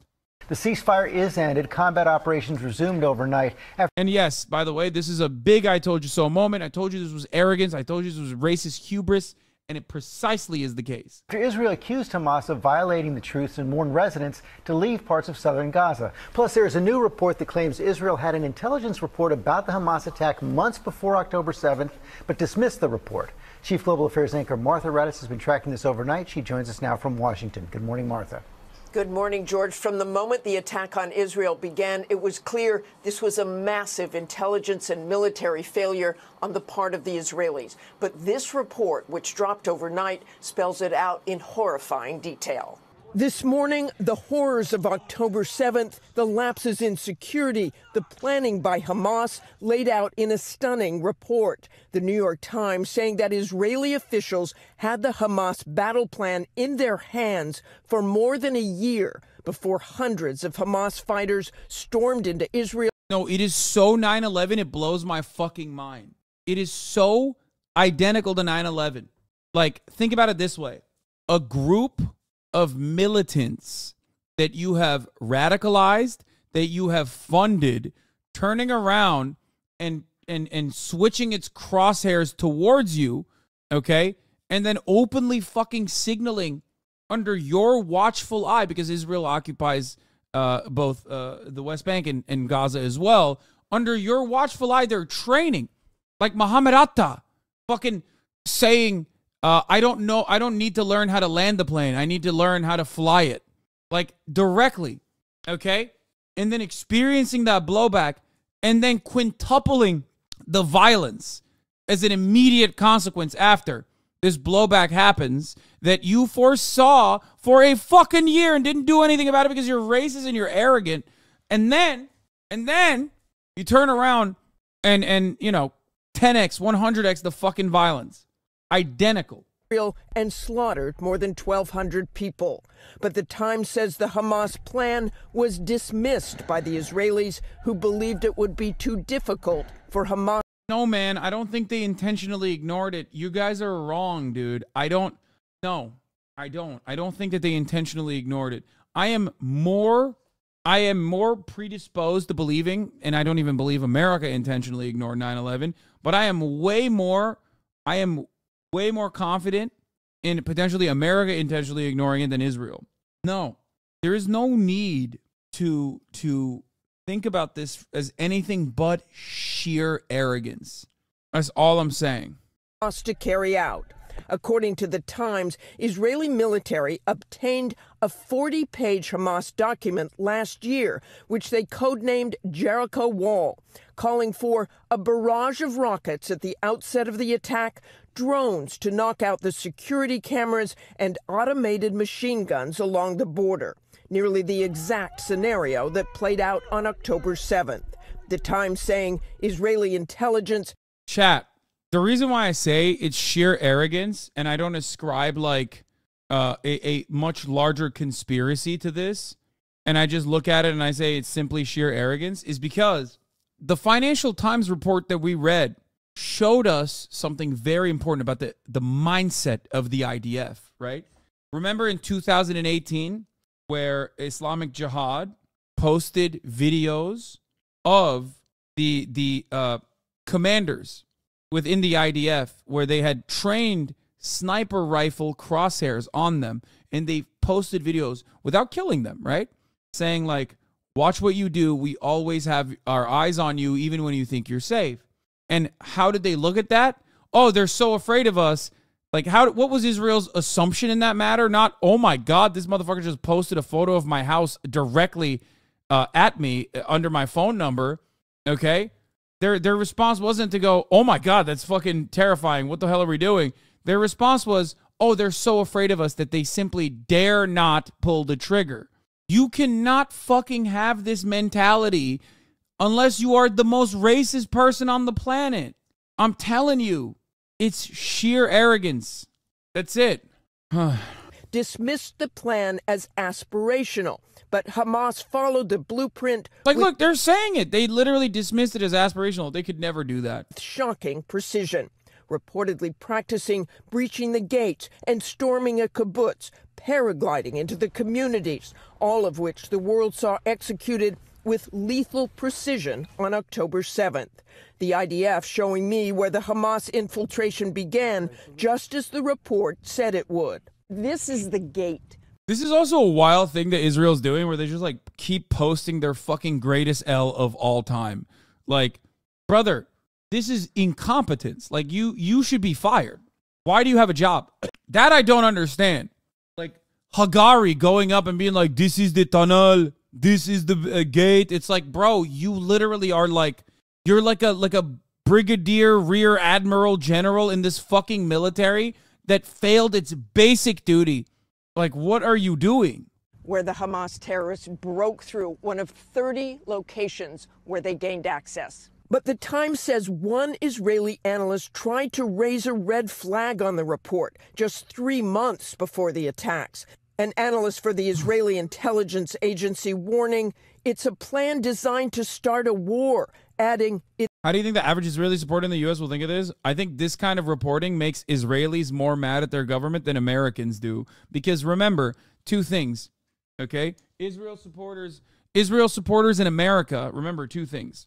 Israel supporters in America have proximity. Like, they're far away from the direct consequences, so they can be way more bloodthirsty, okay? I've described this dynamic when talking about the kidnap posters, right? The hostage posters. In Israel, the hostage posters serve a very different role than the hostage posters in America. In the hostage posters in America, the role it serves is to constantly remind people of the violent, racist, anti-Semitic attacks that Hamas engaged in on October 7th, which is why all of our retaliation is just. The hostage posters in Israel, on the other hand, actually show of the exact opposite, where it is a reminder to the Israeli government to stop bombing Gaza and to get the hostages back, okay?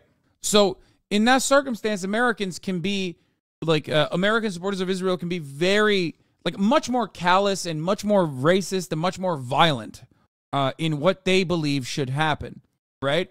The second reason is because also Americans are Americans, and we are so primed to doing violence towards Muslim populations. That's like kind of what we love to do. That's our bread and butter. That's what we love. That's what we expect. So for that reason, you know, this is a nation that has looked at millions of dead Iraqi civilians and said, oh yeah, that's YOLO. That's just a dangerous consequence of fucking around with America, I guess. So, you know, for them, we love a genocide. We love an Arab genocide especially, so we don't really give a shit at all. It's not just a raid on a village. So that's why I'm trying to say, like, this argument or this video and this investigation will be more frustrating to the Israelis because, you know, they see the abject failure of their own intelligence. It pierces through the veil, too. Like, it just breaks the comfort blanket, the security blanket that you thought you had. It's not just a raid on a village. Her warning dismissed. ABC News has not reviewed the document, and the Israeli military has declined to comment on the New York Times reporting. But a senior U.S. official telling ABC News the Americans had not been made aware of this document. Eva? Martha Raddatz for us there. Thank you, Martha. Talk about what your team learned about this blueprint and the length of time that Israel had to review these plans and why it wasn't listened to. So somewhere around along 2022, Israeli intelligence was able to get the plan for the Hamas attack. It was codenamed by Israeli intelligence the Wall of Jericho, the Jericho Wall. And it details in many, many, many different details how the attack is going to take place, exactly as it took place more than a year after. This could be an intelligence victory for Israel, but Israeli analysts some of the seniors of Israeli intelligence saw the plan as more of, they call it a compass for the building of the forces, where Hamas wants to be, but not where Hamas is. So while having that plan, they saw this as something that Hamas is far from being capable of doing. They believe that Hamas doesn't have the ability to conduct such a massive operation. We are talking about, according to that plan, to break the fence between Gaza and Israel in 60 different places. Israel believed they could do that maybe in 2 places. It called for the bombing and destruction of the cameras instantly, the same simultaneously, the beginning of the attack of the cameras, the automatic guns, the communication centers, and then the ramping of the division headquarters, the Gaza division headquarters that is in charge of protecting the front.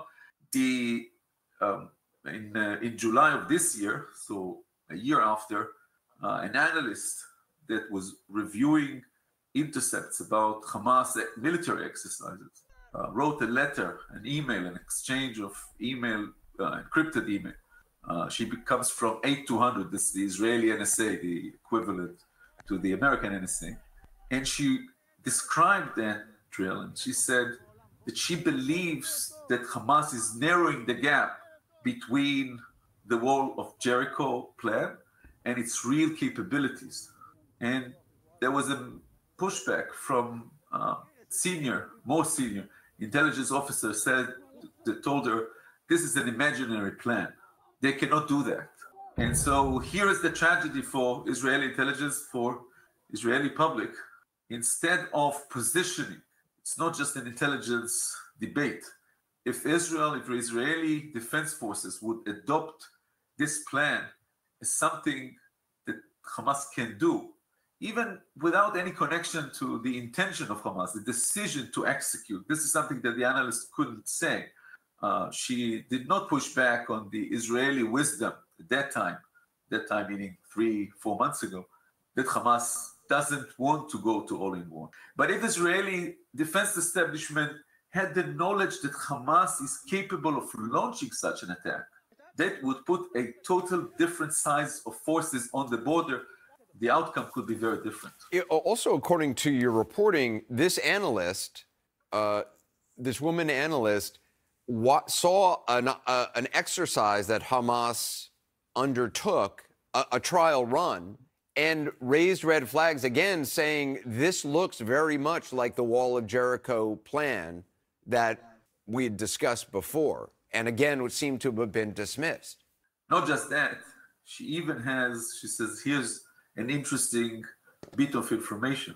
The same quote from the Quran, Surah Al-Ma'idah, that begins with which this detailed plan for action, this detailed plan for attack starts with. It's called for, this is something about Moses, but it's about the surprise entry through a gate. I think it's not a coincidence that Hamas picked this up. The people participating, the Hamas gunmen participating in that drill were using the same quote. The same quote is now part of the emblem of Hamas, used in all Hamas publications, statement and videos since the attack. As you know, the Israeli government posted online on X last month, quote, contrary to the false claims, under no circumstances and at no stage was Prime Minister Netanyahu warned of Hamas's war intentions.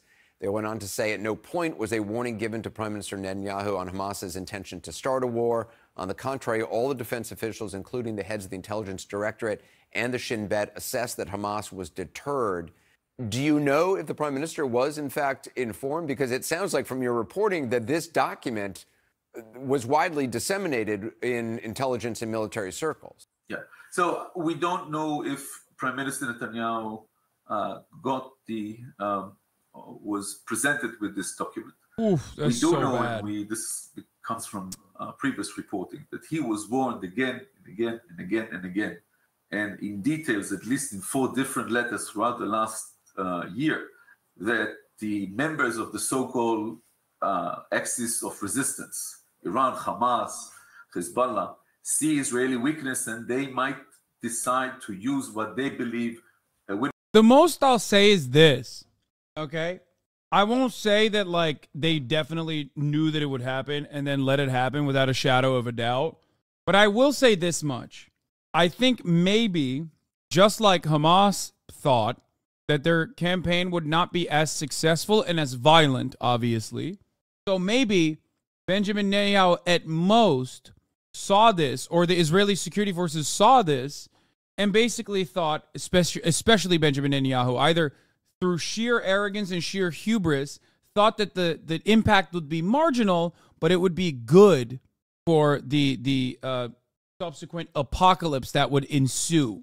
You know what I mean? Like, there's no way they could kill 1,200 people inside of Israel proper and maintain positions inside of Israel proper for fucking a multiple days, like 2 days, 3 days.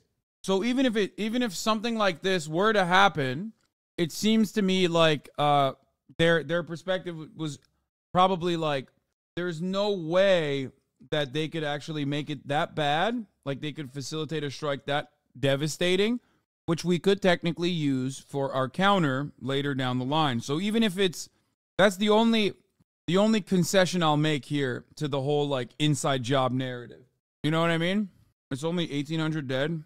No, it's not true. Or it's only 800 dead, not 1,400. That's not true. It's 1,200. It's not 800. Haaretz has revealed information of the people that have allowed them that have given them permission. But yeah, I don't think Netanyahu would ever. I don't know. I don't think he would have. Like, under no circumstances do I think that Netanyahu would have ever allowed 1,200 Israelis to be fucking slaughtered. No shot. 200 plus taken fucking hostage. No shot. Window of opportunity to attack. Yeah. This document was sent to many, and I think this is a good point for further reporting about who saw and who decided to continue with this so-called conception, the ability to believe that Hamas is contained. Ronan Bergman, it's incredible reporting. Thank you. More now on the forces at play tonight. Joining us, CNN's Alex Marquardt and Oren Lieberman, also Axios reporter and CNN political and foreign policy analyst Barak Ravid, and CNN military analyst, retired Army Lieutenant General Mark Hertling. Barak, first of all, how damning is this report for the Israeli government? Well, I think this is part of a series of stories that appeared in the Israeli press over the last week or 2 weeks, that what happens behind them is a fight between the Israeli intelligence community, or parts of it, especially the military intelligence, and the political echelon, with each side leaking stuff that are more comfortable to him when it comes to everything that happened in the year before the war. And, you know, a lot of people in Israel think that the reason that now we hear about those documents is because it's very comfortable for Benjamin Netanyahu and his people, and they're trying to put those things out in order to build a case for the inquiry committee that most likely is going to be formed on the day after the war. I mean, Barak, as you know, intelligence officials, military officials have accepted responsibility. Benjamin Netanyahu has not in any form accepted any responsibility for the attack on October 7th. He had very early on, right before the operation in Gaza. One fun reminder for everybody who's not paying close attention to what's going on in Israel: Netanyahu never apologized. However, he forced the head of Shin Bet, I think, and numerous other security officials to apologize to the Israeli public for October 7th. Just something to consider when putting yourself in the mindset of Benjamin Netanyahu mindset, also known as Philly mindset. He had tweeted out a Philadelphia's criticism very own of the heads of the military and intelligence, and then quickly withdrew that tweet and apologized for that. But it certainly seems like this is something he wants out there.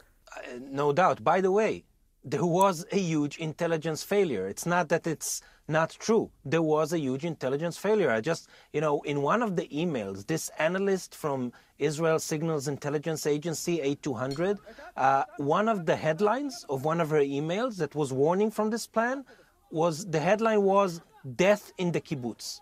Okay, how symbolic is that?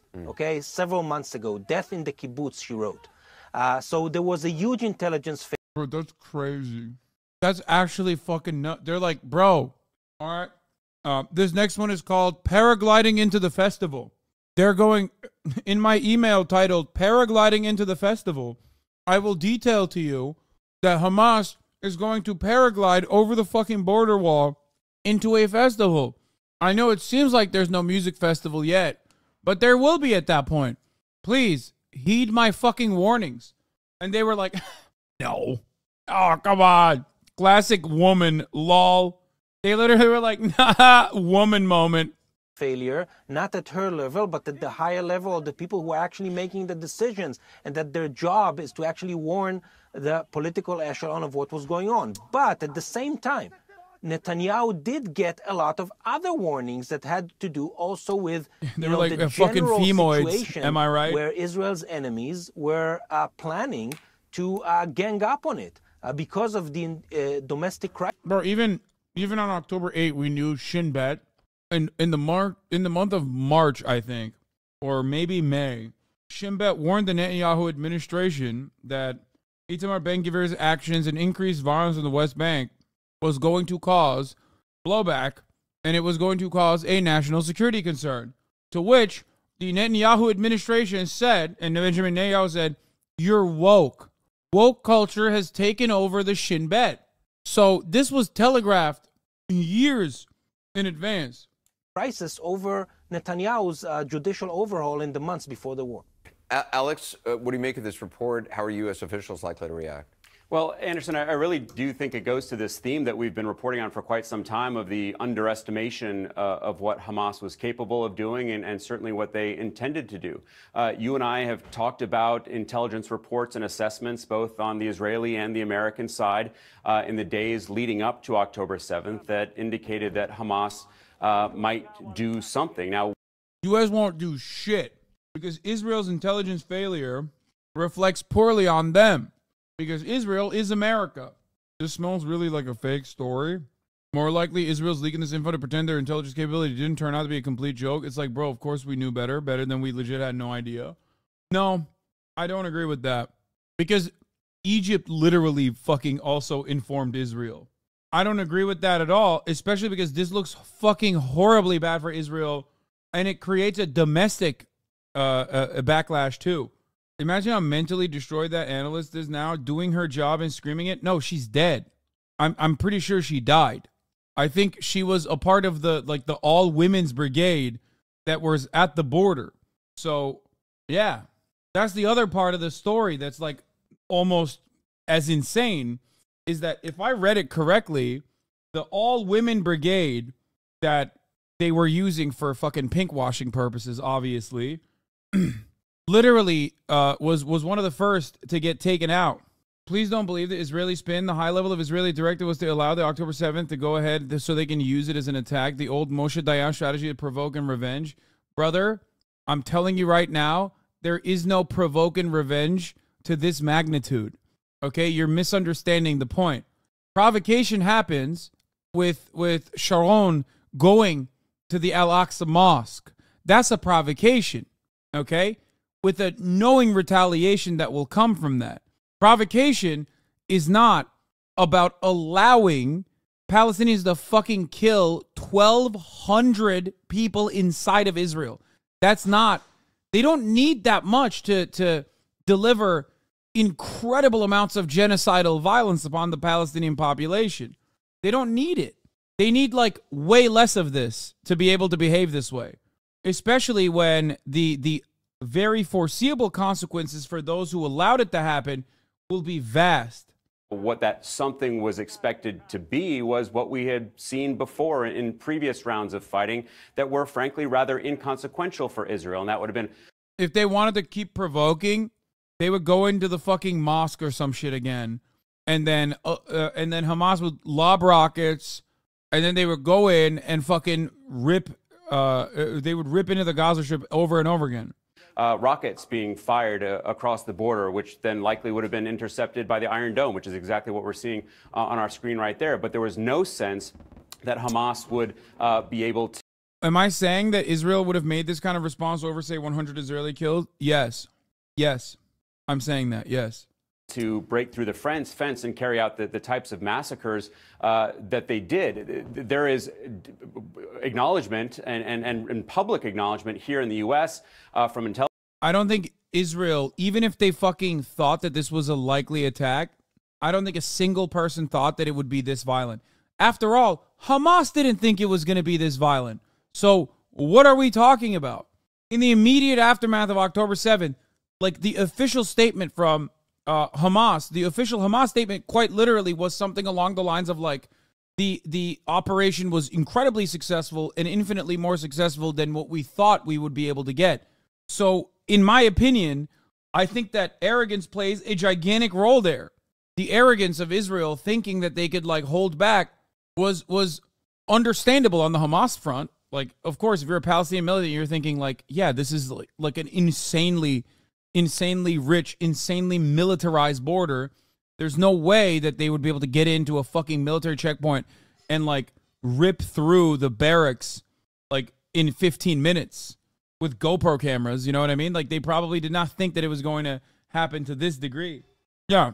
The example that I always point to is the 2021 airstrikes. It happened because Sheikh Jarrah was taken over. Hamas said, don't fucking do that. Get your hands off Sheikh Jarrah or we'll retaliate with rockets. Then they did. Then Israel turned around and bombed the shit out of. Those were just literally fucking over a couple rockets. Man, how does some chick at the border checkpoint develop her theories? They have, I think the IDF has like, they don't have like separate intelligence. I think like IDF also has like intelligence operations at the border too. Like she wasn't just some chick. She was like it's an observation post at the border that she operated out of.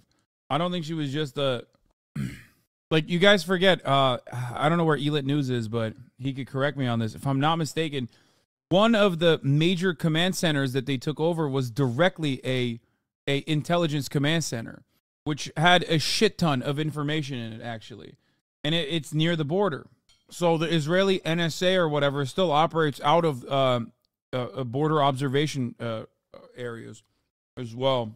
Intelligence officials and Biden administration officials that this was purely an Israeli intelligence failure. American intelligence officials are not taking any responsibility for this. They are laying it at the feet of the intelligence apparatus and security apparatus in Israel. Essentially, the U.S. has been so focused on China and on Russia and Ukraine that they just don't spend a lot of time thinking about Hamas and other Palestinian militant groups. Now, will that change going forward? That remains to be seen. We've certainly seen U.S. intelligence playing a much bigger role during this conflict with drones and other kinds of signals intelligence gathering. But in their minds, this is an Israeli intelligence failure. I think most will tell you that Netanyahu is not expected to survive this, but there's also an expectation that the heads of the intelligence agencies will also roll. A reckoning.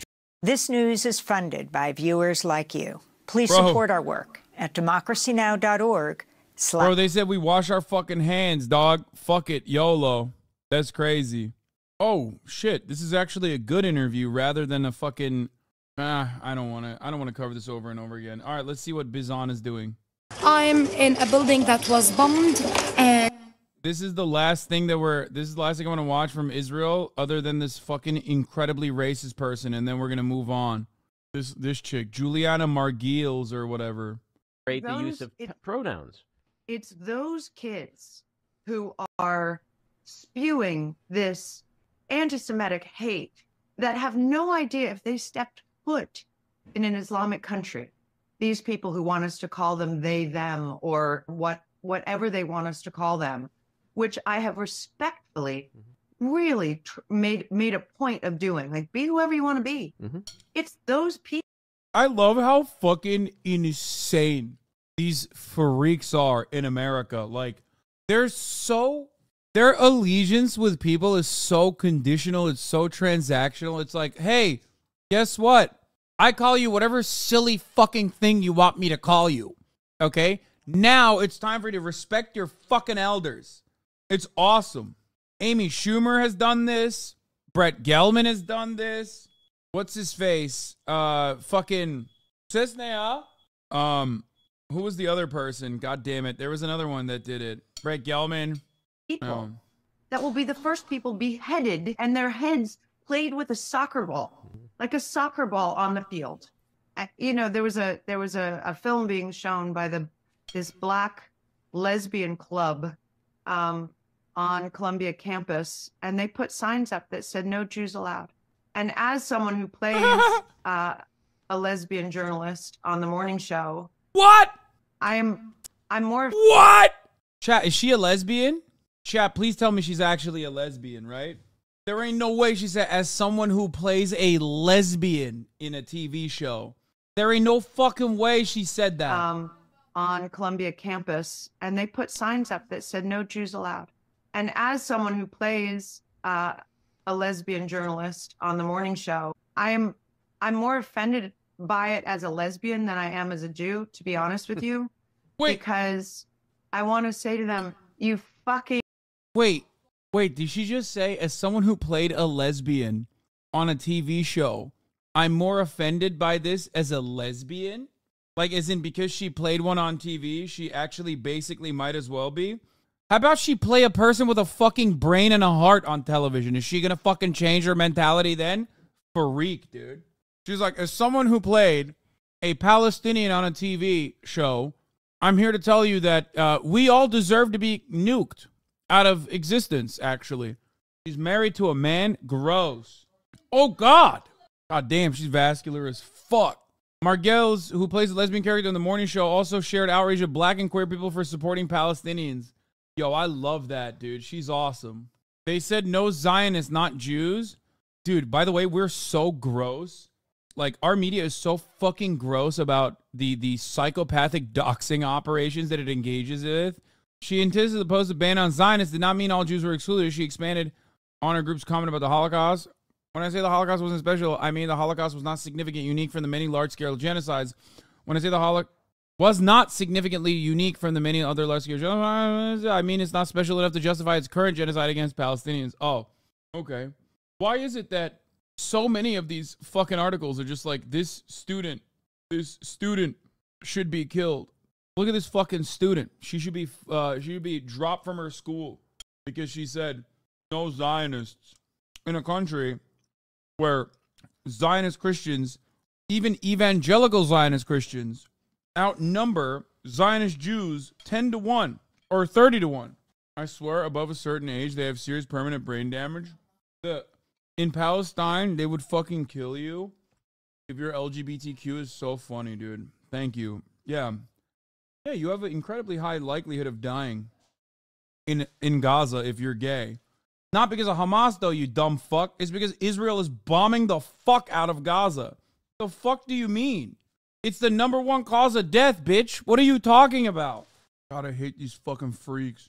All right, let's listen to what Chris Cuomo has to say. If it's Biden, Trump, look, for me, again, we survived a Trump administration. Would we survive another one? Yes.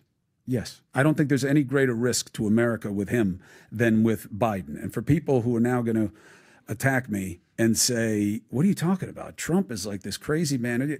Well, look, you know, as Patrick says, the data is the data. Nobody was trying to kill us when Trump was president in a way that they're not now. If anything, there's more hostility. And you can have reasons for that any way you want. I'm just saying, existentially, I'm not afraid of a Trump presidency. Existentially, I'm not afraid of another Biden presidency because, unlike many people in America, I believe that the country is much stronger than any individual leader. We survived the Russia thing. We survived January 6th. We survived having Biden as a gaffe machine. We survived... Bro, what Russia thing? We survived the Russia thing. We survived January 6th. We survived Biden being a gaffe machine. What are you saying? Like, for him, the like people getting kicked out of coverage for the Affordable Care Act, or like immigration detention camps and the border, which Biden also continued. Like, all this shit is like secondary. What's the worst thing that happened? Ooh, Russia. What the fuck? He ain't wrong when he says the president don't matter as much, but it's so odd to act like gutting every fucking federal agency does not have real fucking consequences. But then it's also ironic because all he's talking about, even from a libbed up perspective, about what the worst thing is like all this aesthetic bullshit. Like, it's silly. Like, including January 6th. I have Congress going after each other and doing nothing for the rest of us. We survive these things. Are we better for it? No. Should we be doing things differently? Yes. I think it happens. I don't know when. I don't even know why. But, you know, in terms of who I'm going to vote for, I would really have to see where we are at that moment in time. And so you're open to a Trump vote? I am always open. And I'll tell you this. People say, oh, bullshit, you've never voted for a Republican. Now, last night's debate between Florida Governor Ron DeSantis and California Governor Gavin Newsom. She already tried to apologize for this crazy-ass rant. Nothing about co-opting queer identity to make racist-ass point about shit about Islamic countries playing human soccer. I'd say I'm surprised, but it's exactly what I... people hate Jews and briefly talked about the pervasiveness of anti-Semitism in the U.S. Suggests they're more of an uproar using the wrong pronouns on college campuses. Here, let's listen to the article. Juliana Margulies apologized. Tend for my words to sow further division. Emmy winner Juliana Margulies says she is horrified by the reaction to a series of statements she had made about Black and LGBTQ Americans, largely college students. I am horrified by the fact that statements I made on a recent podcast offended the Black and LGBTQIA+ communities I truly love and respect, Margulies said in an exclusive statement to Deadline. I want to be 100% clear.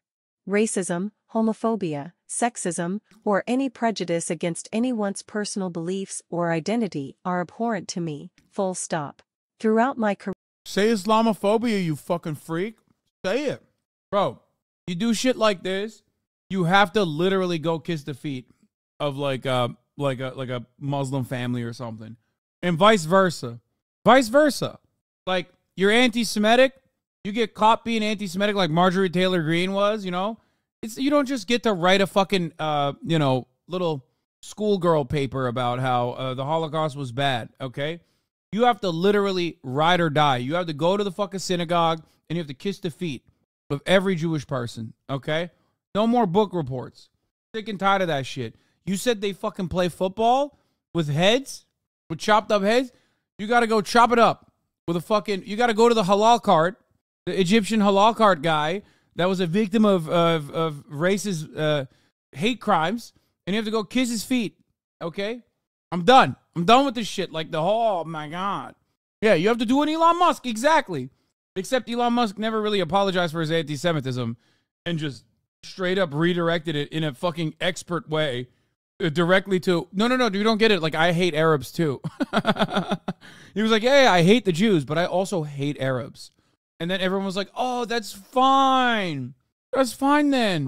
I have worked tirelessly to combat hate of all kind, end anti-Semitism, speak out against terrorist groups like Hamas, and forge a united front against discrimination. I did not intend for my words to sow further division, for which I am sincerely apologetic. Margulies, who is Jewish, made the controversial comments on the Backroom with Andy Ostroy podcast where she railed against support for Palestine. The statements drew major backlash Thursday after audio clips from the interview were posted on X/Twitter. At one point, Ostroy commented that people hate Jews, then briefly talked about the pervasiveness of anti-Semitism in the U.S., and suggested there's more of an uproar over using the wrong pronouns on college campuses. Oh my God, forget it, Margulies replied. It's those kids who are spewing this anti-Semitic hate that have no idea if they stepped foot in an Islamic country, these people who want us to call them they/them, or whatever they want us to call them, it's those people that will be the first people beheaded and their heads played with like a soccer ball. Am I crazy, or wasn't fucking Borat, Sacha Baron Cohen, like, the only time he legitimately was in danger was when he was in the fucking West Bank, and, like, the settlers thought he was, he was playing this, like, gay character, and they almost fucking hate crimed him, thinking he was, actually gay, I guess, for Bruno. Like, what is this fucking nonsense? What is this stupid fucking nonsense? I guess the only other time was also in America, right? Oh, sorry, he pretended to be gay in Jerusalem. It's a funny story because apparently he tried explaining to them that he was actually Jewish. Palestinians, if you're LGBTQ. Seriously, they'll murder you. Don't believe me? Go there. See how they treat you. Okay, then let's go. Mission: gather and label supplies, assemble a team, arrive and distribute aid to as many Palestinian families as possible while serving as openly LGBTQ. Here's how it went. But Rain, you're an outsider, so of course it was different for you. Well, that wasn't what y'all claimed. You said Palestinians would murder me. But here, in case you aren't satisfied, our team was largely made up of local LGBTQ plus people and their allies, and they all survived. Oh, and if that's still not good enough because they were providing... There's nothing better than that's so awesome. He spoke to the settlers in Hebrew that he was actually Jewish, and he said that that was the worst thing to say to the settlers at that time. Oh yeah, that's right. All leftist streamers are. You people don't really care about trans people. Jews would be better without Judaism, and Arabs would be better about Islam. You know what would make me drop out? Drop out of Hamas at PS5? I don't know, make Biden lose Trump? Oh, that's right. All leftist streamers already are. You people don't care about trans people. Yeah, no, I don't. You're right. I famously don't. You got me. Yeah. You got me, dude. You got me. You caught me.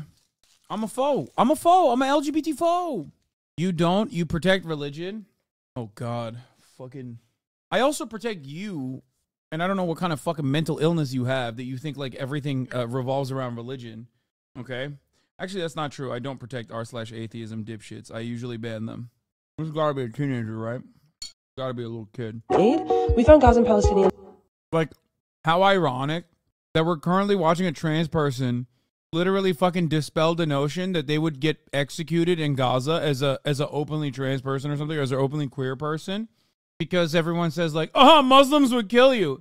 And this guy, instead of like focusing on what's happening there, I don't know, they were waving the trans flag. That's why I said openly trans person. But it's still pretty funny that a guy in the chat is still going, you protect religion, and religion inherently is going to kill trans people. Yeah, got it. There's a Radio Shack in Palestine now. I'm pretty sure all the Palestinian friends are not really Palestinian. Right. And LGBTQ people at this stop, this one, and many more. They all had grown up to adulthood while living within Gaza, Palestine. This rumor is a vicious bit of propaganda meant to dehumanize the victims of one of the deadliest months of bombardment to any territory on this planet in decades, and it's a lie. Now, do LGBTQ people in Gaza, Palestine still need liberation? Yes. Do they have their full rights? No. Is it safe for them to be super open? Most of the times, no. But their struggle isn't unique to Palestinian culture. It's a struggle shared by most LGBTQ people on the planet in different but very adjacent ways. I've experienced similar treatment in Ukraine, Poland, the U.S. People struggle to differentiate Muslim people and just people from the Middle East. No, but it doesn't matter. No, what do you mean? Muslim people are not a monolith either. Brother, that's crazy. Like, there's no, like, dude, look at America, man. What are we doing here? Look at the United States of America. It's so fucking stupid. I hate when Americans are like, what are we, Afghanistan? And it's like, well, have you seen yourself? Like, they'll be like, oh, man, they banned abortion. This is just like Afghanistan. I'm like, no, it's just like America, okay? It's just like America. It's Christianity, okay? It's not just like Afghanistan. It's just like America. You did it. How come it's still Afghanistan? You're doing it right now. It's so weird. Muslims aren't monolithic, but Christians are. I have never said that. I've never in a million years said that. What the fuck are you talking about? You dumb fuck. Shut up. You have to fucking shadow box with a goddamn straw man that you concocted in your mind because you just can't. You can't deal with what I'm saying. Colombia, Mexico, Turkey, and more.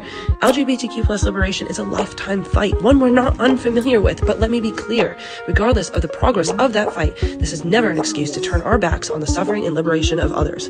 Gazan Palestinian LGBTQ plus people and their allies will continue to push for their rights over time, but right now the priority is to push to have a life at all, a home at all, a land at all. Our focus should be on that call for humanitarian aid to every beating heart. People are so funny. I've repeated myself a million times, but I will always repeat this point. At the top of the hour, there's a 3-minute ad break. And if you no longer want to see those ads, all you need to do is subscribe. But also, beyond the top of the hour ad break, I do not have an issue with religion. Religion is a tool. It can be wielded by good people or bad people for a good cause or a bad one. After all, religion, Christianity specifically, was on both sides of the slavery debate. Liberation theology played a role in the abolition of slavery, and Christianity absolutely played a role in the justifications for slavery. Okay? Having said that, my issue is never with religion. My issue is with conservatism. I am anti-conservative. I'm not anti-religion. I'm anti-conservative. Okay? That's it. Conservatives use religion as a tool. to make their cause just in the eyes of a broader public. Because religion is a great motivator. It's a great mobilizer. So leftists, especially ones with an internationalist perspective, need to drop this fucking idiotic r/atheism perspective because they simply do not understand how this works in the eyes of many other nations. As long as, yeah, the law and state is secular, who gives a shit what people do? Anyway, did he run the ads? I can't tell because I'm subscribed at the top of the hour. Hell yeah, Elvin Lumberjack. I did run it. I love that creator just fucking being like, yeah, I'm queer as fuck and I went to Palestine. That's kind of awesome. That's sick. Anyway, all right, we got a lot of videos to cover today. I'm going to skip this dumb shit. We did the George Santos one. Here. Viet Cong than ISIS. You want me to watch? I told you the statement can explain why Israel reluctantly accepted a temporary ceasefire, and that the history of colonialism and then Vietnam, it's a short one. It's 5 minutes, and then we're going to move on. The American defeat by the Viet Cong can explain what's happening in Palestine and shed light on Hamas's strategy. Let us go back in history. Since the 1800s, Vietnam was colonized by the French, the Japanese, and then the French again. They fought off each colonial and yes, I'm going to watch the Nick Mullen clip in a second. Imperial power by relying on the strategy of guerrilla warfare to defeat more powerful adversaries. Their goal was to establish an independent and democratic Vietnam. It came close in 1954, but against the backdrop of the Cold War, global powers got involved and pushed for the partition of the country. The North went to the communist Viet Minh revolutionaries that defeated the French, and the South to a Western-backed regime. While reunification through elections was part of the agreement, the Americans made sure it never happened. Finally, you have broader considerations that might follow what you would call the falling domino principle. They feared the domino theory. If one country fell to communism, then others around it would too, so the South became essential for American regional interest. Bro, leave it alone. Leave it alone. Fucking leave it alone, man. God damn it. No, they gotta fuck with everything. They gotta fucking meddle in everyone's goddamn affairs.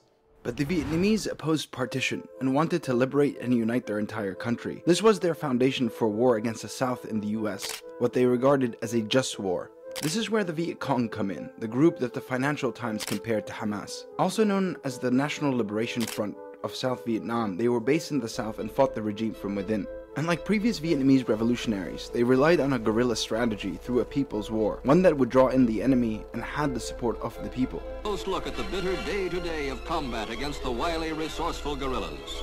Guerrilla warfare is usually when there's an asymmetry of power between one side and the other, often fought between insurgents and a conventional army. And the conventional army loses if it does not win, and the guerrilla wins if he does not lose.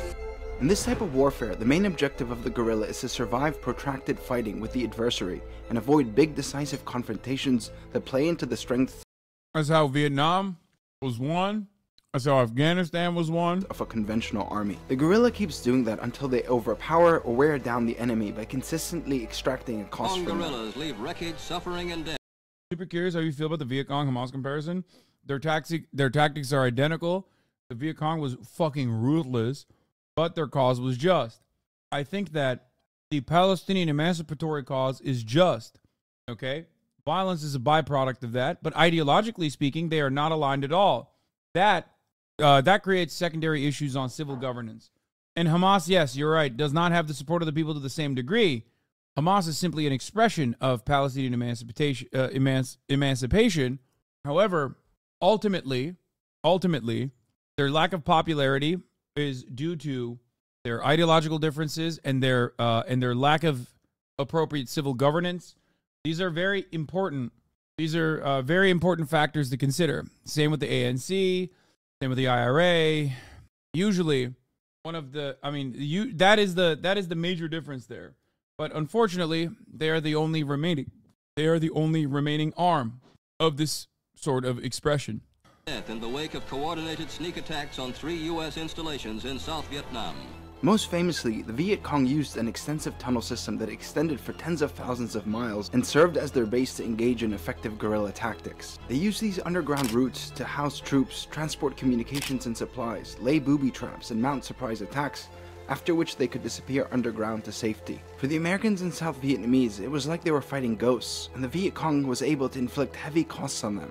In the face of this, the US deployed the longest and heaviest aerial bombardment in history by dropping over 7 million tons of explosives and killing over 3 million people. Their strategy was to cause so much death and destruction that people and the guerrillas would abandon their cause. But they never did. The US government constantly lied to the American public about the war and justified it by framing this as a fight against an immoral enemy. But as this became the world's first televised war, the horrific images from American massacres and the use of weapons like Agent Orange and napalm sparked outrage. This led to mass opposition to the war around the world and one of the largest protest movements in US history. After 20 years of fighting, the Vietnamese were able to liberate and unify their country and defeated a global superpower by maintaining the principles of guerrilla warfare. The conventional army couldn't win, and the guerrillas didn't lose. Does all of this sound familiar?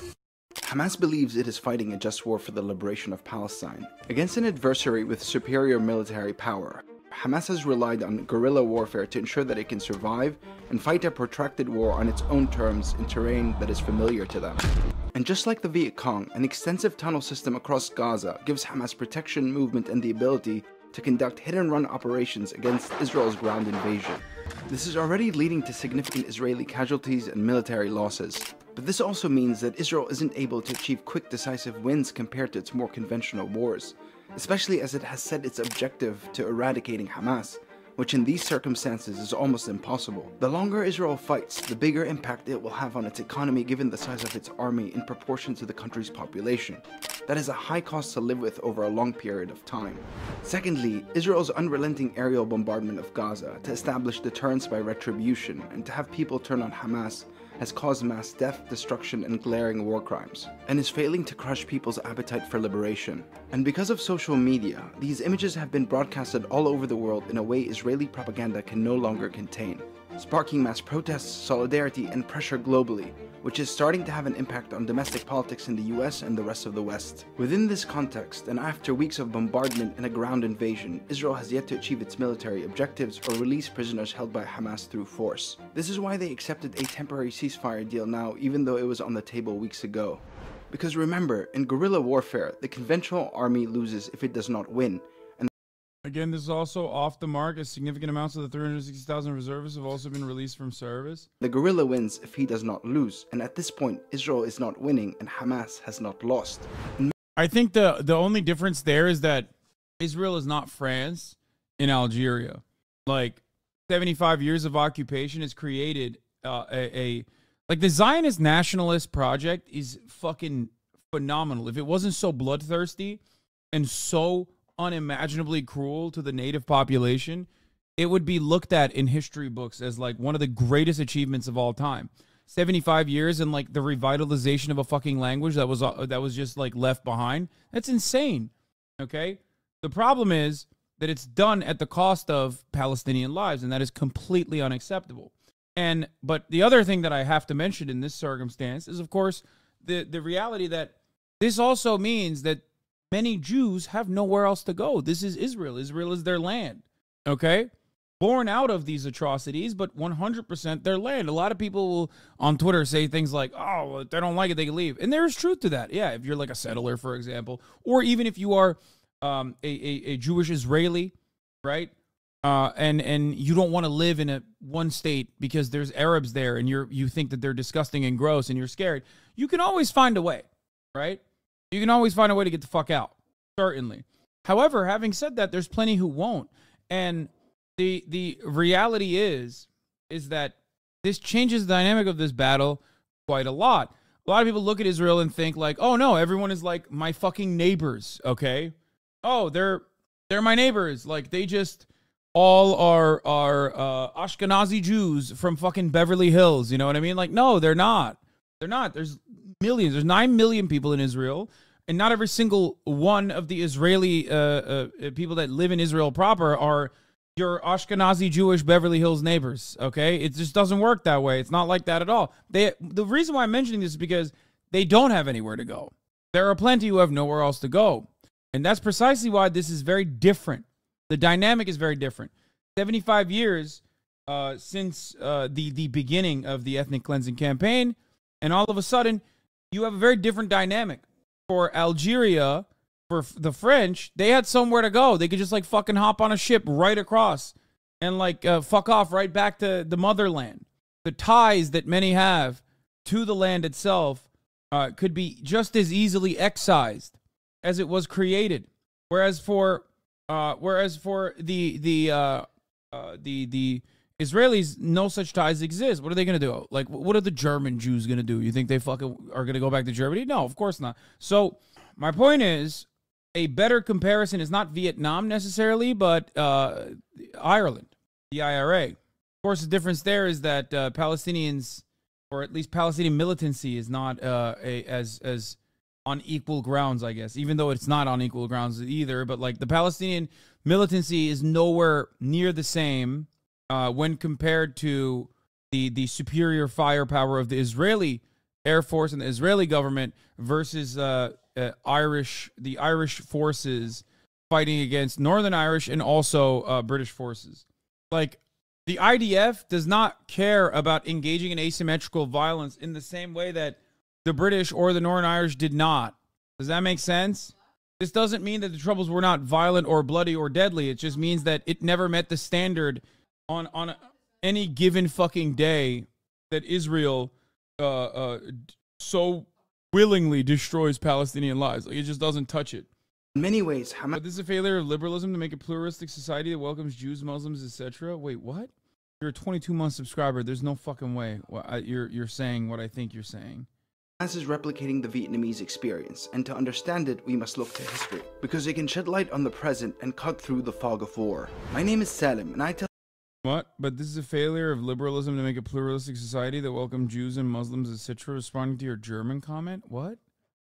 Oh, you're saying liberalism failed to create a pluralistic society that welcomes Jews and Muslims in a way that a socialist society would be able to. Is that what you're trying to say? Because of the dynamic that it, because of the volatility that comes along with liberal capitalism, which then create animosity among racial boundaries rather than class boundaries that would have been solved. Okay, that makes sense.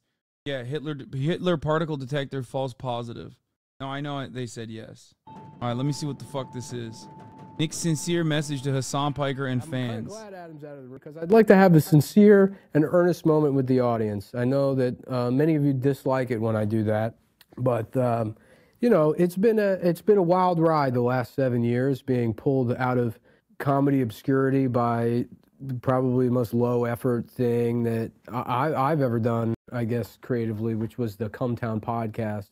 To be, you know, then find myself now in middle age trying to piece together a career with this talk show, whatever it is that we're doing, but then also stand-up, which is now blown up.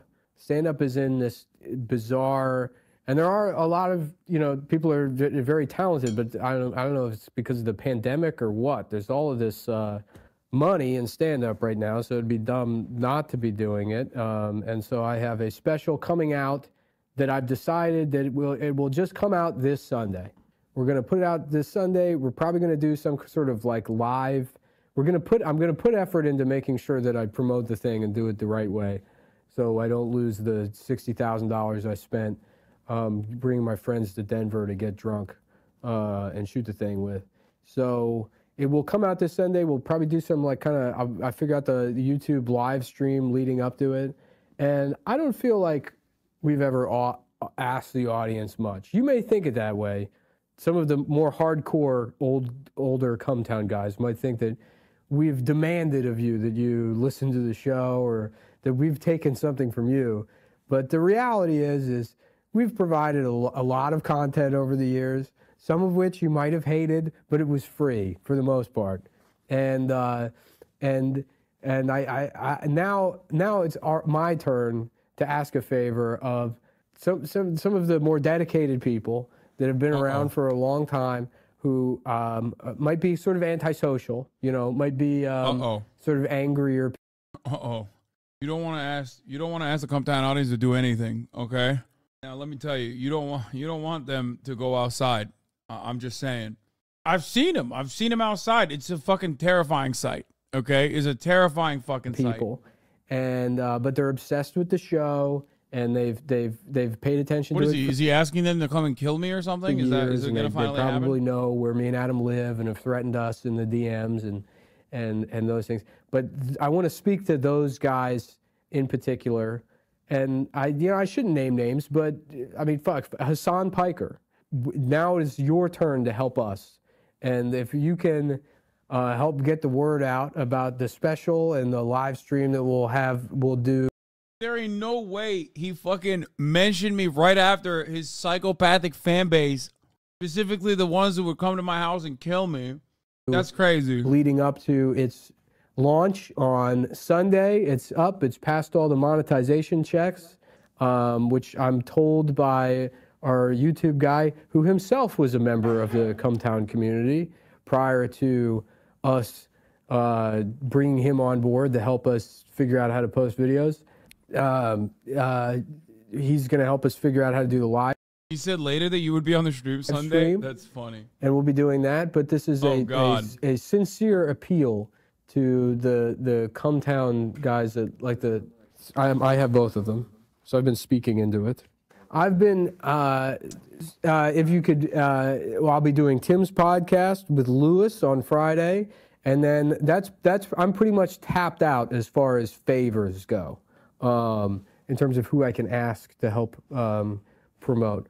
But yeah, I don't know. It would be probably a huge disappointment and embarrassment if this if this just ends up being a shitty video we post to the channel, and then you know, I'm like barely selling out a 100-seat comedy club in.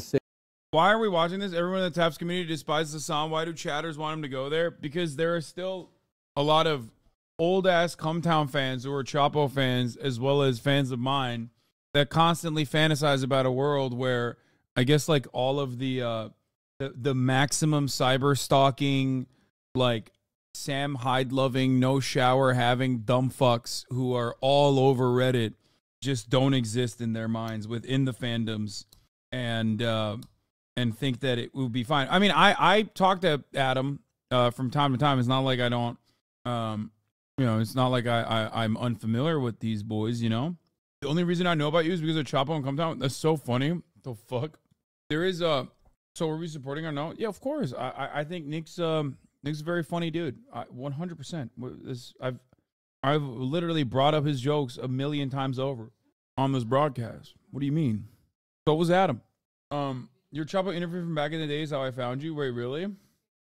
Nick is at least twice as funny as Matt Rife. I know of you from Kai Cenat Lamau. Shut the fuck up, Keith Made Me. We know how long you've been following me. The fuck do you mean? 49-month subscriber. Kai Cenat wasn't even fucking on the platform, okay? The fuck are you talking about? DJ Academics, actually, is the reason why you follow me. Make no mistake. It's not Keith made you. DJ Academics made you. 49 months. That's crazy. Full on cap. Don't make me pull out your motherfucking chat logs in the DJ Academics Twitch stream. I follow you because you played COD with aimbot Calvin Lamau. That's crazy. I found Cumtown because of you and Antonio, they, them, Tano, they, them, Anato. I know because of Hikaru and the Bota sisters. That's weird. There are so many collabs I used to do back in the day that I don't anymore. You know what I mean? I just don't. Now, I consider myself somewhat of a wizard when it comes to women. I've been studying the arcane art of seduction for many years now, which makes me the perfect tour guide for this absolute hidden gem of a TV show. Keys to the VIP, or a professional league for... Wait, we've definitely watched this. I watched the show before. Was a Canadian reality television show that aired from 2006 to 2008. The premise is simple. Two players go head-to-head in various objectives relating to seducing women. There's 4 judges, known as pickup artists, that can only be described as 10th prestige slayers. The show uses hidden cameras to capture all of the action, and at the end of each episode, whoever had more game gets the keys to the VIP room. What exactly goes on in that VIP room, you may be asking? How about the sloppiest toppy of your life? I started following you because my bro watched you and his girlfriend said you were hot, then he stopped. That's crazy. I guess your brother doesn't care about Palestine as much as you do. Fucked up. In tonight's battle, Mark the Baron takes on Kyle the Terminator. Mark The Baron. How do you even get that title? I understand Kyle the Terminator, right? I can put that together. Bro is just terminating that puss. In a 3-round contest at the Docks nightclub. Each round is a challenge carefully designed to test a player's ability to seduce women in a real-life battlefield. The cameras are hidden. Just watch the actual show. I have. I think I literally watched this exact episode, as a matter. It was really bad. I thought it was going to be something different. Oh my God, I forgot to talk about fucking Trump DeSantis thing. Trump posted this video in response to last night's debate between DeSantis and Newsom. All right, welcome back to Debates That Nobody Really Gives a Shit About. I'm your host, Sean Hannity, and tonight we have the governor of California, Gavin Newsom, and Florida's Governor Ron DeSantis. Let's begin. All right, first question. Have you ever betrayed the greatest president to ever live, President Donald J. Trump? No. What kind of question is that? What the hell? Very simple question, but let's try the next one. Are you a short, insecure little man that likes to wear lifts inside your cowboy boots? Yes or no answer, please. No. You know what? My wife bought me those lifts, and I happen to like them, okay? He's even... Mom, it's artificial intelligence. Yes, it's not real. Yeah. My mom goes, this must be a joke, right? Using a stepping stool. I can see it from over here. Governor, we clearly said no step stools. You either get off of it or you're leaving this stage right now. All right, welcome back to Debates That Nobody Really Gives a Shit About. I'm your host, Sean Hannity, and tonight we have the governor of California. Only AI can make good conservative comedy. I found you from Lovely Stream on the day Russia invaded Ukraine, then I found you again months later, somewhere before Mar-a-Lago shit and frequented. Did you see Ben Shapiro's post about Lady Ballers? The new Daily Wire comedy. Do you mean to tell me the greatest comedy of all time? Lady Ballers? Yes, I'm familiar with Lady Ballers. Very excited about it. I'm very, very excited about it, as a matter of fact. Oh, President-elect Javier Milei has appointed Rodolfo Barra as the new Attorney General of Argentina. Barra is pictured here, a member of the neo-Nazi Tacuara nationalist movement. Just fun stuff, by the way. Argentina. Battle of Loserville. That's pretty funny. California organized retail crime lawsuits video game companies intentionally. Oh, I did a thing video. We're going to turn now. Lawsuits video game companies intentionally get kids addicted to gaming. Yeah, fuck that. How you going? I just made this spring trap from Clash of Clans, which is definitely the scariest thing I've ever made. So today I'm going to break some stuff with it, and possibly myself. Alright, now the spring trap from Clash of Clans doesn't work like a mouse trap or bear trap. In fact, it's kind of the opposite of oh my god, it's an ad. A trap. There's no trapping involved. It defeats the purpose of a trap, as it just throws whatever steps on it away or closer to you using a big spring. And big springs aren't even the best if you want to throw people in the air. My preferred method would probably be a car airbag, which would allow me to finally live out my dream of being in a live leak video. Or, the much more practical and safer option would be compressed air, which is favoured by the special effects industry when throwing Korean pop stars in the air. But Clash of Clans wants me to use a giant spring, and also not to throw Koreans, which is a shame, but also good, as a giant spring is going to be a lot more fun and dangerous. So I started by stealing 2 of these from a children's playground, and they are car suspension springs, which I think will work, as I've seen videos of them shooting a mechanic's apprentice across the room. And the plan is pretty simple. The spring is compressed in a box with a platform on top, essentially like a giant jack-in-the-box. And then when you step on the platform, the spring releases upwards with 500 kilos of force. And this drawing isn't to scale, by the way. And in the game, the trap is even able to launch giants in the air, so I'm just going to pretend a giant weighs less than 500 kilos. But as for launching a normal-sized person, here's some maths my mate did, so you can't blame me if it's wrong. And he said it'll be enough energy to launch a 75-kilo person upwards at 65 meters a second. And to put that in perspective, this is that same 75-kilo mate eating a meat pie at 0.1 meters a second. Better slow down there. So the first thing I did was connect the 2 springs together with some clamps and duct tape and this big brace that I made to form a mega spring. Now the most difficult part of this build is going to be the spring release mechanism, as when it's compressed it's going to be very hard to hold down and also very hard to release under tension. And I was thinking of using the trigger mech from my last video, but it's definitely not strong enough. So instead I made this, and this should be able to release the spring even while it's under a high load. Then I also made this winch from a winch I bought online. I really want to go to Australia. I miss these boys so much. Every time I watch a video from them, I'm like, fuck, man, I want to go to Australia. I miss them. Just to see these boys say, as good, I reckon. The spiders, mate. The spiders. It's also summer there, so like I like summer, you know? I think summer's chill. Then I just welded up a box for it all to go in.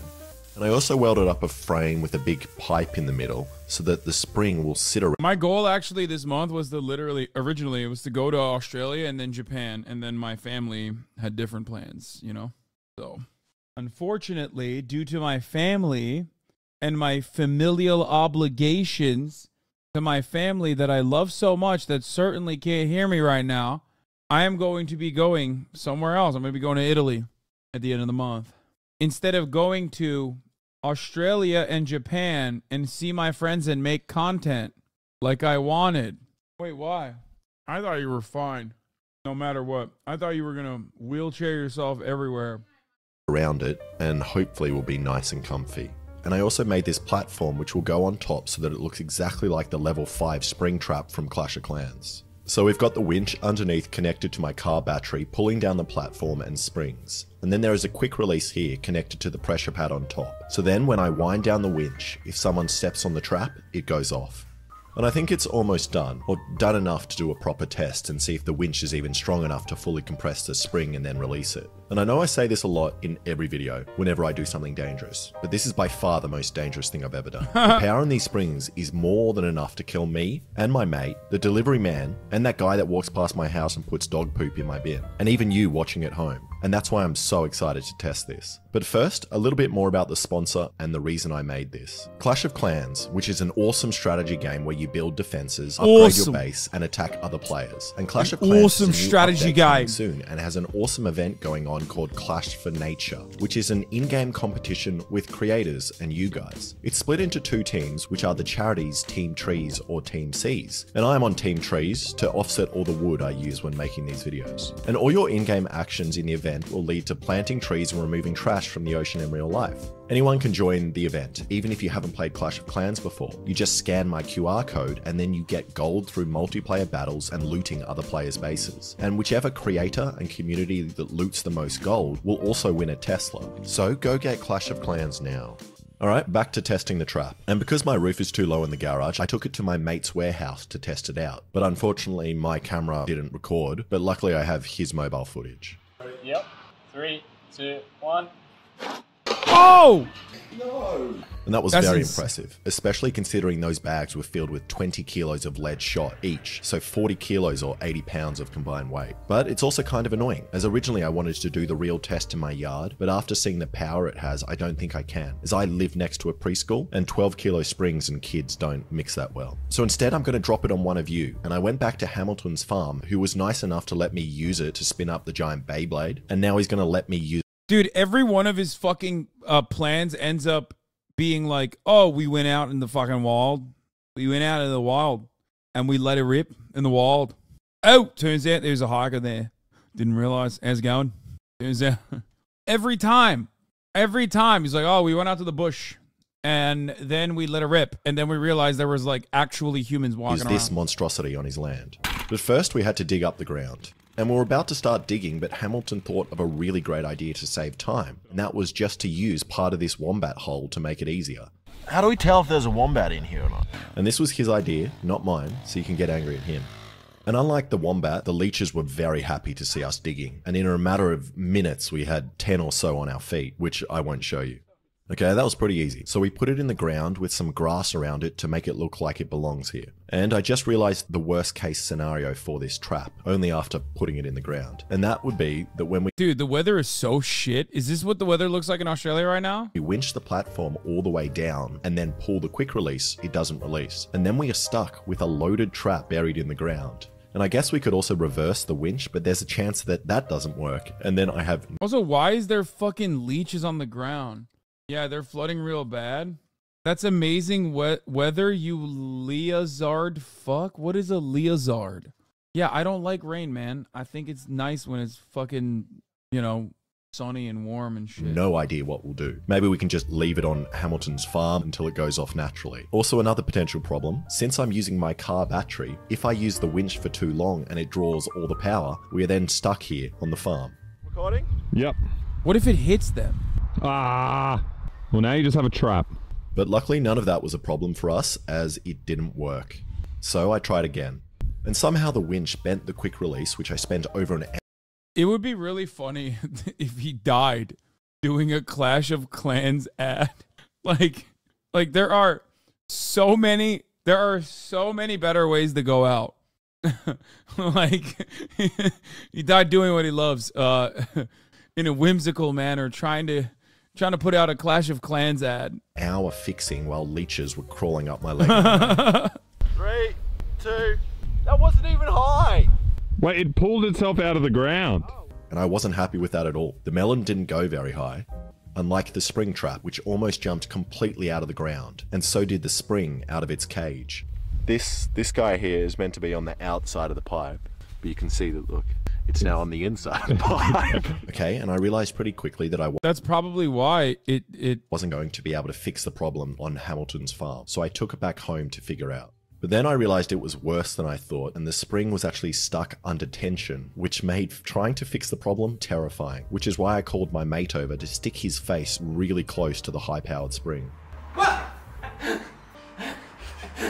You!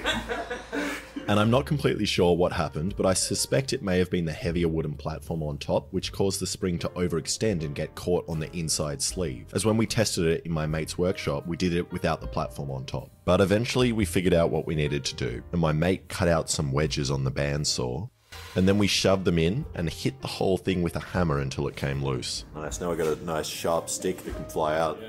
Beautiful. Wait. Yeah. Isn't it gonna fucking go bang? Isn't it gonna explode? So close. Yes. It's so close. Yes. So I re-welded on the support in a way that hopefully doesn't get caught, and also made a lighter platform, and then set it up in my yard because I can't be bothered to go back to the farm. That's crazy. So he's just said, fuck the preschool. Bro, there ain't no way. Is that blast-proof glass? There is no fucking shot. He literally has glass around his goddamn, regular-ass glass around his goddamn pool. If that shit breaks and falls into his pool, he has to literally dump all the water out, clean it up, and then put the water back in. That's an incredibly... Oh, my God. No. Oh, it blew up. Oh. It vaporized. How?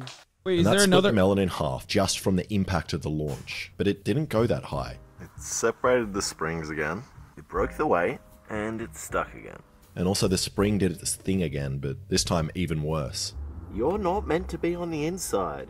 You're meant to be on the outside like the others. So now I'm once again shoving a chisel into a loaded car suspension spring, expecting it to shoot through my head at any moment.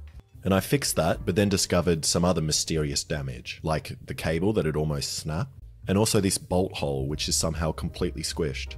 So once I fixed all of that, I set it up for another test with this mannequin, which I stuffed 3 bags of sand into so it weighs 60 kilos or 130 pounds. And I know you all want me to stand on top of this spring trap, and I will, if this mannequin looks like it survives the launch. Okay, that's not going to happen. The mannequin is too heavy and is bending the spring in weird directions. So instead I used this baby doll, which I stuffed with metal weights just like a real baby. It didn't go that high. And that didn't do much to the baby. I think I did way more damage when I was missing the trigger with the stick. So I tried again. Wait, what? Anne? And that was alright, although I feel like the spring trap uses its energy to do more damage to itself than anything else I put on top of it. But if you want to see a spring trap working properly, go download Clash of Clans and scan my QR. Bro, the Israeli government is going to see this new contraption and what it can do to a baby and immediately send him money. Okay? They're literally going to be like, this is for terror babies. This is the greatest terror baby contraption. This guy, he's so smart. It's a terror baby trap. We will put the Hamas babies on the terror baby trap and we will release them. This is for Hamas tunnels. No more stealth babies crawling on the ground. Also, it's also non-lethal, just debilitating, perfect for their agenda. What is this? Mexico's officially off my vacation list. And this is a crazy story that happened to someone that I know. Picture this, you're a guy, you finally found a girl that you want to settle down with and be with forever. You're extremely happy with her. You go on a trip with her and some of your friends to Mexico. Okay? You're at a bar, things are going great, tequila's flowing, mariachi music's playing, you're having tacos or whatever, and everything's great. Okay? You guys you're busy talking to your friends and her friends are busy or whatever, so she goes to the bathroom. You don't really hear from her for a few minutes, so you go look and she's not there and you can't find her.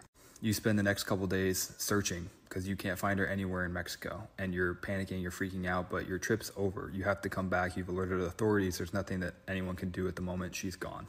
The girl that you thought didn't exist, who's so perfect for you, is gone. So you're in line at the border trying to get back into the United States, and there's traffic, and you look over at a car, at an SUV, and you see her like sitting in the back seat, and you're like, is that her? Your friends look at her and look at you and like, oh my God, that is her. So you're waving at her, rolling down your window, trying to get her attention, and you're in the border patrol line, so you're trying not to like get out or make a big scene, but you're still trying to get their attention. Your girlfriend is not being responsive at all. She's just sitting there, kind of sitting down, sitting face forward, not moving. And so you notice something's off, like something's definitely wrong. You haven't heard from her. What is happening? You can't do anything to get her attention, so you finally alert the border patrol guards and you say, hey, that truck has my girlfriend in there. You know, she went missing a few days ago. You know, you got to go check it out. So they do. They go over, they check out the car, and they pull her out of the car, and they bring everyone else out of the car too. When they pull Why did somebody just send this to me? Like, what is happening? her out of the car, they realize she's dead, and her entire body is filled with drugs. She's been killed, and everything in her has been removed, and they've just filled her with drugs to get her across the border. A girl's worst nightmare vacation, in parentheses, true story. Oh, why did somebody just fucking send this to me? Bro, this happened to me twice. It isn't a joke. Bro, fentanyl girlfriend.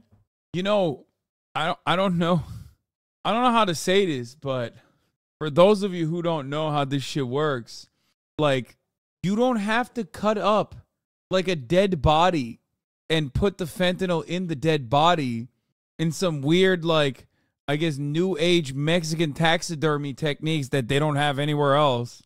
You could just cut up the car. As a matter of fact, that's usually how they traffic the drugs into the United States of America over the Mexican border, is they get white guys that kind of look like him, actually, and they're nice cars, and then they cut the nice cars that these white guys have that won't be stopped by Border Patrol and have them traffic the fentanyl. Why would you kidnap a white American woman, which immediately would cause a massive political situation, and then put the fucking drugs inside of this person? One of the worst stories ever. That's crazy. This has 18,000 likes, and this person says, Mexico is officially off my vacation list. Can I just explain something to people? What's going on? He's not wrong. Story is the worst. First of all, I think this story is a good litmus test for, if you believe this, I got a cryptocurrency to sell you. Okay? I got many cryptocurrencies to sell you. You don't have to see the cryptocurrency. I'm just going to say I have it. Just give me the money. Give me the money. Red Justice 197, thank you for the 50 gifted subs. So what actually happened? Sounds like he got ditched and the girl wasn't his girlfriend, just some girl he met. No, there is no girl, nor there is no girlfriend, nor there is a Mexican cartel that fucking cuts up people to shove drugs inside of them, because they cut up cars and shove the drugs inside of the cars, and the willing and very much alive people drive those cars over the border. Because if you were to kidnap and cut up an American citizen, okay, doesn't matter what ethnicity they are, by the way, as evidenced by the fact that 3 black Americans crossed the border recently, and that became a national news story, if you recall. So, like, it literally doesn't matter. At that point, they're Americans, okay? When the cartel, which notoriously does not touch Americans, actually ends up touching Americans and doing something to Americans, it becomes a much larger problem.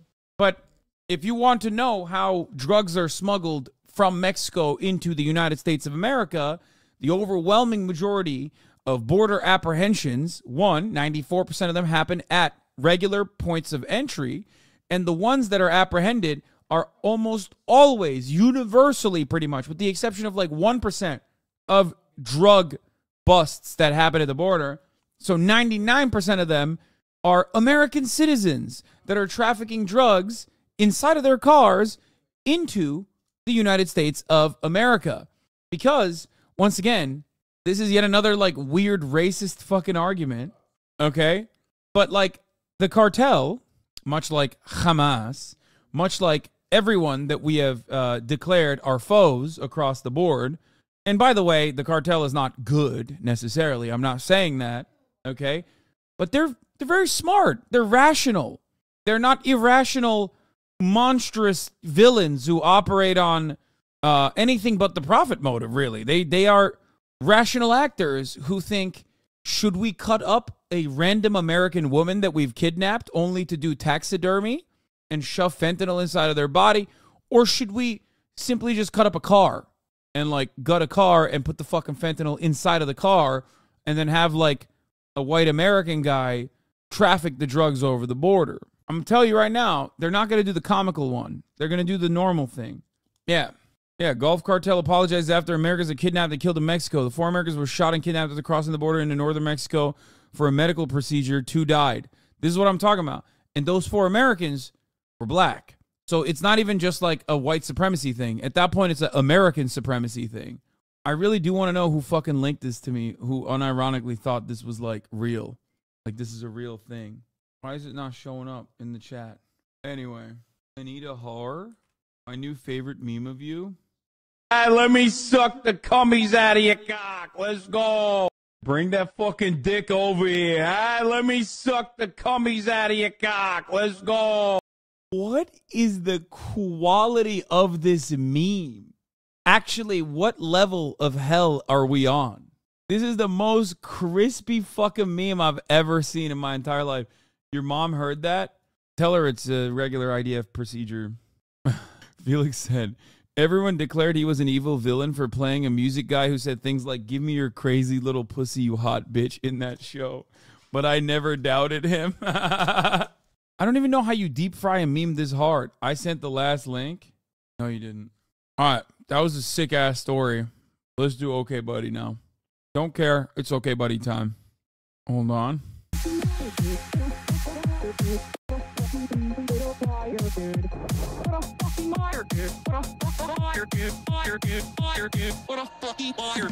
I'm an incel myself, so do you know what that incel is? Involuntary celibate. It's like a community of people. A nice little reprieve from the man-made horrors within our comprehension. I'm not saying I'm cringing. The man-made horrors are not just within our comprehension, but also half the time man-made by community members. He's like unable to get laid. He's very nerdy. Like the top of the hour ad break, which comes at the top of every hour.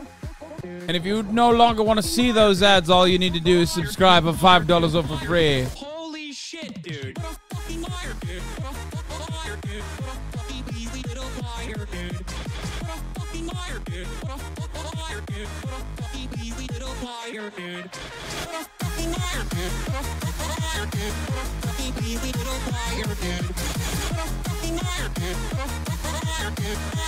Perry's 115. Thank you for the 5 gifted subs, 10 gifted subs.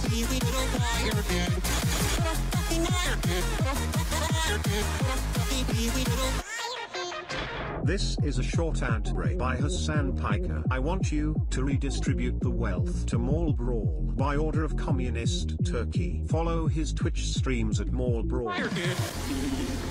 It's cool. There's like 8 sinks, so. I love crap. Wait, what the heck? Bro, what this? What that? I can't believe there was snow in the valley. That should get noticed more. I'm gonna take that up to 16. Just kidding. Okay, bye.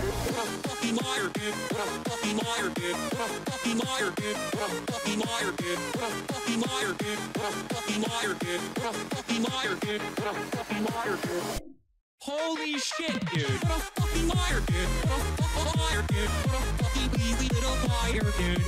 What a fucking liar, dude. What a liar, dude. What a fucking lazy little liar, dude. What a fucking liar, dude. It's okay, buddy time. Ladies and gentlemen, boys, girls, and MBs, get fucked, you stupid fucking debate lord shit. Don't come back in here until you're prevented from the penultimate sin of being in finals. No moral conviction.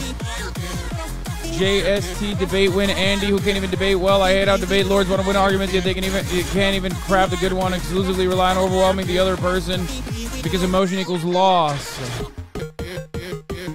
Welcome to Okay Buddy Hassan. Going strong for 3 fucking years now. Jesus Christ. A reminder, announcement. I've seen a lot of political posts recently. Comments and submissions. Please stop. This is a meme subreddit. Every time he does this, I'm reminded of the regular show. What is the regular show? What?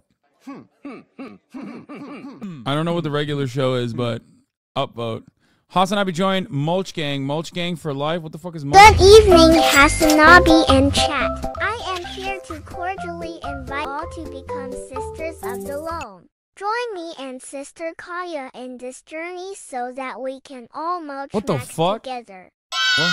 Looks like she found some mulch for us to feast on. I can sense that you are still not convinced in joining the sisterhood. Let me make it very clear. This is not a threat. We are all about having fun. Just look at these sisters go. What is happening? That's a croc with a whole bunch of puppies. What is happening? Again looking for mulch to feast upon. What is mulch? Unhand me, wench. I hope you are convinced because I have to go. My Lobotomy appointment is in 30 minutes. Hashtag Mulch Gang for life. This dog is very cute. Video is over. HasanAbi, go away. I tried sending you an invite for mulch giving, but Sister LB, our resident courier, got distracted by a delicious mound of sawdust. Wait, Toxic made this? Ne yapıyorsun lan hala? Burada bitti dedim ya. Spider-Man. What the fuck is Mulch Gang? What the fuck is this? Someone explain it to me right now. Mulch Gang is BRG adjacent, if you know what that is. No, I don't know what BRG is. BRG Black Red Guard? Wait, what? You are so not loam-pilled? What the fuck is... How are you not a clear-pilled, free-thinking girly like the rest of us? What the hell is a mulch... Okay. What is Mulch Gang?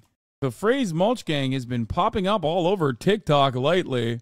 Along with adorable images of small, fluffy dogs, the posts typically feature audio of a childlike voice talking about eating mulch while a cute little pup plays or eats in the footage.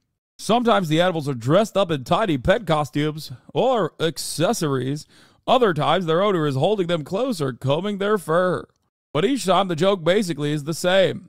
For whatever reason, dogs love eating mulch, even though it doesn't make much sense to their owners. I am soil-pilled. Mulch Maxine. I am a soil-pilled Mulch Maxine, sister of the loam. I am a single mother of 8. My husband died in the Opium War. I am waiting for my pups to grow out of the soil. I'm so confused by this because it's like... The post cycled through various audio and video clips of small dogs. That's not mulch, it's thatch. Bro, what does mulch mean? It's the new neo-Nazi friend shit, low-key? I don't think so. This is 45 levels of irony deep. You are not brain damaged enough. I'm sorry. No, I think it's like, it's just a new meta. You gotta ask Kai about her feelings regarding mulch? No, I don't want to know what her fucking answer is because I will disown her. Thanksgiving Jenkoff was a banger. Are you winning, nephew? And here I am watching. Okay, dude. It was a banger. Never forget. I was not there. Okay? I was not there. This is me in England. Stop saying I was there at January 6th. This stream was my personal hell. Do I have an Oiler? What is this? Where a doctor in a mental institution in a certain country in South America is saying, my whole life I've been so busy taking care of people, but now I have no people to take care of because they're all being sent into the United States. And I said, how stupid are we? How stupid are we? How stupid are we? We're going to be living with this for so long, but We're going to get as many as we can. We're going to get ICE on the road because ICE and Border Patrol, guys like Tom Homan, who I saw yesterday. Do I have an Oiler? What? That's it. 2 packs of Kissinger Deads and a $20 on Pump 3. Nice. Always on the phone. Shut up. Blacksmith, Blue Danube V W Hassan with HasanAbi and Valkyrie. What? Bro, it's been so long since I did the blacksmithing stream that like my hair. December 16th. Wait, really? That's when I did it? Oh my God, it's gonna be literally 1 whole year. The highest of efforts. Louder with Piker. Oh, come on, dude. Come on. This poster made by me. Socialist. Thank you. Wallahi, it's Jover. Top of the hour ad break, bottom of the hour ad break, top of the hour ad break, but Azan gets baited. Yeah, except I already fucking ran the top of the hour ad break, so get cooked. Your hair was really beautiful there. Thank you, but I don't think so. I am very much a fan of my current hair. Kaya Circle. Aw.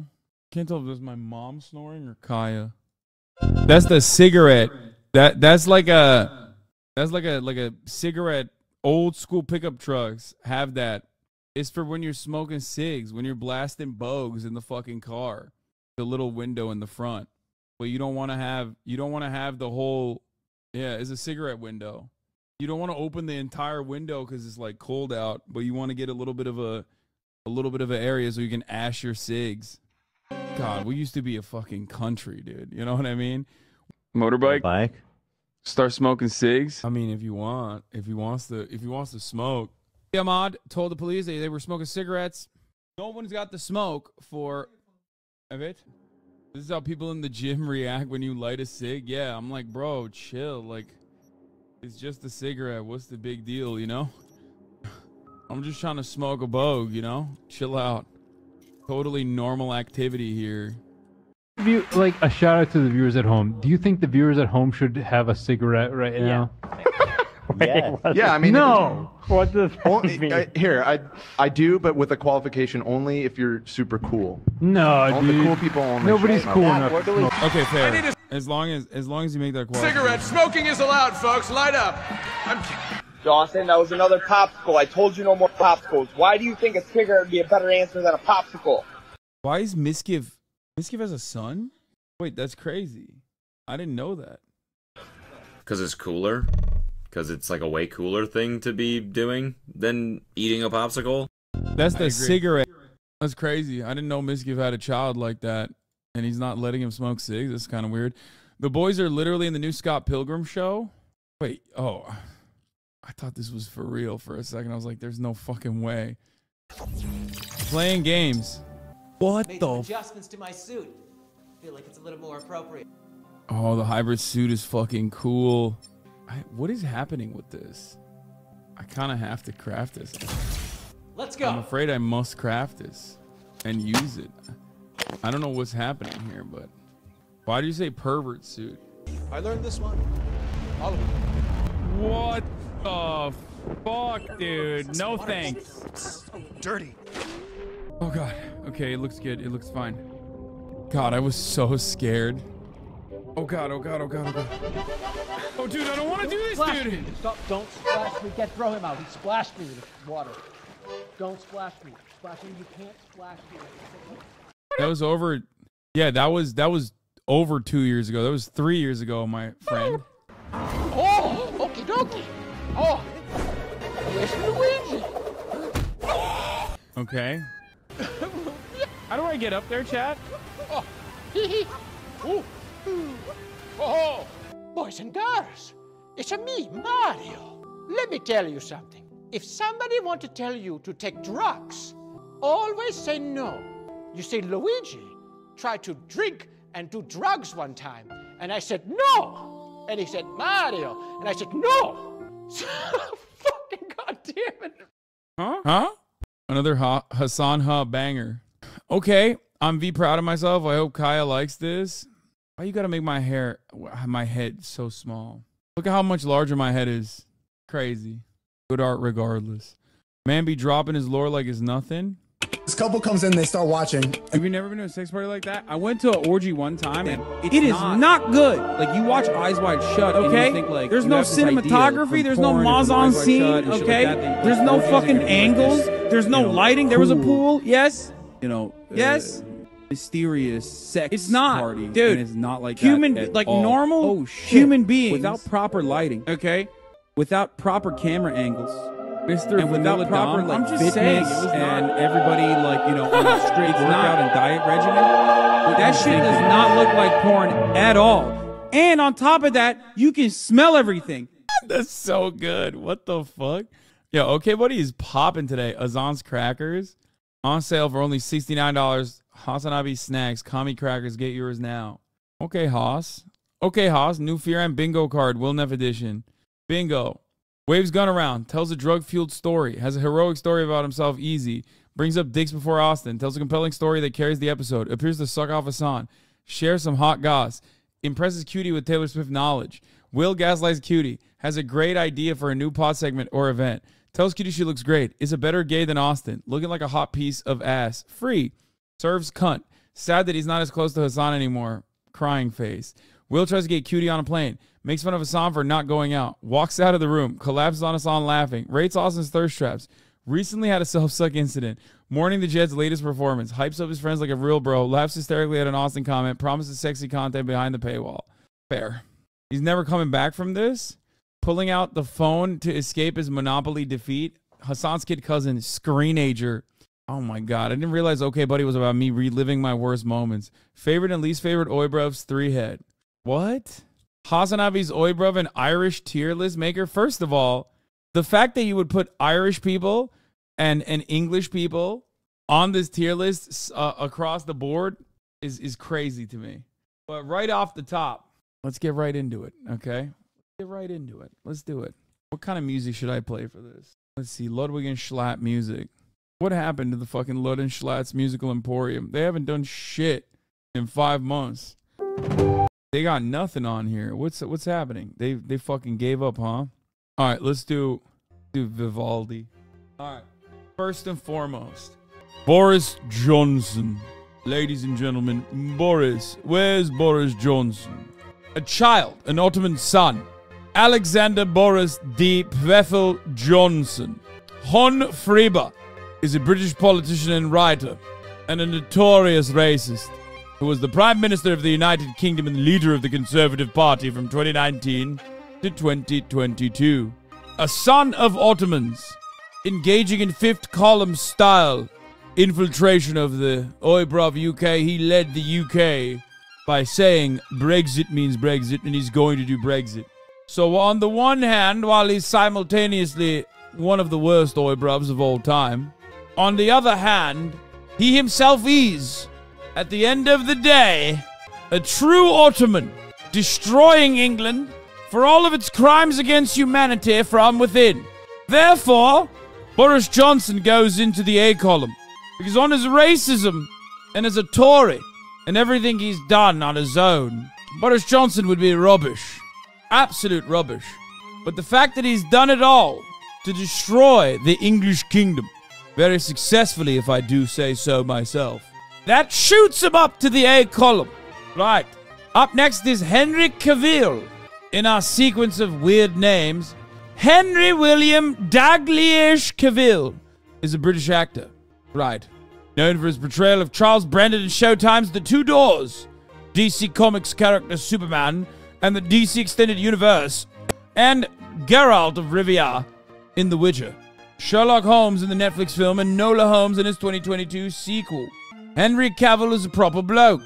Aged 40, Henry Cavill unfortunately also has a very British quality of engaging himself, oftentimes, in inappropriate age gap relationships.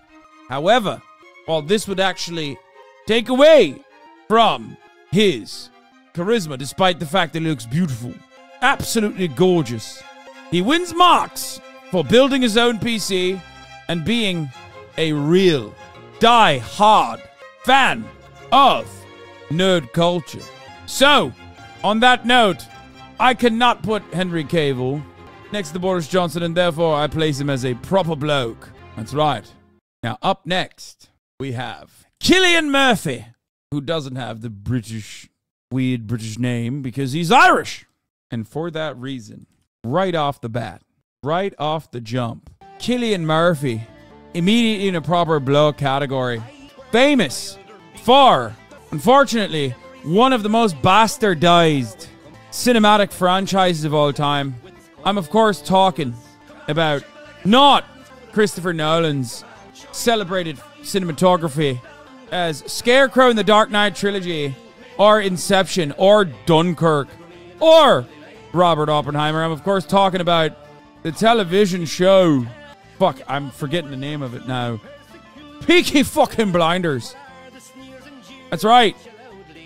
Cillian Murphy, one of the most attractive men who's defended the honor of Ireland against the colonizing power, telling Prince Harry right to his face that he's Irish and not fucking British.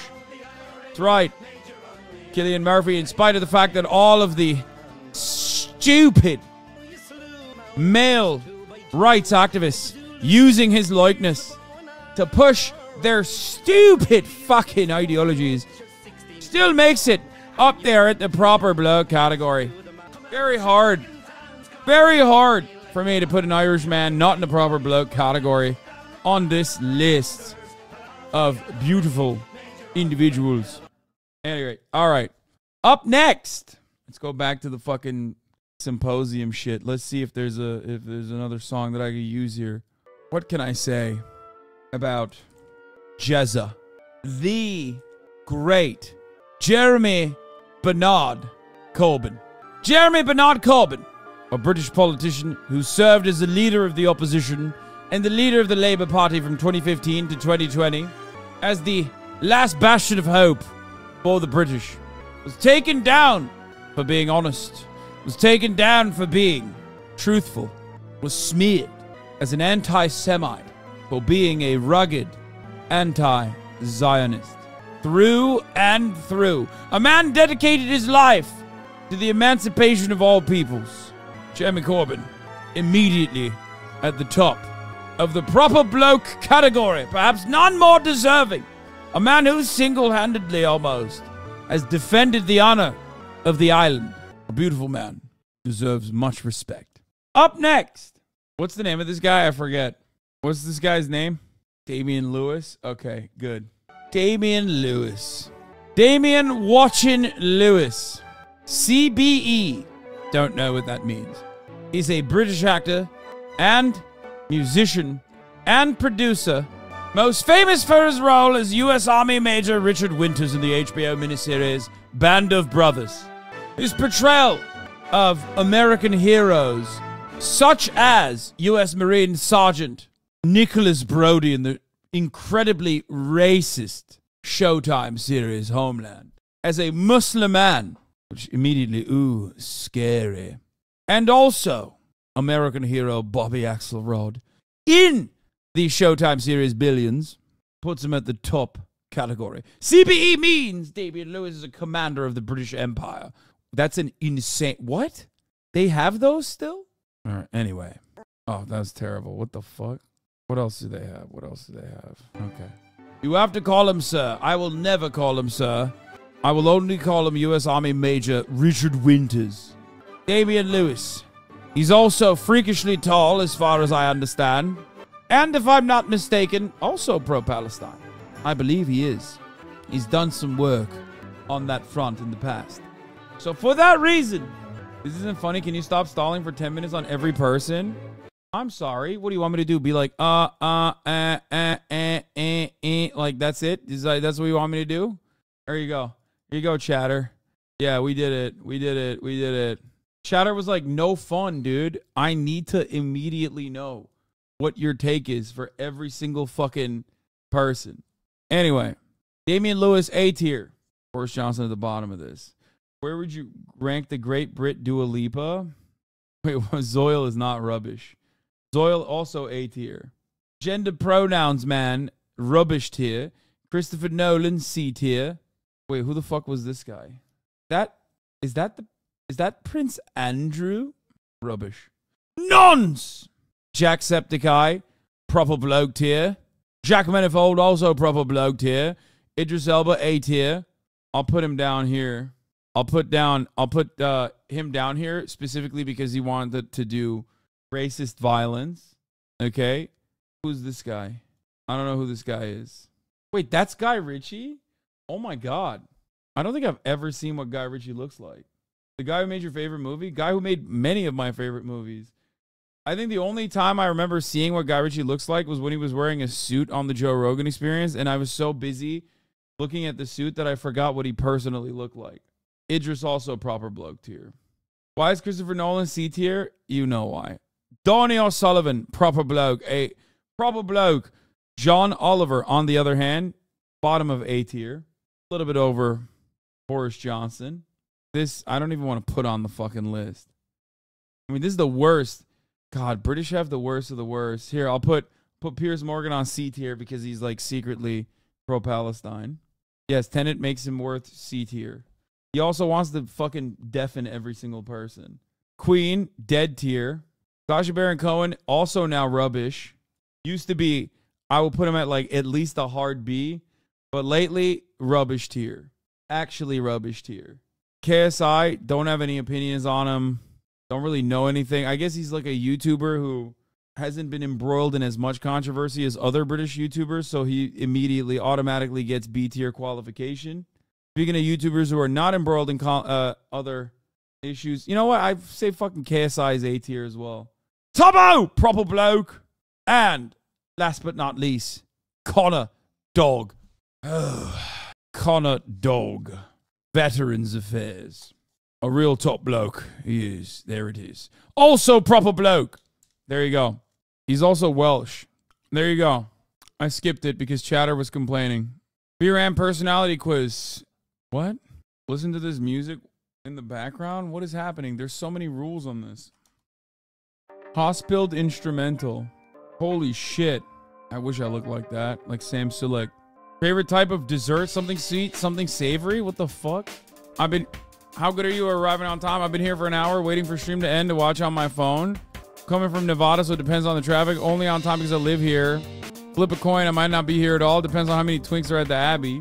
Which color Power Rangers is your favorite? Black. What's your stream schedule? This is literally the only time I'm awake and not live.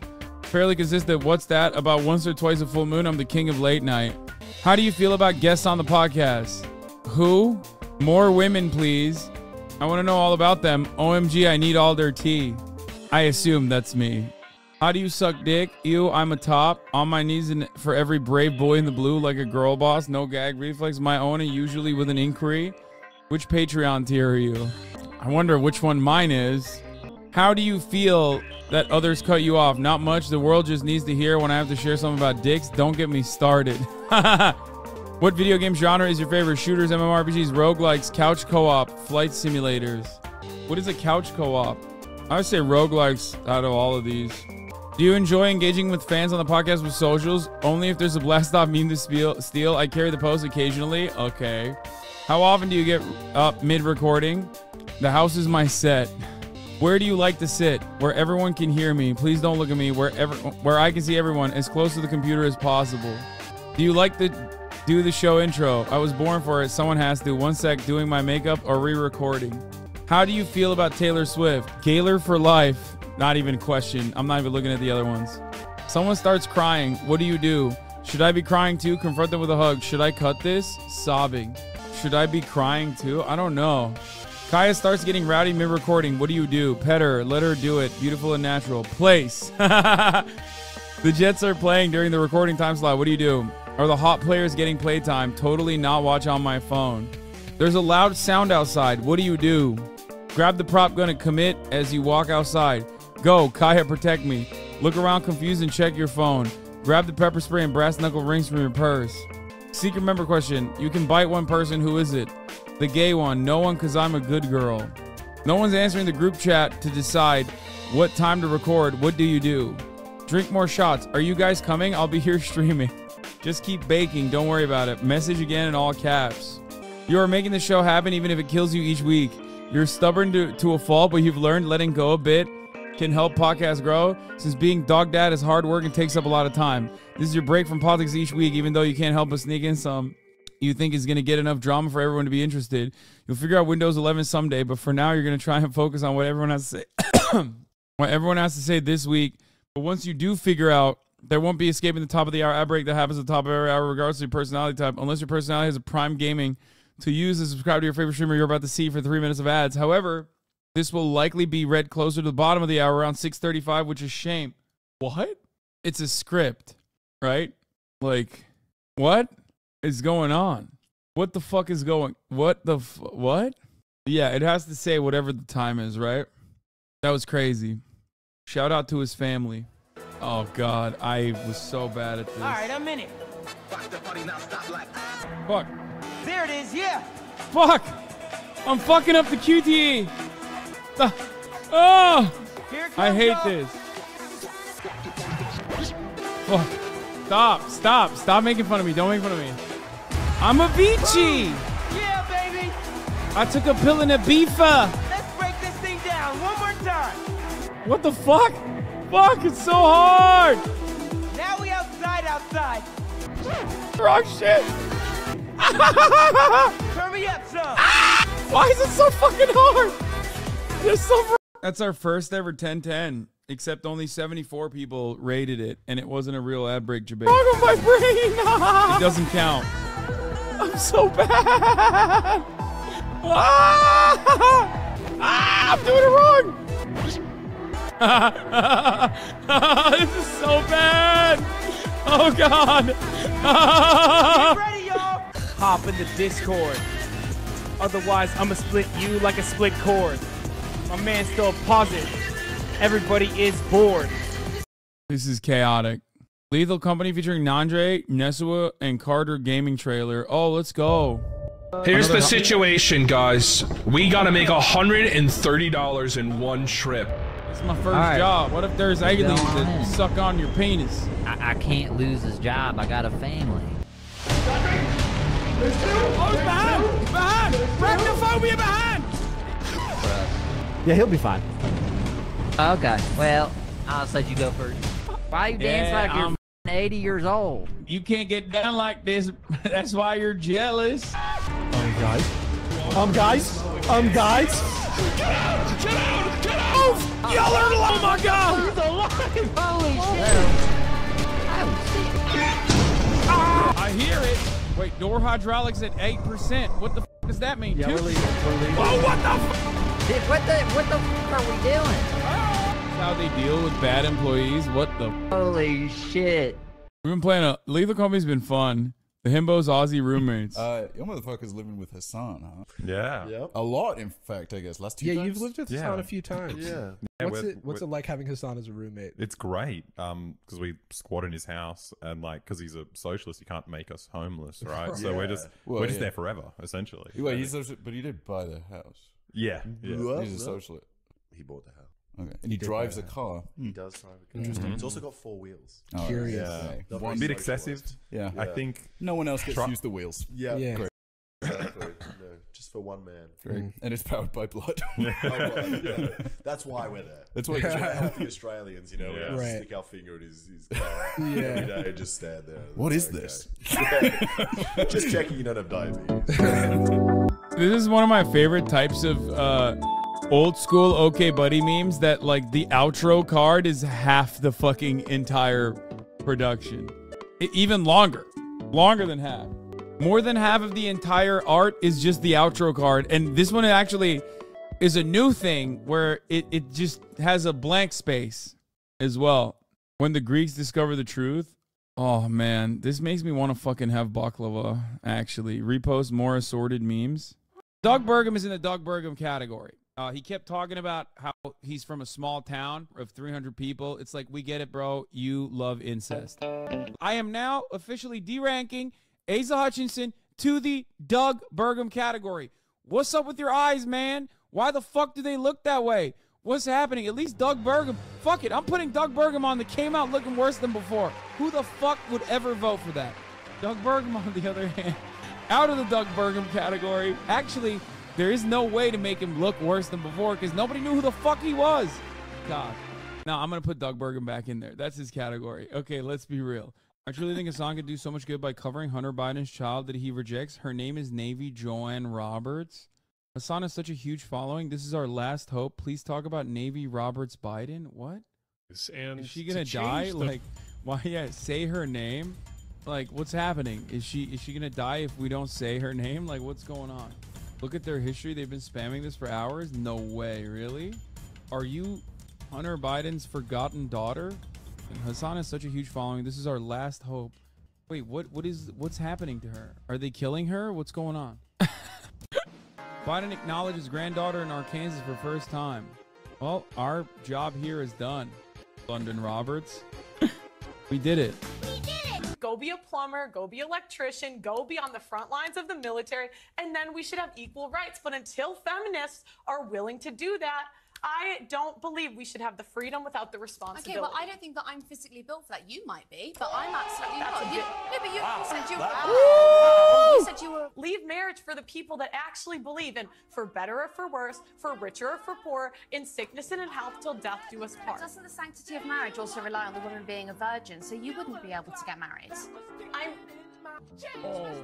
Ladies and gentlemen. Oh no. We got him. What if your son came home and said, "I think I'm black"? Huh? That's crazy. She's so brilliant. Gosh, she's so smart. Fucking owned. Got inspired by the pie segment with Cutie. God, those pies kind of sucked. What is he hiding from us? I'm not hiding. I'm Pluto. I've been putting horns on all the robots I kill. For me, it was Sunday Fun Day. You had him shot as you ran away. A hero. At 1,000 paces. I know you're thinking in your mind, I got him.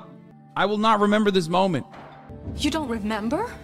For you, I made him mauled. It's a big deal, probably. What does that say about your life? That's sad. Get a life, please. I don't even know what this is. Is this Street Fighter? Hospital, the original song by Cam Kardashian. We already fucking have been listening to this a million times over, so I'm not going to listen to it right now because it gets stuck in my head. Never coming back, Pepe Hands. Felix? Bro, change Okay Buddy to just Okay Buddy Hasan Ha. What the fuck? All of the memes are from one guy. I'm duking it out with Keemstar in my chat right now. All right. Everybody, ladies and gentlemen, Felix Biederman is in the building. Hello? You can clip it closer, actually. Get right up in that microphone. All right. Let's talk about Israel cum retrieval. All right. I'm sorry. I interrupt this cum retrieval circumstance to just... This guy who constantly is like whining about me and is making videos about me. Oh God. Candace Owens is gonna get fired. Dude, I know. All right, let's get back to the cum extraction. Right, but I forgot. I've always thought this motherfucker is still chirping. Sorry. Oh my God. I thought it was offline. Keemstar, what happened? Sorry. No problem. Where were we? Shame. I have so much shame. All right. Anyway, I gotta go. I'm being rude to my guest. I can't believe I made Felix sit through this. Okay. Oh, my guest has a question for you. Don't you think it's weird how like Anne Hathaway isn't Jewish? Huh? Ay. What a fucking waste of time. She's home. If I ran as far as I could, all the way across the room, what would I find in there? If there were a land across the horizon, a land without no or place, if there were a land of piss somewhere, not here. That's such a good fucking, that's such a stupid meme, but a good one. Jank24 will potentially introduce high school graduation rates, income growth. Also in the USA, there is Obamacare. And even with that needing a lot of work, we have smaller wait times, primary care, and ER. Obamacare. Please let me sleep. Okay, buddy time is Do you believe that Russia was actually going to get rid of Azov Battalion? Do you think that was a successful operation? Do you think that, especially when most of the debates, depending on gratis for Israel, and I thought to myself, okay, I'm gonna do Okay Buddy tomorrow. I'll do Fun Day tomorrow. Why are you doing this? Like, did he look at my lawyer, dog? I'm going to jail. What is my lawyer doing, dog? We are all going to jail. Israel. Do you think Hamas can truly October 7th? Gen Z, you can suck it. Can't tell me what to wear. I mean, listen, we're doing Okay Buddy, so guess what? We fucking did the damn thing. We did all of it, actually. Top of this week, we cleared it. top of this month. I think we cleared that too. Yeah, I mean, I frequently look at this goddamn subreddit, okay? It's just, there's not a lot of action on it. There's not a lot of action on it, except for Toxic SJW, apparently. You thought you would create your haters from banning. Turns out it's from lying about doing okay, buddy. Yeah. Just took the quiz. It still says 6:35 p.m. That's terrifying. That's unironically, that's scary. What the fuck is that? Why is it like that? Month-long coverage of genocide. Wonder why Reddit is dry. Dude, the worst thing I did was I literally killed the entirety of the HasanAbi Clips industrial complex because like they don't usually do politics. So I basically killed all of them. Like they're dead. They're all dead now because there's nothing to upload. They've died. And I feel bad. Like I feel like I have a responsibility to do more like normal React content. Having dynamic variables is part of most web scripting. Yeah, the HasanAbi Clips industrial complex is like, they're starving, dude. I'm down to do Alan Woke. HasanAbi Productions killed the complex by creating a monopoly. No, you didn't. Clips Complex is dead because they got demonetized and 2 channels basically have a monopoly now. So few are getting monetized. It's not this cycle. It was down before this. It's the fact that YouTube doesn't monetize now. I have to talk to my YouTube guys and tell them, the fuck are you doing? Break up the big banks. I think the problem is that the IDF chatters are less fun than normal hogs. Yeah. I think your engagement with ReactGate, ethical reacts, changed the YouTube algorithm to discourage it. I think ReactGate played a role in it. I think my 2 months of nonstop, endless coverage. I think the bot channel fucking cooked everybody. And I think the, what else? HasanAbi Gaming is thriving, by the way. It's like not even a joke. A lot of these VODs pop off. Some of them don't. Like Spooter Man. But then it's like Lethal Company popped off. Boostly 2v2v Tuesday popped off.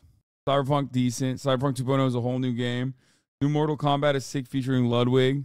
We destroy them at GeoGuessr 2v2v Tuesday. God damn. No, it wasn't the ReactGate. It wasn't the current news cycle. I promise you it's demonetization. I've been tracking this for a long time. I'll talk to YouTube and try to get it back. What is this? Steven. HasanAbi clip channels talking about how the political coverage every day was their own personal Gaza. You're avoiding drama. A lot of the smaller channels thrived off drama. Is a good thing. This channel is a decent one. Hasan Reactions. Is this another botted channel? Oh, it's not. That's a good one. That's a good channel. Damn. Look at that. 100K vid. 138K vid. Okay. That's a real one. Oh yeah, this is a real channel. Bro, just the guy on this channel is sick. Hell yeah. I saw the next Cyberpunk update coming. Yes, I know that they have a top of the hour ad break on the new Cyberpunk. I watched it 10 times already. Wait, what? Anya Taylor-Joy, Chris Hemsworth, Furiosa, a Mad Max saga? Wait, what? The fuck is this? It's finally here. It gave me an energy. My God, thank you. What is it? The CGI is terrible? Send me the trailer. Let me look at it. God damn, it's Kojima approved? Just through an ad break now, by the way. Whatever you have to do, however long it takes, promise me you'll find your way home. Home. Furiosa, give me this promise. Bro, you said CGI looks bad? I think that's just how Anya Taylor-Joy looks. Is that Anya Taylor-Joy? I can't even tell. What the fuck? A young Furiosa will devote the rest of her life to finding her way home. This is her odyssey. Oh my God. Ladies and gents, start your engines. God, Anya Taylor-Joy looks so weird. I'm Furiosa. The darkest of angels. The question is, do you have it in you to make it epic? It needs to be much louder. It needs to be much bolder. And it needs to look less fake. But, I mean, I'm sure the original product will look different than the fucking... It's stylized. It doesn't have to look perfectly real. Stylization over realization. What do you mean? The last Mad Max was stylized too. This has double the budget of Mad Max, by the way. Really? Did I watch a new Hunger Games movie? No. Fucking studio signed that fucking contract with SAG, and now all the money went to her salaries. This is what socialism does, though, motherfucker. Yeah, definitely. I mean, for me, oh, I forgot to watch the Karl Marx. Dude, you motherfuckers almost got me. I almost forgot to watch the new epic rap battles, dude. That's crazy. That's crazy. Epic Henry Ford versus Karl Marx. Epic rap battles of history. This is wild to put a fucking straight up Nazi against Karl Marx, okay? Just gonna point that out before we even get started. Mr. Motor City needs some medicine red. My lines are a production, your lines are bred. Disassembling timepieces is how I got my start now. Watch me tear your ideology apart. You scream, unite the workers, free the class slaves. Lose your chain, trade them in for mass graves. I would stop it. Wow, appalling amounts of body bag. When a world leader likes you, that's a red flag. I produce with my two hands, you're a destitute tramp. Scheming to trade bootstraps in for food stamps. Any person tried to seize my private property will catch a torn grants to his private parts properly. Who takes advice from a broke slob? It's laughable. I wouldn't wipe my tailpipe with your DOS capital. If you'd saved a penny for his daughter you named Jenny, you might not have needed to bury quite so many. Who's that proud young Hegelian, heavy drinking card carrying, future thinking Young Hegelian? What the fuck? Yo! man? Who's that proud young Hegelian, heavy drinking card carrying, future thinking legal letter income proletarian? It's Karl Marx, prepare me rhinestone. I'm dropping you like Hitler dropped your name in Mein Kampf. My codes of didn't cause mass grave. We did get that from books, but you didn't read shit. Your self-made man studies them from a tortoise. Your daddy's two hands gave you a free fall and progress. You were the first of 6 kids till the 7th killed your mother. Maybe that's why you spied at your workers like Big Brother. Your Model T, total lack of style is killing me. They can take shit from you according to ability. Do what your first car can't and back up. Beating mids like your city in Brazil. Nuts! Don't step that close without some beard shampoo, son. You lived in Cologne. Look like you could've used some. I drip a style like a dipstick drips oil. You look as sick as your chronic dick boil. I'm mass producing abuse on a utopian hobo. I'm throwing you for loops like the F of my logo. I gave men work, you brought nothing but harm. Take your bourgeois pig shit back to Animal Farm. Your factory conditions were bleak.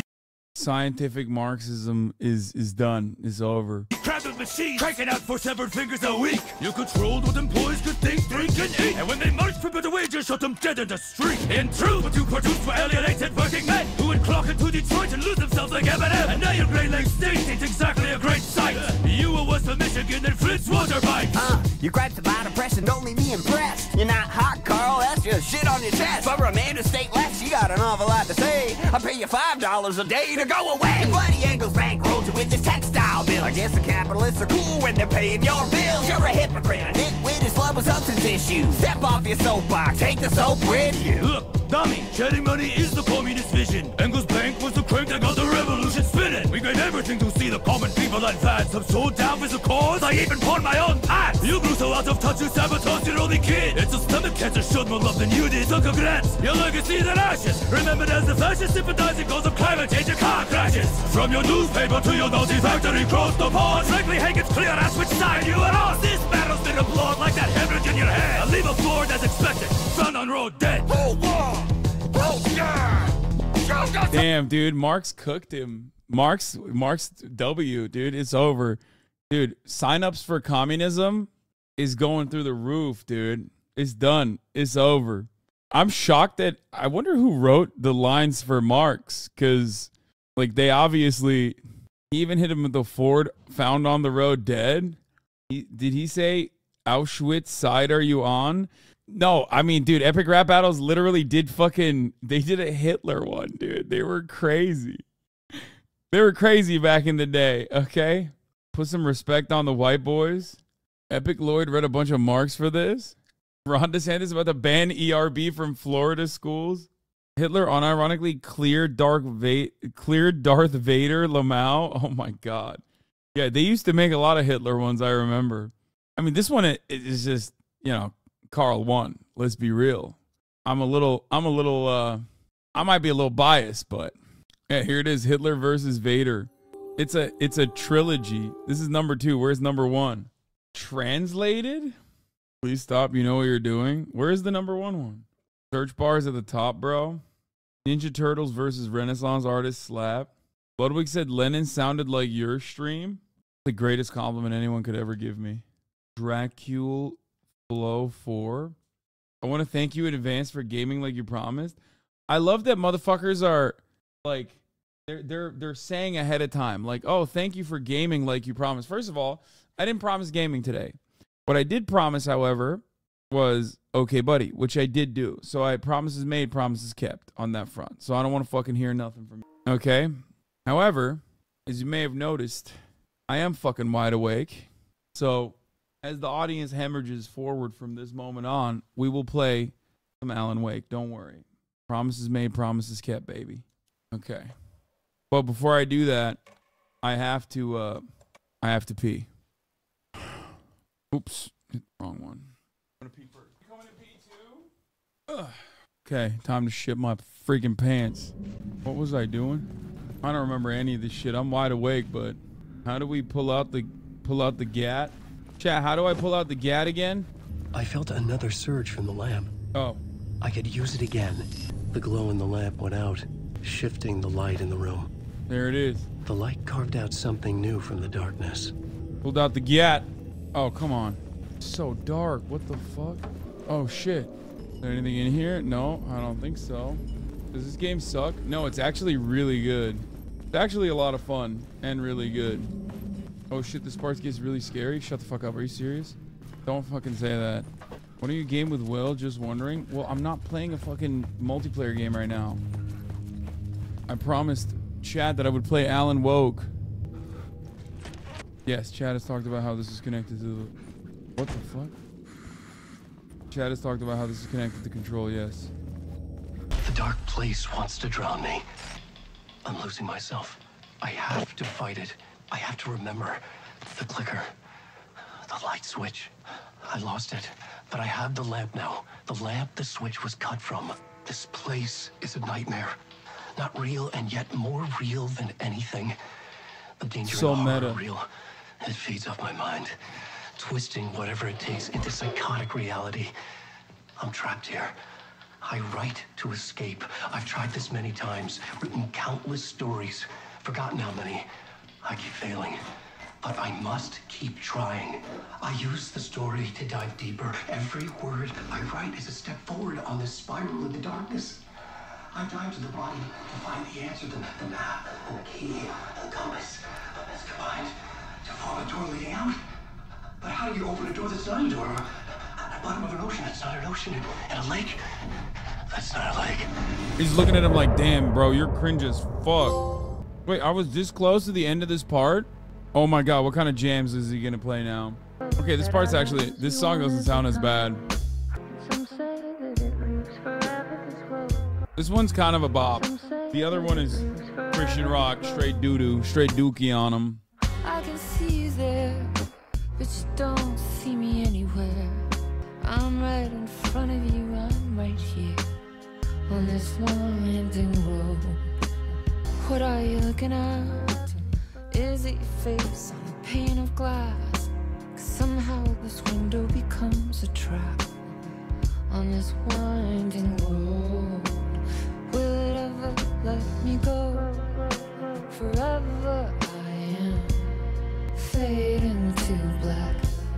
Forever I am circling back just to fall into this trap. Okay. This winding road. Some, if not all, are semi-big Finnish artists. Wait, I'm still here? What the fuck? The chapter ended, but I'm still stuck here. What? 2 box. I don't have no items. Wait, am I just now playing as a different character? Like, I'm just Alan now? No more lady? Did Alan... Is that what you're supposed to do in Alan Wake? Like, you just play as a different... Why is it scarier? Oh, what the fuck? It's scarier because I don't have a gun. The payphone was ringing. Somehow I knew the call was for me. Bro, this is literally Max Payne. This is actually Max Payne. The vibe, this is... I'm getting PTSD flashbacks to like being an incredibly young boy playing Max Payne. Entirely too early for when I was supposed to play a game such as that one. Yes. Do you know who I am? No. Who is this? Democrat ran city. A sense of deja vu washed over me. Had I had this conversation before? Alan, listen to me carefully. That guy's Do I know definitely you? Finnish. I know you from somewhere. I'll call you again later. I'm losing you. Hello? Hello? Don't worry, Alan. Don't worry. Subway pass. Free subway pass, dude. You don't want to be a fair hopper. You don't want to be a fucking fair hopper, you know? The man had said Caldera Street Station. I had to go there. Democrat-run cities is right. I probably should. What are these noises?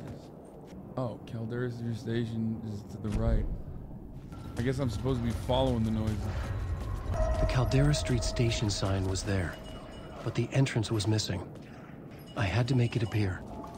Maybe I could use the lamp to reveal the station entrance. Fuck. The lamp was dead in my hand. I needed to find a light for it. What? What? Fuck. Okay, my me just passing through. Shadows stirred like there was someone there, but there was no one.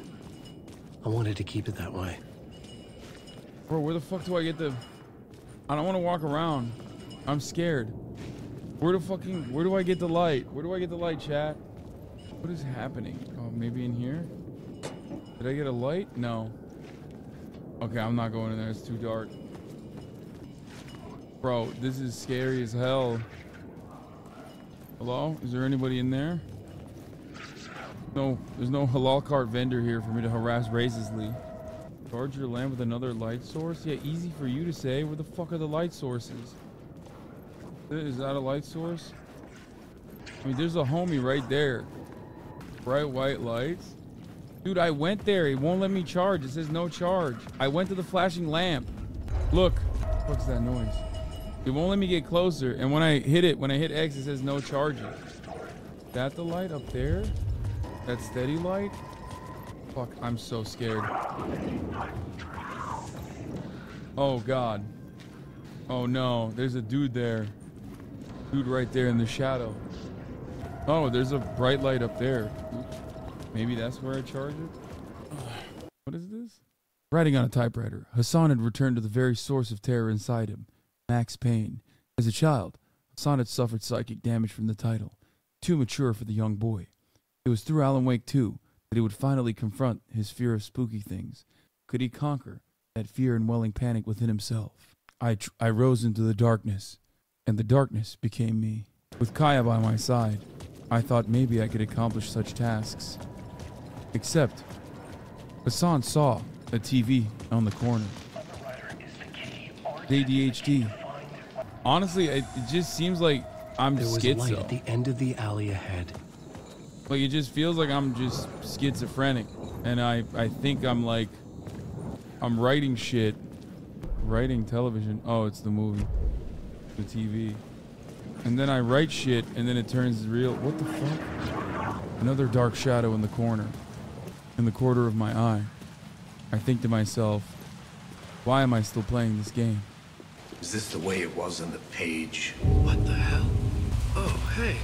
We met at Door's show. Okay, they're laying it on too thick. Wake, the writer. I'm Alex Casey. I'm looking into a murder. Come on, what is this?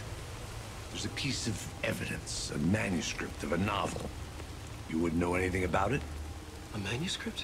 What manuscript? I need to see it. Rumor had it the manuscript contained the details of the murders. A murder cult was following the story to commit their gruesome acts. Was Wake their leader?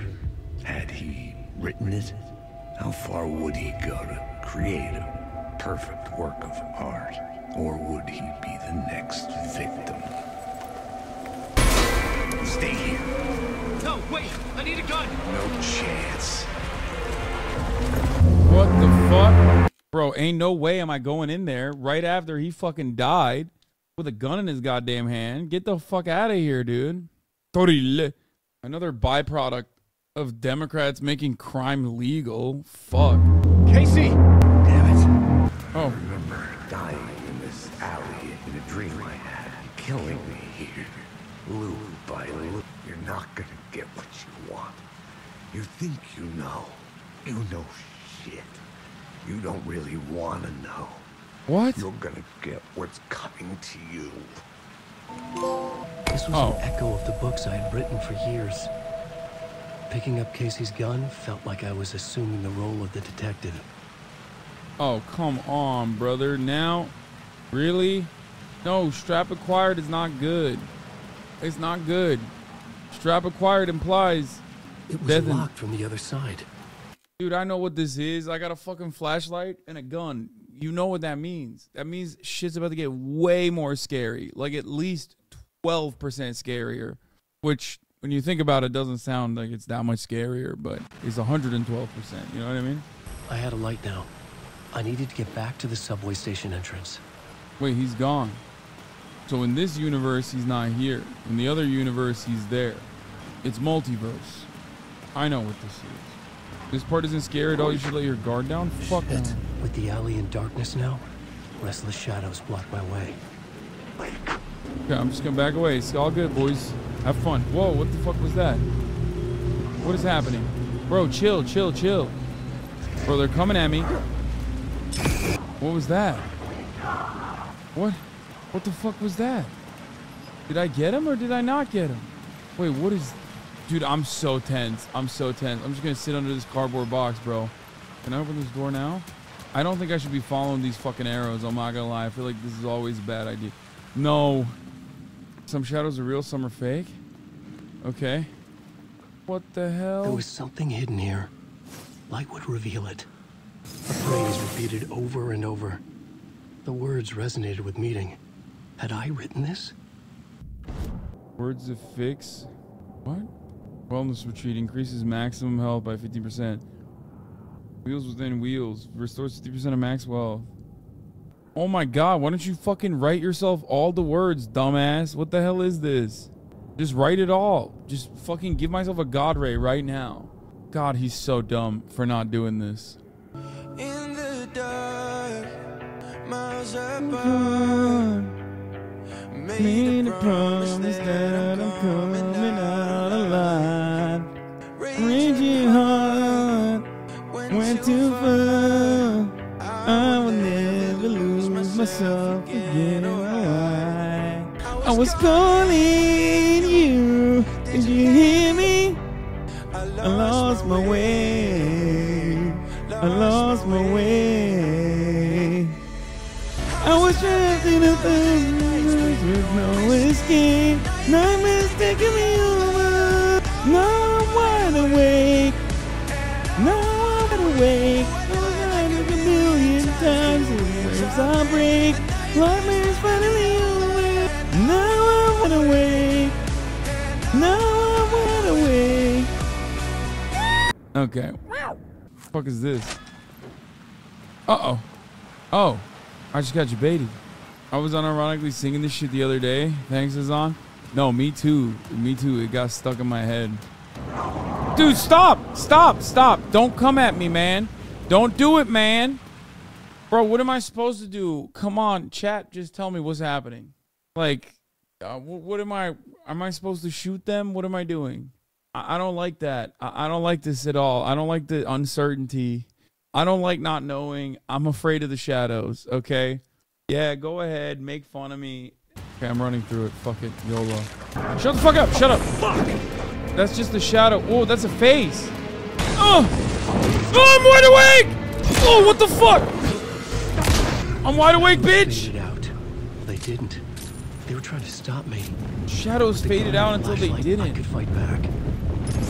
What do you mean they faded out until they didn't? They fucking... Oh, God, he's such a whack writer. Even when he's in the midst of, like, heated battle, he's just like, the shadows faded out until they didn't. Like, what the fuck does that mean? That doesn't mean anything. Open the subway entrance now. You're so bad at writing. You're so bad at writing. Fuck, this game is so scary, but he's so bad at writing. I lost it. I lost it. I'm out of juice. He's canonically a bad writer? Yeah, no shit, I can tell.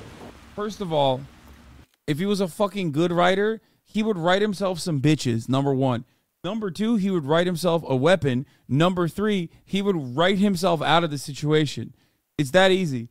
I myself, if I'm writing in this circumstance, I'm like, hey, I'm in the Bahamas, okay? Sipping cocktails. But there are rules? No, there are no rules, man. There are no rules. Fuck you mean? I needed to find another light to go deeper inside. Fucking Resident Evil ass inventory system. Oh my god, I'm so scared. I fucking hate this. Why am I playing this? Why do I do this? Power outages do occur. Please carry a portable light with you. You may not be the only you out there. Identity theft is on the rise. Oh, how great. This one says don't write. Probably for the best if we're being honest. Really shouldn't. Fuck. My controller keeps vibrating, but I don't have a charge, I guess. I don't have a charge. Foreshadowing is a narrative device. Shut up. Funny ass writer, dude. Wow, Eric Andre's defunding really showing in this station. Eric Andre? You mean Eric Adams? My man said Eric Andre. Oops. Well, I'm cooked. How do I get another light? Does this work? The problem with games like this is I'm too scared to think, okay? Like, I'm entirely too scared to, like, actually fucking figure out what kind of puzzle that's going on. It's just like, I'm too much of a goddamn pussy, so I literally I can't even get my shit in order to, like, solve any goddamn puzzle.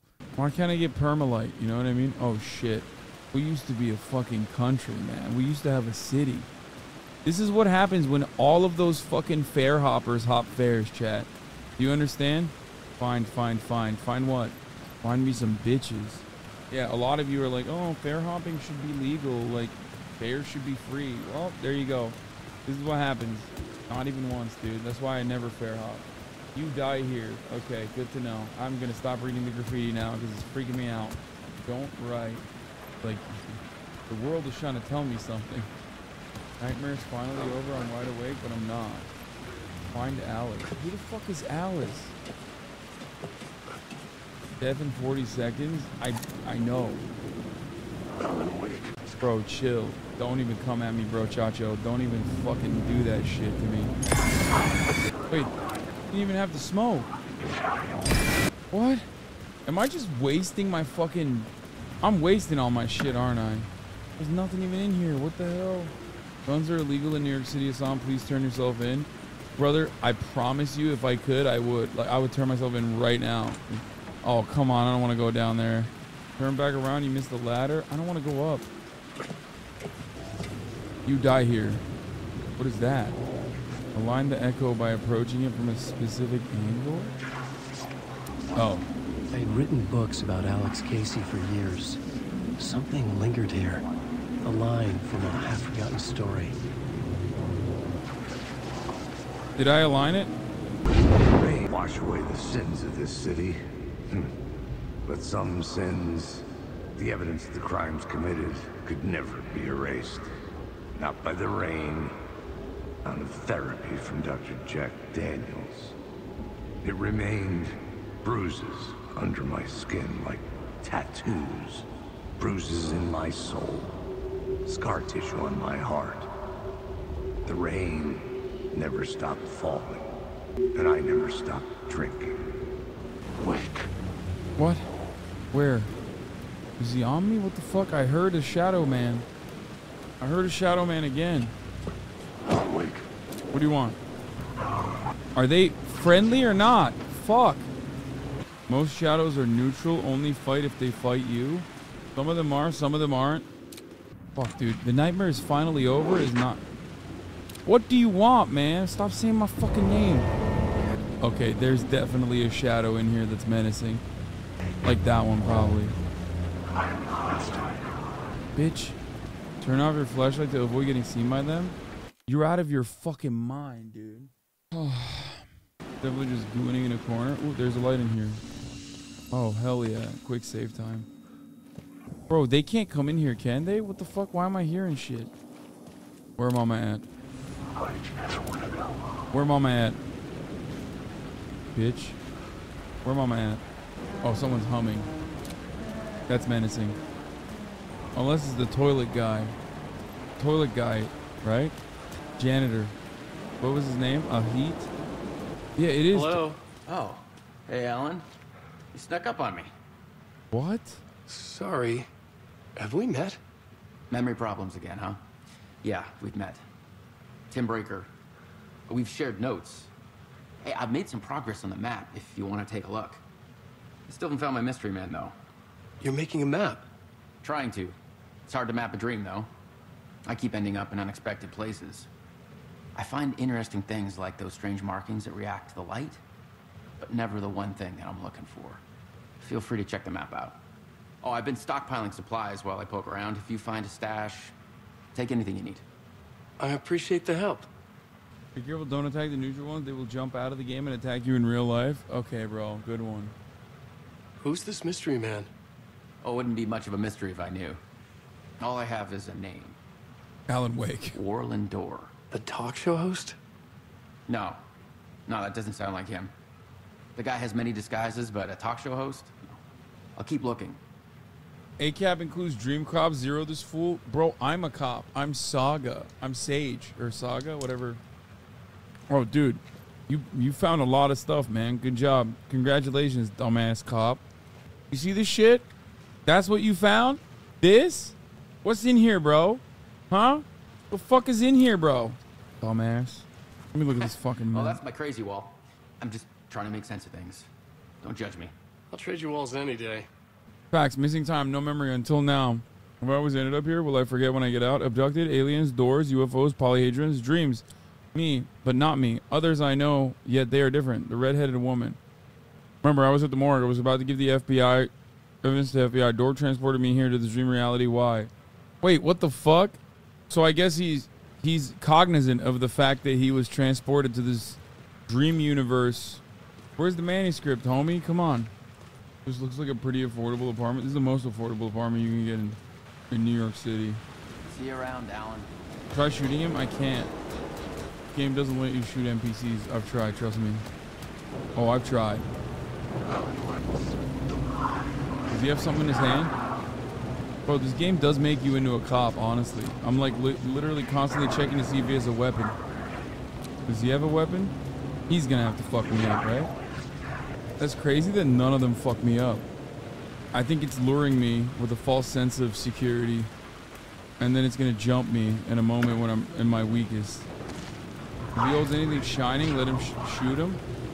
Oh, calm down. Wait, I shouldn't go this way yet. I'm gonna follow the red arrows. What's up, bitch? You holding? You holding? Put it down. Put the gun down. He looks like he's holding. What? Oh my god, the auto aim fucking cooks me. I gotta go down again? Shining arrow says go up. And then this shining arrow says go down. So what the fuck am I doing? Oh. What is this? Words of Lamp? Main attraction restores 50 health each second for an using flashlight boost. Provides 10% chance to stun enemies. Oh my god. I'm gonna have to stop it at this point. I have a little baby who's like crying in the corner in the funniest ways possible. I have a little baby crying, but not like whining loudly, but going laying at the door and wagging her tail a little bit, knowing I'm talking about her. She hears both me and my mom talking about her and says, Kaya. Yeah.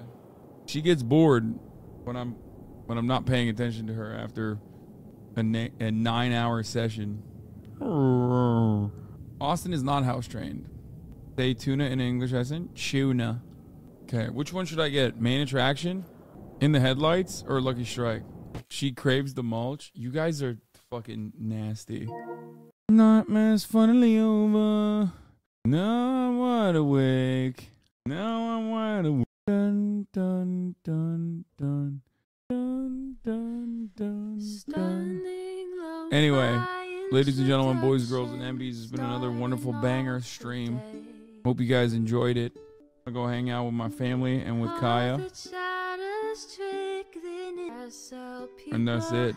That's all I'm going to do. I love you all. And I will see you tomorrow, okay? For Saturday Fun Day. Peace. The starlight to the starlight to the topic just begun.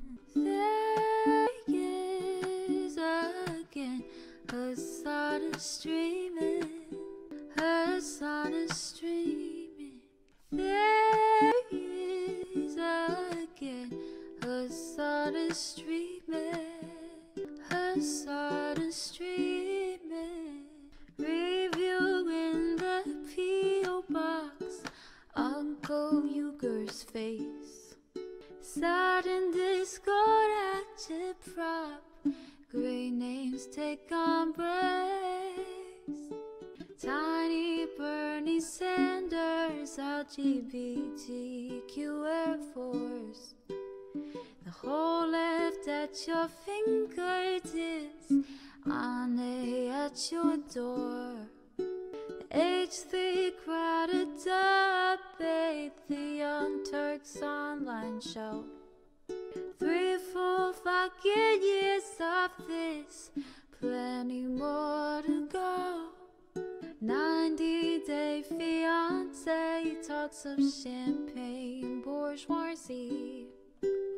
A Trump rally live reaction, a mass riot at DC. There he is again, her son is streaming, her son is streaming. There he is again, her son is streaming, her son is streaming. Reading live stream fair comments, Austin show chat advice. And all the ways the right-wing pipeline can suck you in online. JCS react, Lord frame is broken cover.